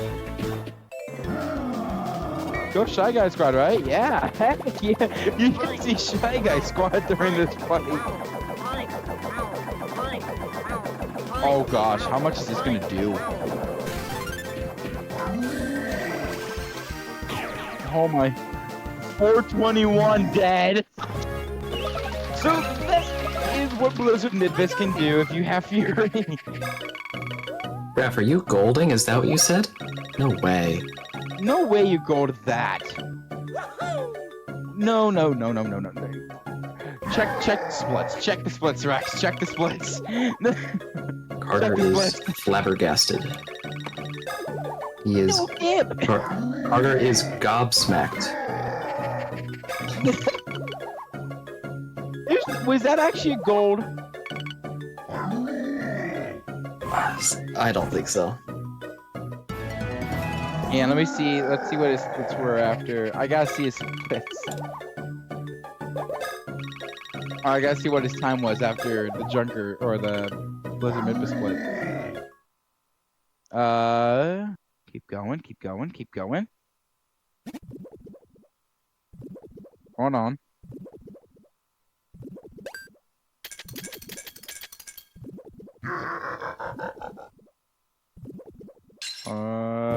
I'm actually dead set curious.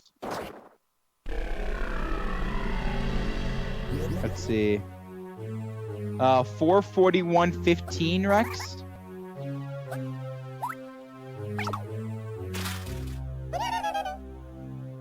Rex, hopefully you're consulting your document.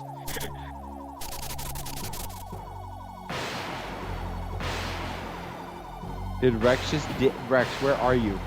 Oh, I'm still here. Oh, okay. Ref, do you want me to tell you if you're ahead or not?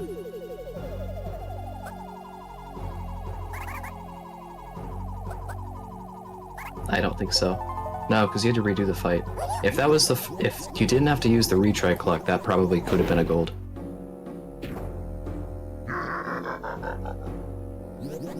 You want to? Yeah, the level ups are that's like the big thing that people work on and practice when they get into this game. Because each number, it's only a 7-frame window in a 60 frame per second game, which is like, it's over 1/10 of a second, but what makes it really tricky is that the visual cues for when you need to hit the numbers happen like a second before the numbers. So the roulette that appears the most often, there's 16 numbers. 14 of them are ones, there's 1, 2, and there's 1, 3. So what we do is we wait for the 2 to appear, and then we time it from the 2, and from our arbitrary time, that's when we press the button, and that's when the 3 is. Yeah, the level up stats matter a lot. Rex, can you send me the ref's place? Like, Oh my goodness. We've reached What? airway. You. Fine. Okay. I thought you said, "Oh my goodness," because I thought you were mad at me for asking. By the way, not cold. Not cold. Alright. So we've reached airway, which is the last major inside Bowser section. I like this one. You have to it's similar to Flood Zone, but instead of managing water, you're managing ice. So great. Fantastic stuff.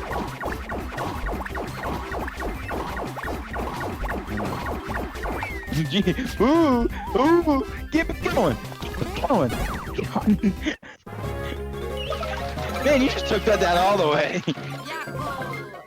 So these fishes are very, very hard to dodge. There are some that you can dodge pretty easily, but some of them you can't. You want them, if you do get hit by them, they usually always attack first. You want them to do the exact same attack that you just saw, but you want them done to Mario, because then you just take him out in like 3 hits and then he's dead. So that's what you would rather prefer.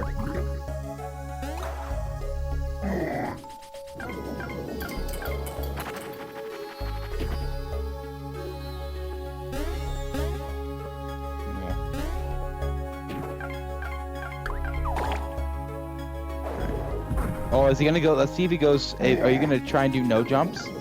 Or are you gonna try to do like no pushing? Let me see. Oh, he's gonna push on this one. Dang it!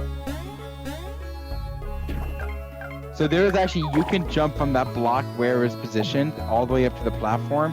And here, you could also just skip hitting this button and jump over to the pipe. That is 100% possible. You can do it. It's hard.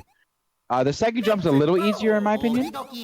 But the third jump or the first one's pretty difficult. So most people don't go for it. Oh yeah, so this is the attack that you'd rather not get, but if you can hit it, it's fine. I got it. There we go. Mario's gonna get a level up here. Luigi's gonna give it the power, being I guess. Yep. Bam. Oh. Yeah, this So Mario airway roll, this Mario roll would have happened in Blizzard Midwest, but I think it was way back in the Cretan fight, when Ref took off the EXP socks, is when we saw that difference. Because that level up from Mario to... I zoned out for like 10 seconds. What were you talking about? The level up that Mario just got to level 21, it's supposed to happen right after the Blizzard Midwest fight. So... Oh, so he had to fight them to get level 1. I see.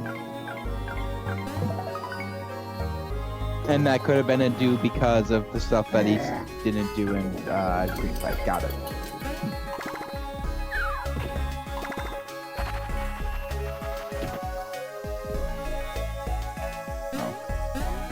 Yeah, the airway to me is also really fun if done correctly. At least to watch, it's very, very fun. But airway can either go really, really well or really, really poorly. There's not an in between usually, as far as I can tell. Most of the top runners I've seen, they can do airway pretty much on point. We'll see how good this airway goes. That's fine It's right funny, now. Yeah. Ref's going for the Sorry, okay. No, go ahead. No, because mine's just a story. You go. I assume Ref's doing the Mario level 21 strat for the upcoming fight. There's 2 different levels you can do for Dark Star. Level 21, you're just barely able to do a 1 cycle. Level 22 makes the 1 cycle pretty much free. But that's so since Ref already got the 50% chance of getting the special gloves from Junker, it makes sense that he'd be going for level 21. There is like a 1 in 8 chance that you're just not able to deal enough damage, and that comes from the 50% of not getting the special gloves, and then 2 other 50% chances of the Darkstar's minions attacking the bro with the lower POW. Gotcha. So I But he got the special gloves, so that shouldn't happen now. we should be fine for 1 cycle. Yeah. Okay. So this was actually back in when I watched the first sub 6 run that was outside Japan. It was a 556 by Peter Singh, and I was watching that run live. And back in that day, there was there was a 1 cycle strat, but it was so unlikely for it to happen that you would have to get like a lucky hit on the first jump helmet. And I remember watching that run, and everyone started to pop off in the chat as that happened. I kid you not, that chat blew up. And we're looking at like, it was like a 24-minute airway, and now there's people here who can pull out 20 to 21-minute airways, which is insane to me. It just shows how far this run has come since then. But next you can do it in 18 minutes. How long? 18 minutes. As I said, it's great to see how far they've come. So.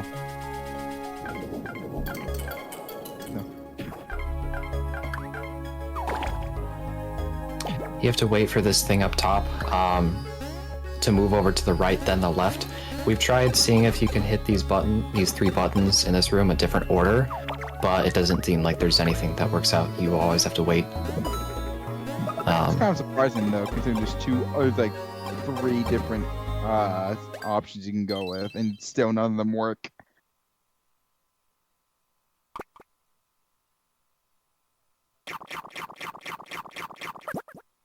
I haven't looked into it myself. I know Benexi did, but I trust him. So I'm taking his word on that. Weird question, Rex. Do you have any plans to run the remake of this game? Not anytime soon. No. Sorry, I know your time and effort is into trying to buy really expensive 3DS games. Mm-hmm. Not play them. Just buy them. Not play them. Just buying them. How many games are you at now? Yeah, like what? How many games do you have left, actually? That's probably a better question. Let me look.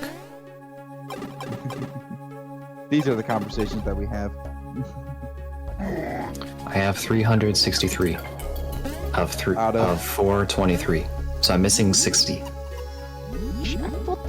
thought your document was so low. Gosh dang it. And isn't one of those games like over like $500 or something? Or something ridiculous? Yeah, Barbie's like 3,000.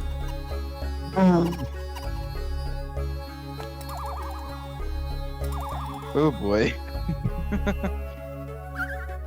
This is one of the last times. I don't know if it's the last, so I won't say that. We're using touch controls again to control this globin. It turns into ice when Bowser's inhaling the cold air. We're going to use that to go over the electric fields. There's one room which we'll see later that's just full of them. Oh yeah. Full of the fields, so you have to be pretty careful. Yeah. So this area, you have to hit all 8 blocks in under a minute, I believe. I think it's 50 seconds. 50 seconds. It's not too bad if you know what you're doing, but I remember this was definitely a pain in the butt when I was a kid. I will say though, the touch controls for this game and compared to the remake, this game does it way, way better. So So I think actually a strat here is he's gonna fall down immediately, get back on the platform, and that saves a lot of time having to go all the way down on the ice platform to get to block 5. So you save a bit of time there. Also, you notice he'll be jumping into the blocks, but like from high positions. Doesn't have to travel all the way up. So you can see he did that in what, 35 seconds? Pretty easy.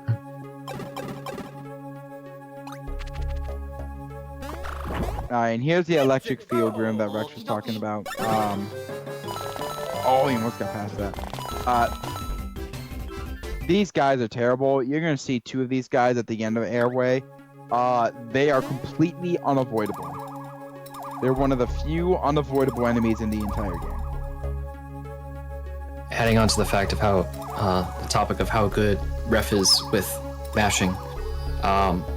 Whenever you run away from a battle, if it's Mario's turn, he'll be the one that starts it. And for some reason, he'll have less time to get off the screen than Luigi. And Ref is able to get Mario all the way off the screen when running away. For me, I always get Mario really close, Luigi can get off the screen, and then Mario does the last little bit. But Ref makes it look so easy. I've never done that once. I can confirm I've never done that either. Oh, again! I wonder if Ref is getting tired. Yeah, I bet. Oh gosh, what time is it? Like 4 in the morning?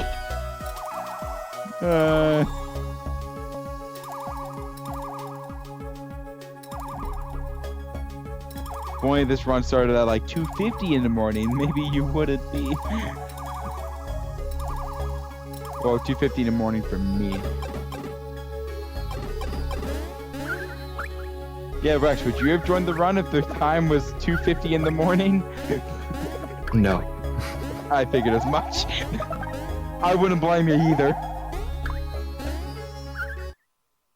Let's go. Okay. Oh, commentating. Oh, I thought you meant like versing. No. Commentate. I'm talking about like if you, yeah, that's what I'm saying. If it's 2:50 in the morning, that would have been bad for me. Yes, we are probably just over halfway through Airway, I'd say. Maybe a little farther. Yeah, we're almost there. We're close. Closing in on the Dark Star. Which, by the way, if you couldn't have guessed, the next boss is the Dark Star. I know, crazy, right? Oh my gosh, how do you get Mario off the screen so quickly? He's so good. He is an auto clicker.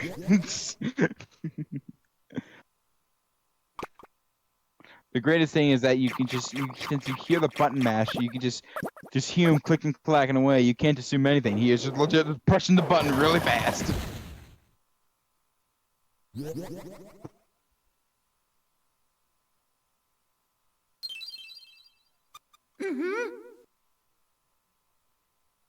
I love that animation by Luigi. Let's go. Usually we need to make that an emote right there.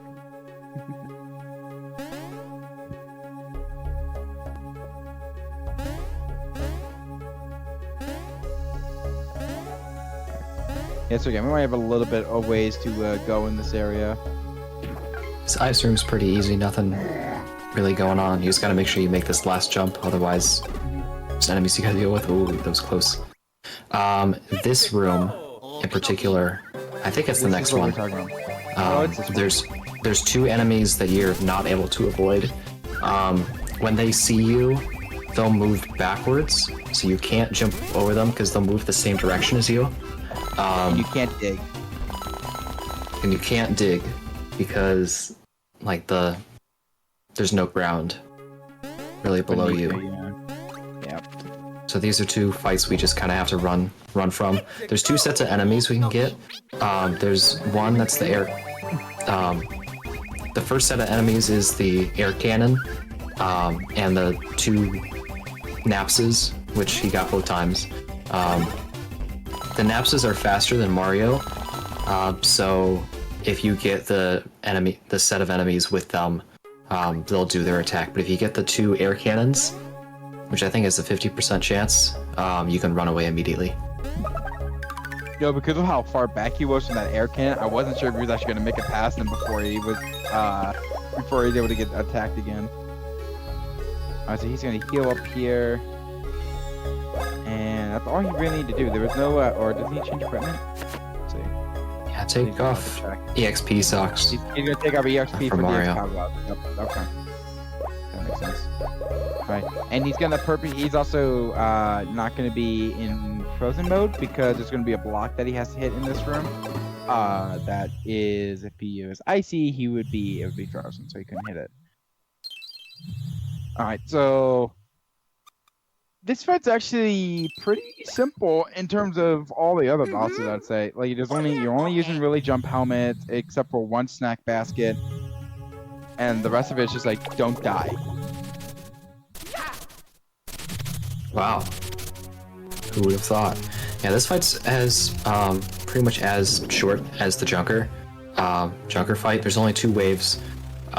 There's gonna be two minions. I think they're called Satelmites. Mites, yeah.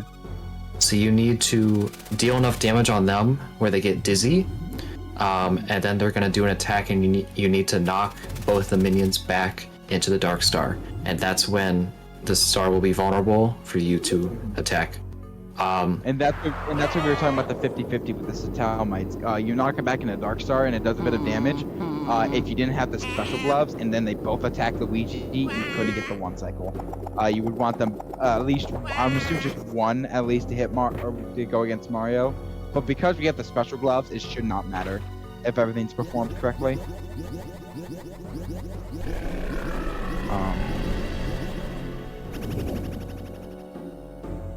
Now at the 5-hour mark of the run. Home stretch. Let's go. Yeah, this is like this is the beginning of the gauntlet, I would say. Dark Star is the beginning of it. So here we go. So first thing's gonna happen. I believe he summons the minions first. There's your minions. So Dark Star's gonna get his first attack first. This attack, again, not too crazy difficult.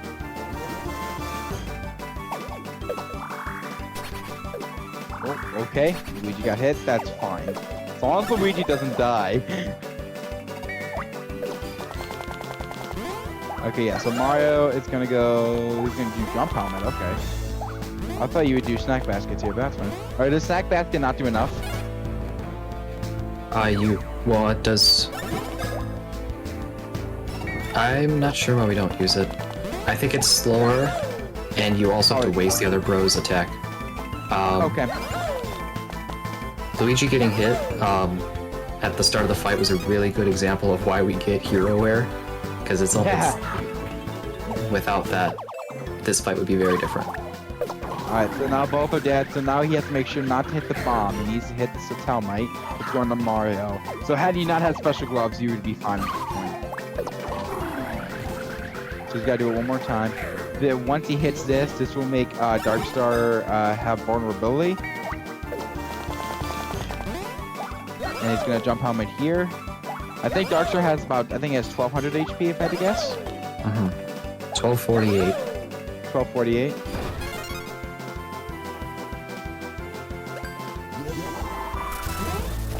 Oh, we got a great 322.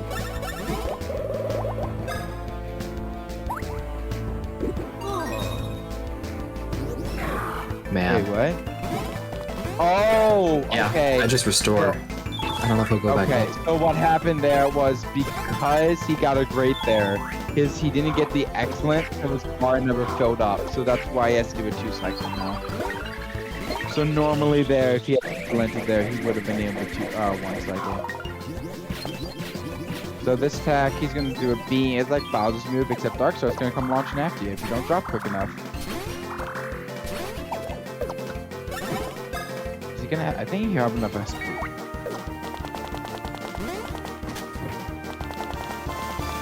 Did you just jump on with the Dark Star? Yeah, he did. Okay, yeah, that's probably a smart play.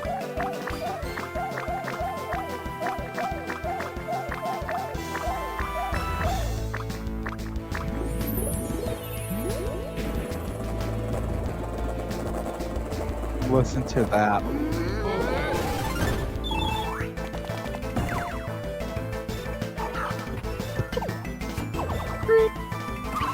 $266 does enough. Okay.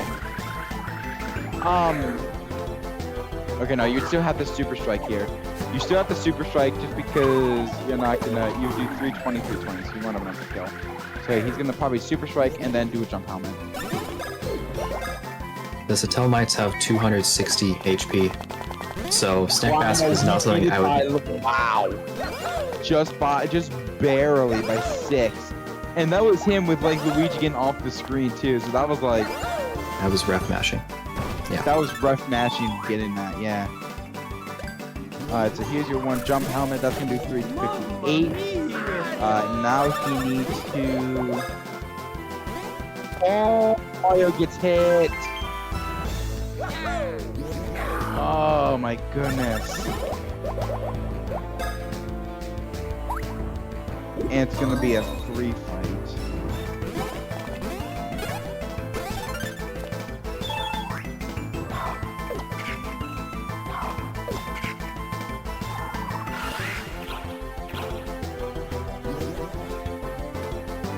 I'm wondering if ref.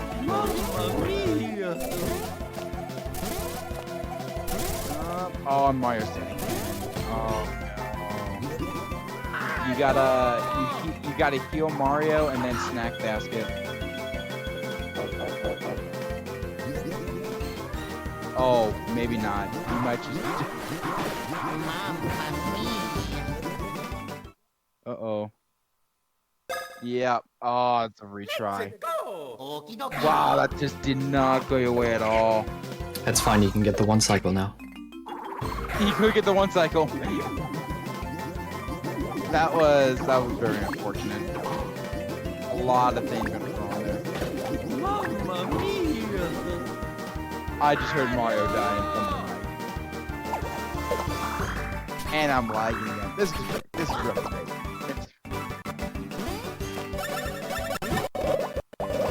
But here's the thing. At least you know that. At least you know that Snack Basket is a good idea.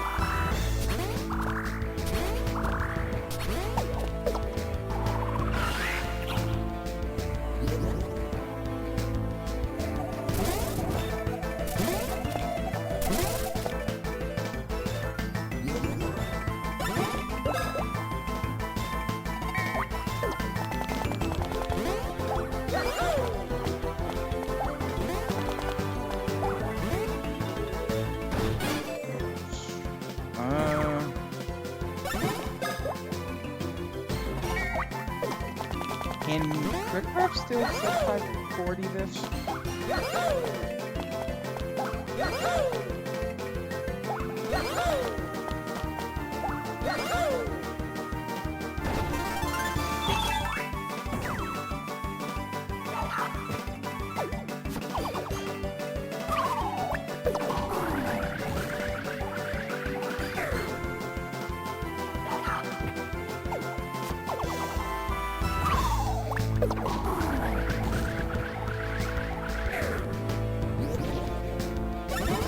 I'm kind of staying quiet at this point. I'm lagging again. Yeah, I'd say probably around 35 to 40 minutes more is what's left of the run.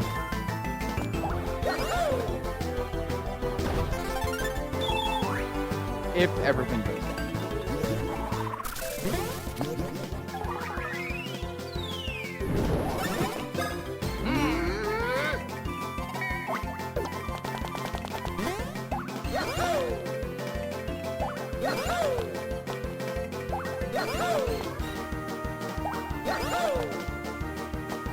Yeah, hopefully under that.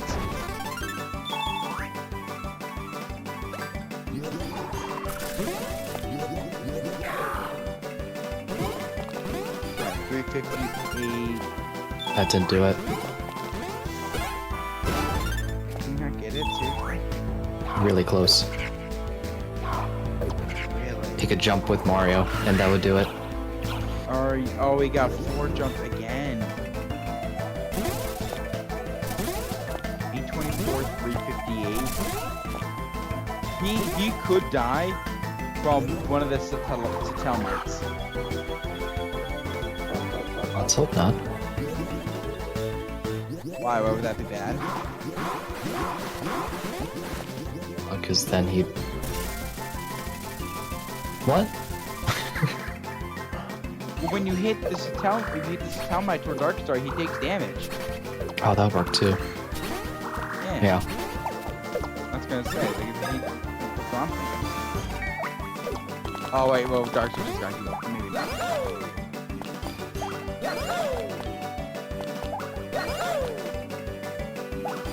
Oh my god, I'm dealing with lag again!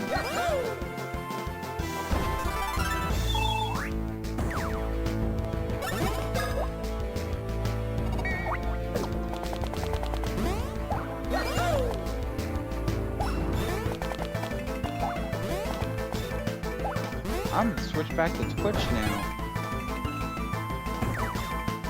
Every time I pull it up. I think you've got it. If not with the satellites, then Mario's jump. Yeah. Yeah, the Mario jump will definitely kill. Nice. Nice, yeah. Alright, finally got past the fight. And there's... Darkstar will do a desperation attack, try and suck in the bros, and it's faster to just let Mario live. Because each bro would get about 3 levels of experience. 999 experience. Each bro would get about 3 levels of experience, and each level takes about 10 seconds.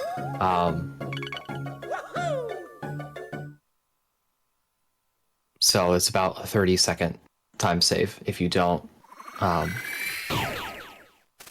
save over letting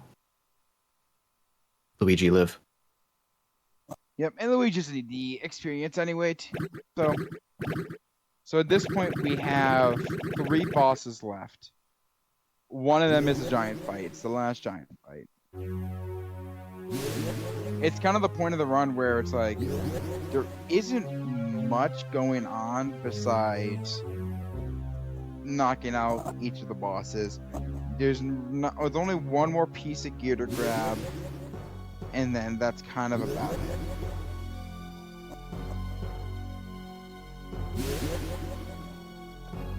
Which means I can finally sit back and relax.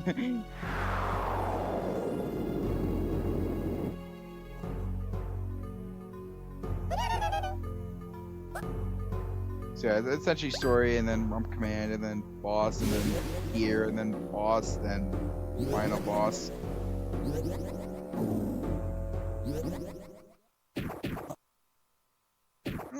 I can finally stretch a bit.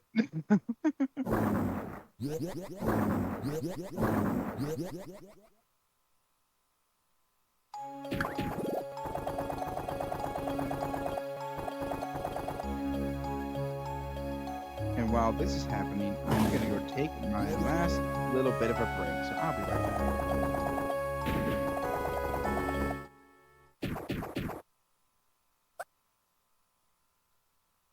Ref, you tired? Ready for bed? You're almost there. You're so close.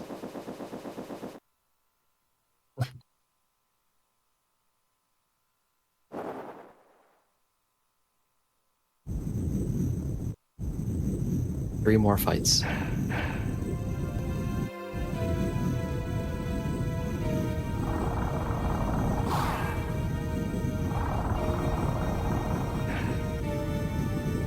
Yeah, I figured.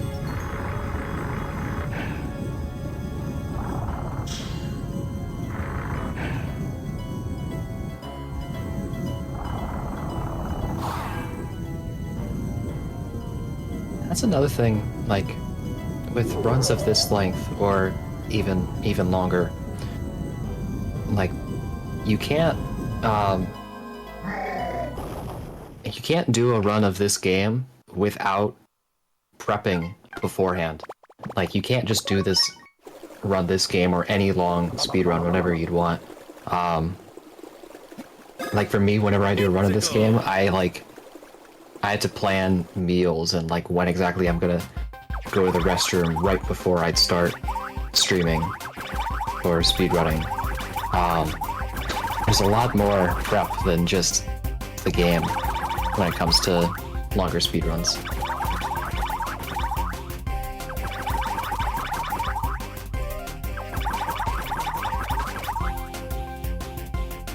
Oh yeah, just like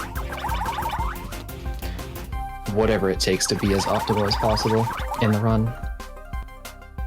I think Carter said he was taking a break. But yeah, we got 3 fights left. This is the last giant battle. This is, I think it's Super Peach's Castle of Fury. Yeah, that's the name. Personally, this fight, if this fight was removed from the speedrun, like, I wouldn't think anything of it. It's just time in between Darkstar and Fawful. Like the other giant battles, nothing too difficult for us to do. Everything's pretty much scripted. You just have to know when to punch, when to use fire. Although there will be instances where we will intentionally not dodge attacks because countering those attacks is faster than whatever animation it is to dodge or block.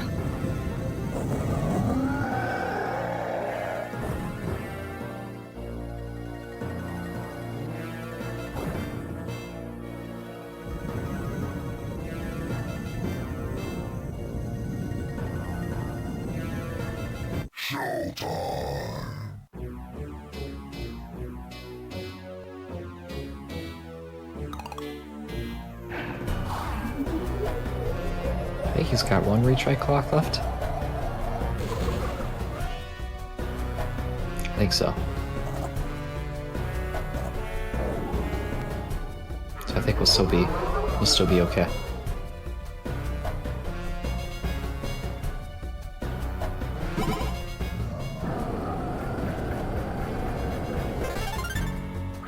Oh, I don't know if we'll do it for this. This is the only time left in the run where we would use a different layout.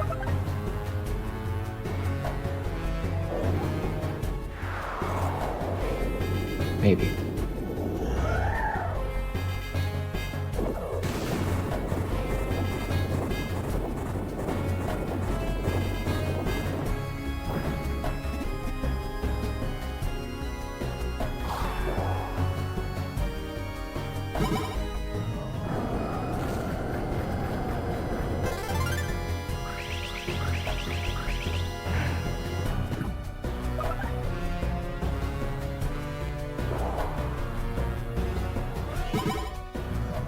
I know I'll be playing this game a lot. I want to pretty soon. Pretty much done with school stuff, school assignments, so I got winter break to grind this game out some more.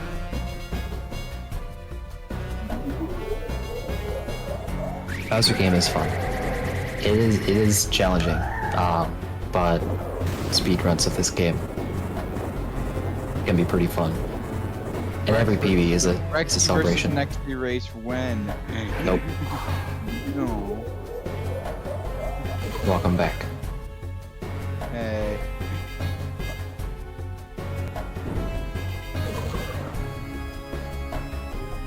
One day it will happen. One day, I swear.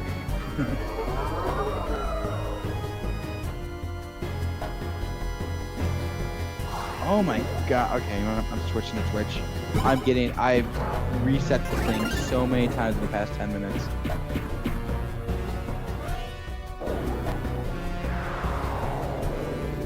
I don't care that I'm gonna be behind.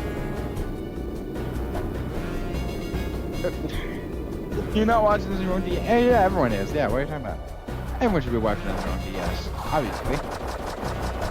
Do you not use the Nintendo DSi internet browser? Come on. It's quite simple, honestly. So this is one of the examples of where just taking the hit from the attack is faster than trying to dodge it.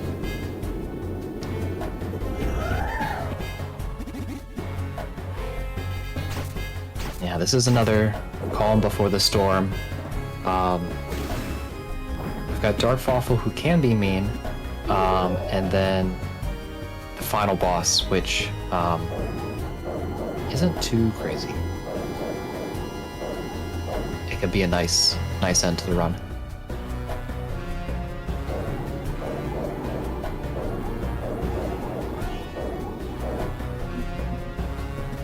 Funny, at this point, I'm just like, I've got stuff to do after this. Gotta hurry this up. Ref, go faster. Go, go, go, go. Another case where not doing anything is the faster option in this fight. So in about 20 seconds, at 5:19:48, that would have been when the previous world record used to be held at. Which is crazy, considering we're still in Super Princess Peach's castle.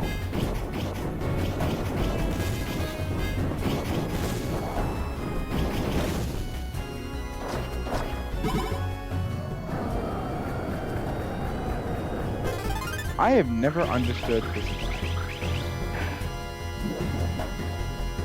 Oh, you got one.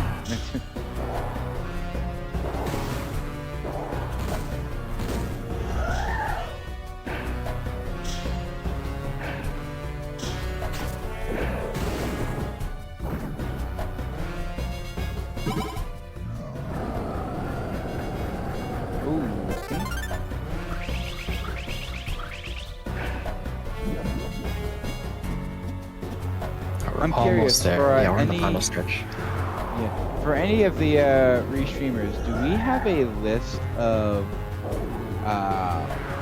what number goal we're trying to get for the bid incentives? Just curious about that.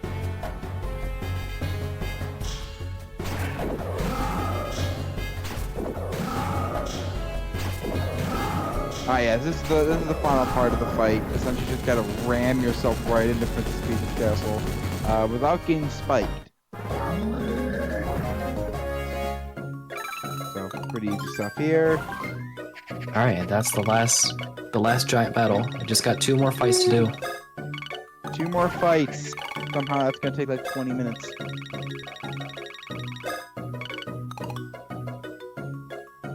We're at the last incentive. Does that mean my Mario Golf incentive has been met? Hell yeah! I think that was that met at the start of this run? Yeah, think so. well, it was because someone put a pin saying get to 1,100 Canadian dollars, and we're already at 1,100 Canadian dollars. Snow Deca. OMG EXP from Giant Battles. I know, right? For those who don't get it, the remake doesn't have that. Nor does Dream Team, actually, now that I'm thinking about it. yeah. Does Dream Team not have experience? No, I don't think they do. Call They from have- mom. What?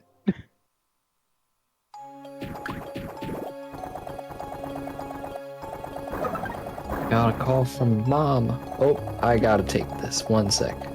Goodbye. Let me do. Everyone say hi to Rex Mom.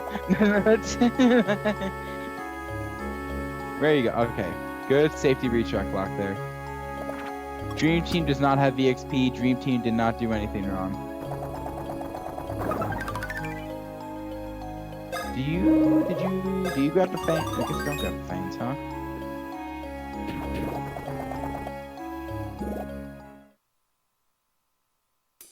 Could have been. Okay.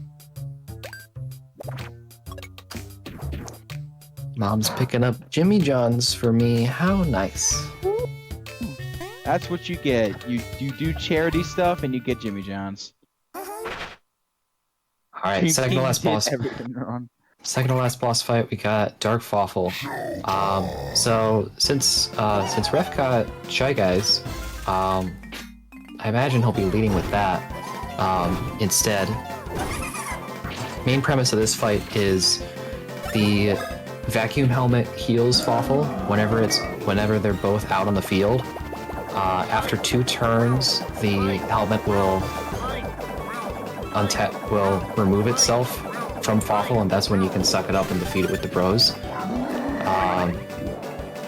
This is the last coin flip of the run, where there's one good 50% and one not so good 50. There's a good ending and a bad ending.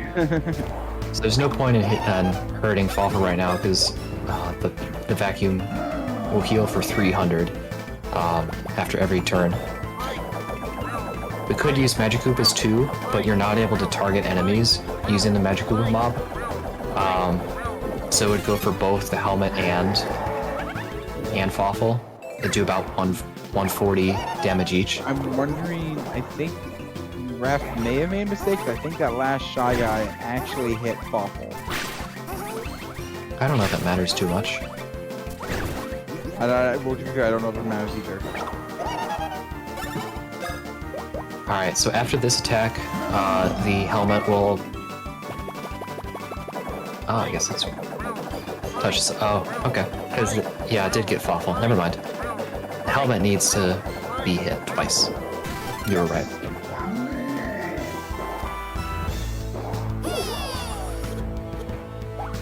So, not just 2 turns.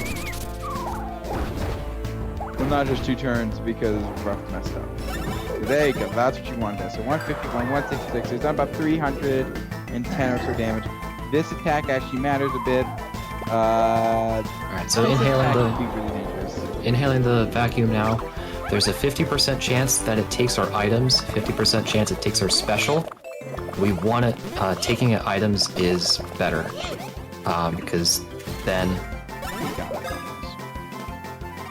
Just gotta rescue Mario. There we go, okay. And since he didn't take our specials, we're able to do that right away. 2 jump helmets, plus the super strike from what he's already saved up should be enough to get rid of the helmet.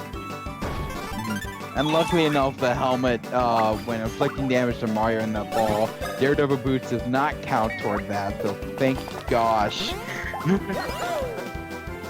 Or else this fight would get all messed up real quickly. I'm very curious to see how the counters will, what the counters will be, once the helmet's defeated and it's Bowser fighting.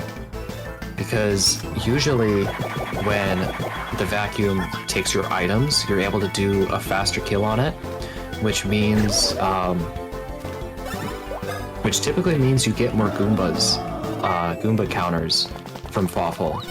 So you're able, and that's the only counter you're able to do that hurts Fawful. So it's one fight where it rewards you heavily for getting good RNG, and it punishes you heavily for not. Freeing the bro from the vacuum attack is also really difficult. How much health is 2,000-ish?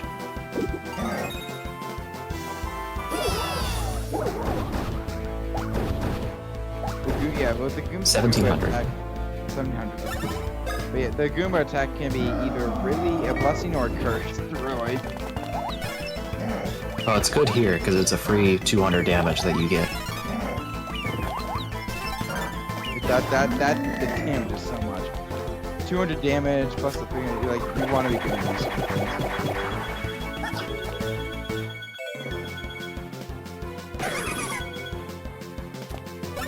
I think it's either the second or the third Magikoopa mob, so we're definitely at least halfway done with this. For sure. You're definitely done. I can't take that hit. I think you took that hit just to go a little quicker. I think it was a bit risky because I think those can toss you over. But I know that was also a really difficult pattern of stars. Yeah, that one is super difficult.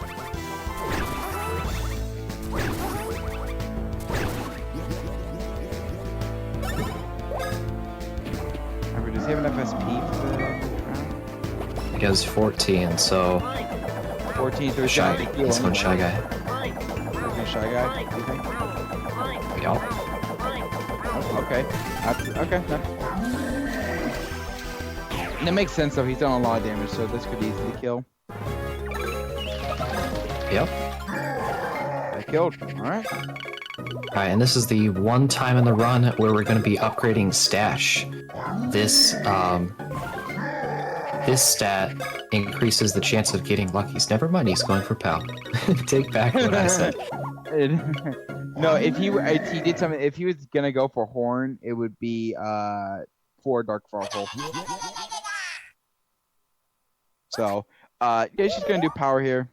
No big deal. He could probably just go start mashing A on power. It doesn't really matter too much. It's 2 levels. It's not that big of a deal. You're right. My bad. Yeah. At this point, it is just having the right pieces of gear on and then beating the final fight. Yeah, just the final boss now. Now, I will mention when we fight the final boss, time does not stop until at the end of credits. Well, not the end of credits. No, yeah, after it would be after credits at some point. So don't be instinctive on the timer button, please. If we do need to stop it, we can, but with our normal time, we have a little less than 20 minutes left.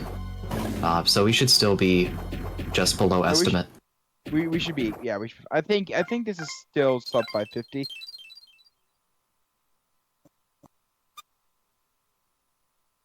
Yeah, the stash is before Dark Fawful, and I think current routes do 1 speed for each roll after Dark Fawful, so you can outspeed Dark Bowser. Cool.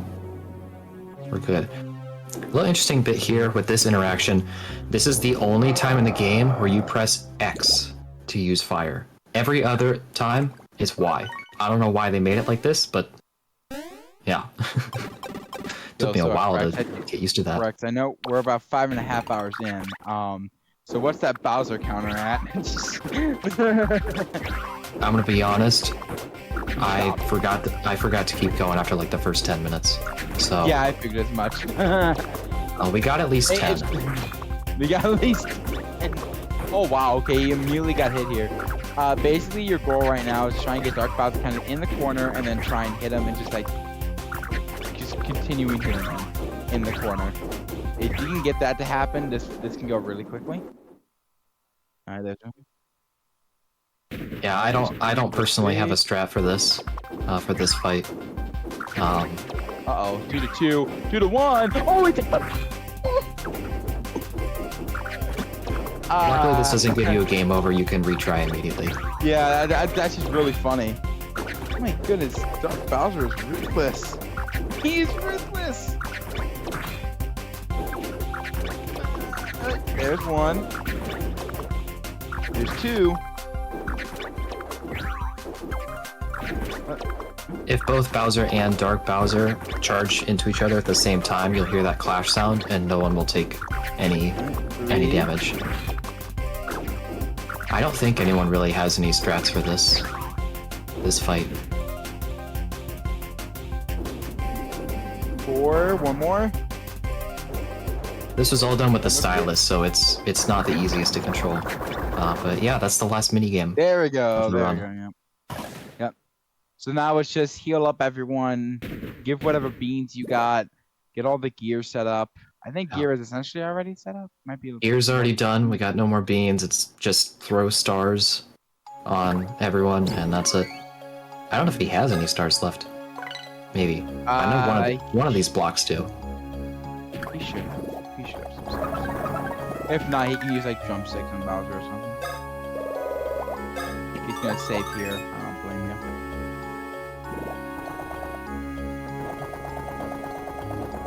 Oh, he's got 6 stars. Yeah, he's good. Retry clock and a star candy. Okay, yeah, you're good.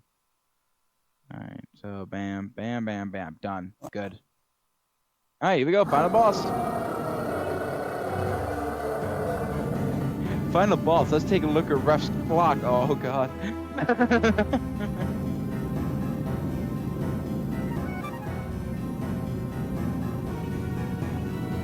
I love how the mashiness felt like it's died down a bit.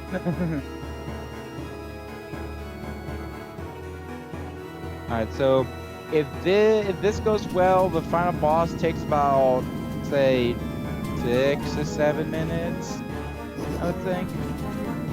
Maybe a little less. And then credits take about 6 minutes. 5 to 6 minutes. Yeah. So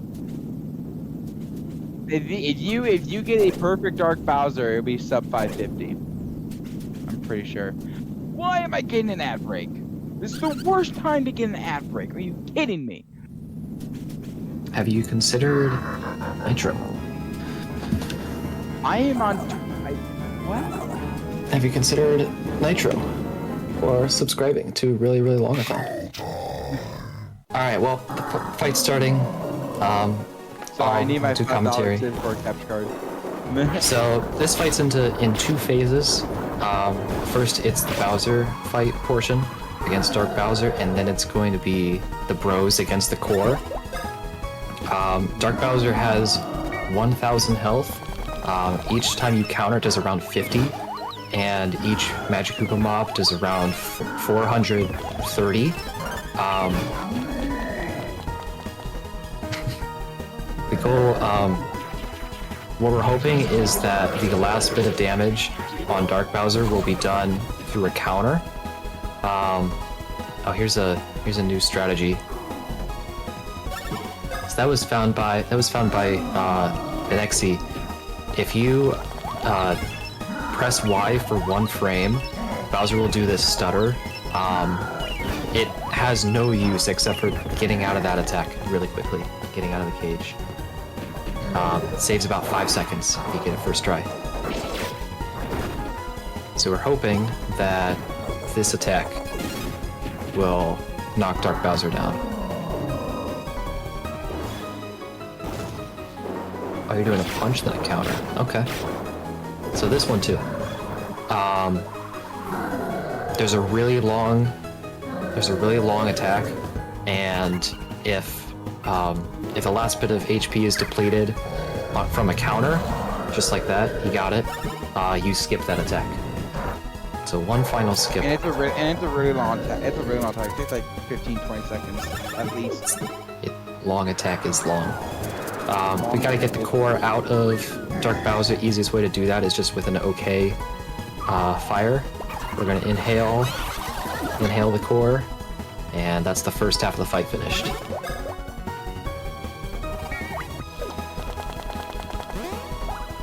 This is the harder part of the fight, in my opinion. Alright, second half of the fight, we're going to get rid of the glasses first, and then we're going to get rid of the legs. Just 1 or 2 jumps is enough. Yeah, the eyes are going to get rid of the jump pump's going to get rid of the eyes, and the snack basket will get rid of all the legs. The legs do not have much HP, no defense really, so they're very easy to take out. Really, we only need to get rid of the legs, but if any of the eyes aren't cracked, what the core will do is it'll lift one of the legs up so you're not able to attack it. But if you have both eyes damaged, then all 3 legs will be hurt, and you'll be able to knock them down all at the same time. So it's going to be a stack basket next, and then it's going to be, I guess, the third and final part. So, this is gonna be the last time you see snack baskets, by the way, unless somehow some weird stuff happens. Alright, ref smashing is coming into play. Luigi, go off screen again. Oh yeah, easily. 148, nice. Okay, and we're gonna do 3 jump helmets. The last one is gonna have a super strike with the badges, and that'll do it. After this one, it will be the final attack from any enemy. There's really one attack that I'm worried about, and it's the umbrella attack. You're gonna see a spinning, looking umbrella thing with Dark Bowser hands. No, we're not getting the umbrella because of Ref took an extra turn for Dark Bowser. So this fight, instead, this attack came out, which is really safe for a marathon, because the umbrella is a lot scarier. So taking the extra turn in the first part of the fight is pretty safe. Umbrella is a very RNG heavy attack. It spins around and it either spins around four, five, or six times. Also trying to juke you into jumping. When if you then jump, then you can get hit. And that can cause a whole lot of issues, especially if Mario gets hit. Then Mario just dies, and then you can't one cycle. All right, last. So other than that, if this last jump helmet. It's all good. Let's see. This should do enough if he gets it good. Yeah, he's good. He's good. Sweet. There you go. We made it. All right, let's enjoy the mashing. Enjoy the This match. part. Get ready for this. This is the most satisfying part of this run. It's just the X press here. Look at how quickly this goes.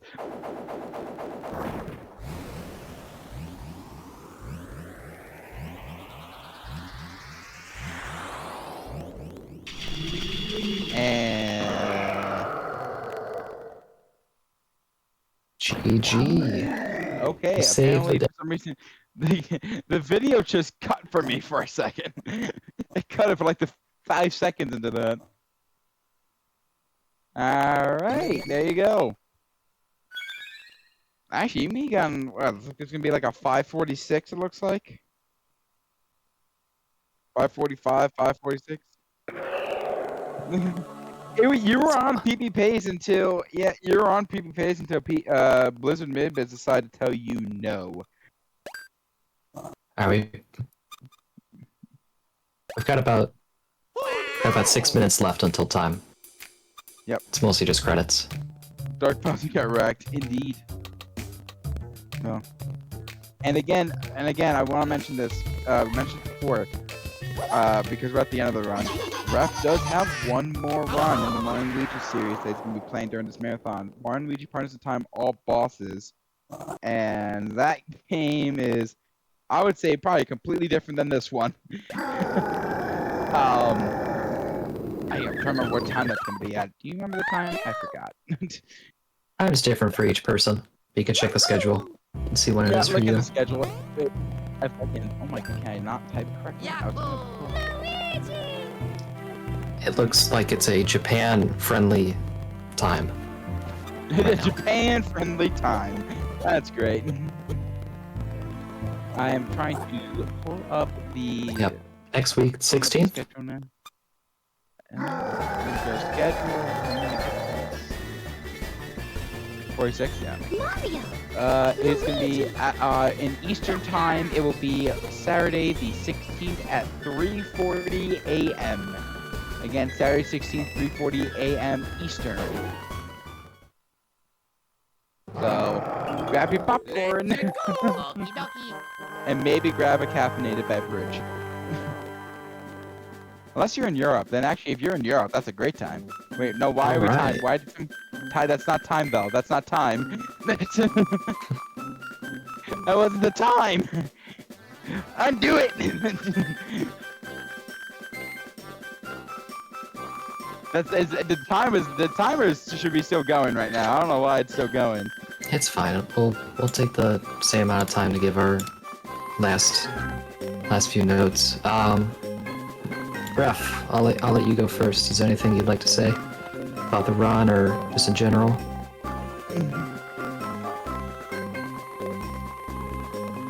I'm sure Ref is just thinking right now, I'm tired. Just let me go to bed. Yeah, for Rough right now, it's like 5 in the morning right now, so I don't blame him. Well, classic end timing. That honestly, it wouldn't be a terrible place to put that as timing. But end timing will be when Bowser opens up. There's a present that goes to his bed. He opens it up, and that's when timing is. So it's got like three-ish minutes. So because there's a little bit of text afterwards, hence the timing ends. You know, it's actually last thing, but it's just better to end it at the present. So. Then you get to sit around and you actually get to see the right time. Well, I guess this is the part where I throw a bunch of links. Hold on, I gotta pull up ref switch too. That's actually Okay. a good idea. So, if you're interested in learning more about speedruns for this game or any other game in the series, this is the Discord link for the Mario and Luigi speedrunning server. And all of the resources are also held in that server as well. So every single document you need, anybody who can actually runs the game, they can tell you anything about like glitches, routing, everything.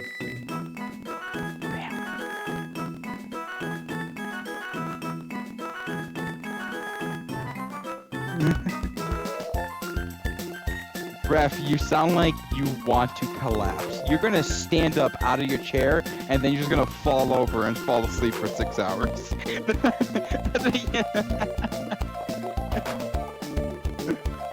Again, to preface, it is 5 a.m. for Ref right now. How are you holding up, my guy? How are you holding up?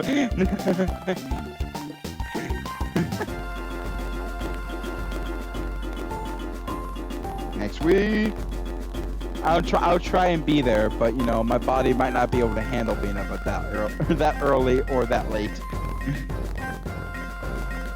I think that was kind of because I didn't know where to. I could have put it in the streams, but I tried putting it in there, and then I forgot. And then also, I don't think there was a moderator, so I didn't put it in an announcement. But that's neither here nor there. Or if someone wants to put it in the announcements channel so that guy like 3:40 in the morning, that'd be great. There's Ref's Twitch link. Oh yeah, YouTube link. Yeah, YouTube too. oh, yeah, put the YouTube one in there as well because he streams on there. He multi-streams now. Oh yeah, okay. Get ready on the timer, by the way.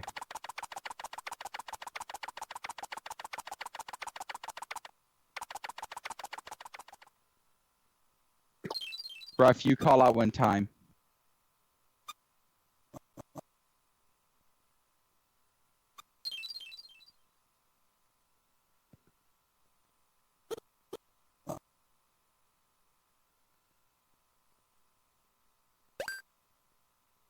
And almost there.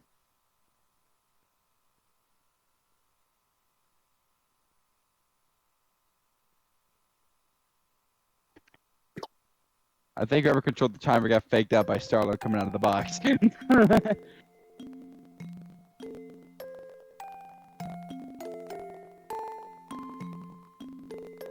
It's time right there. There you go. 5:46:17 was the time that I saw. 5:46:17.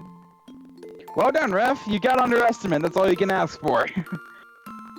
Really scuffed in areas, but you can't be mad about that one. Well done, Ref.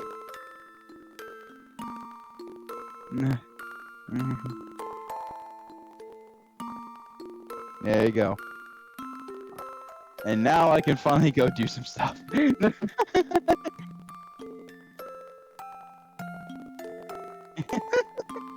Yeah, you had some tough moments.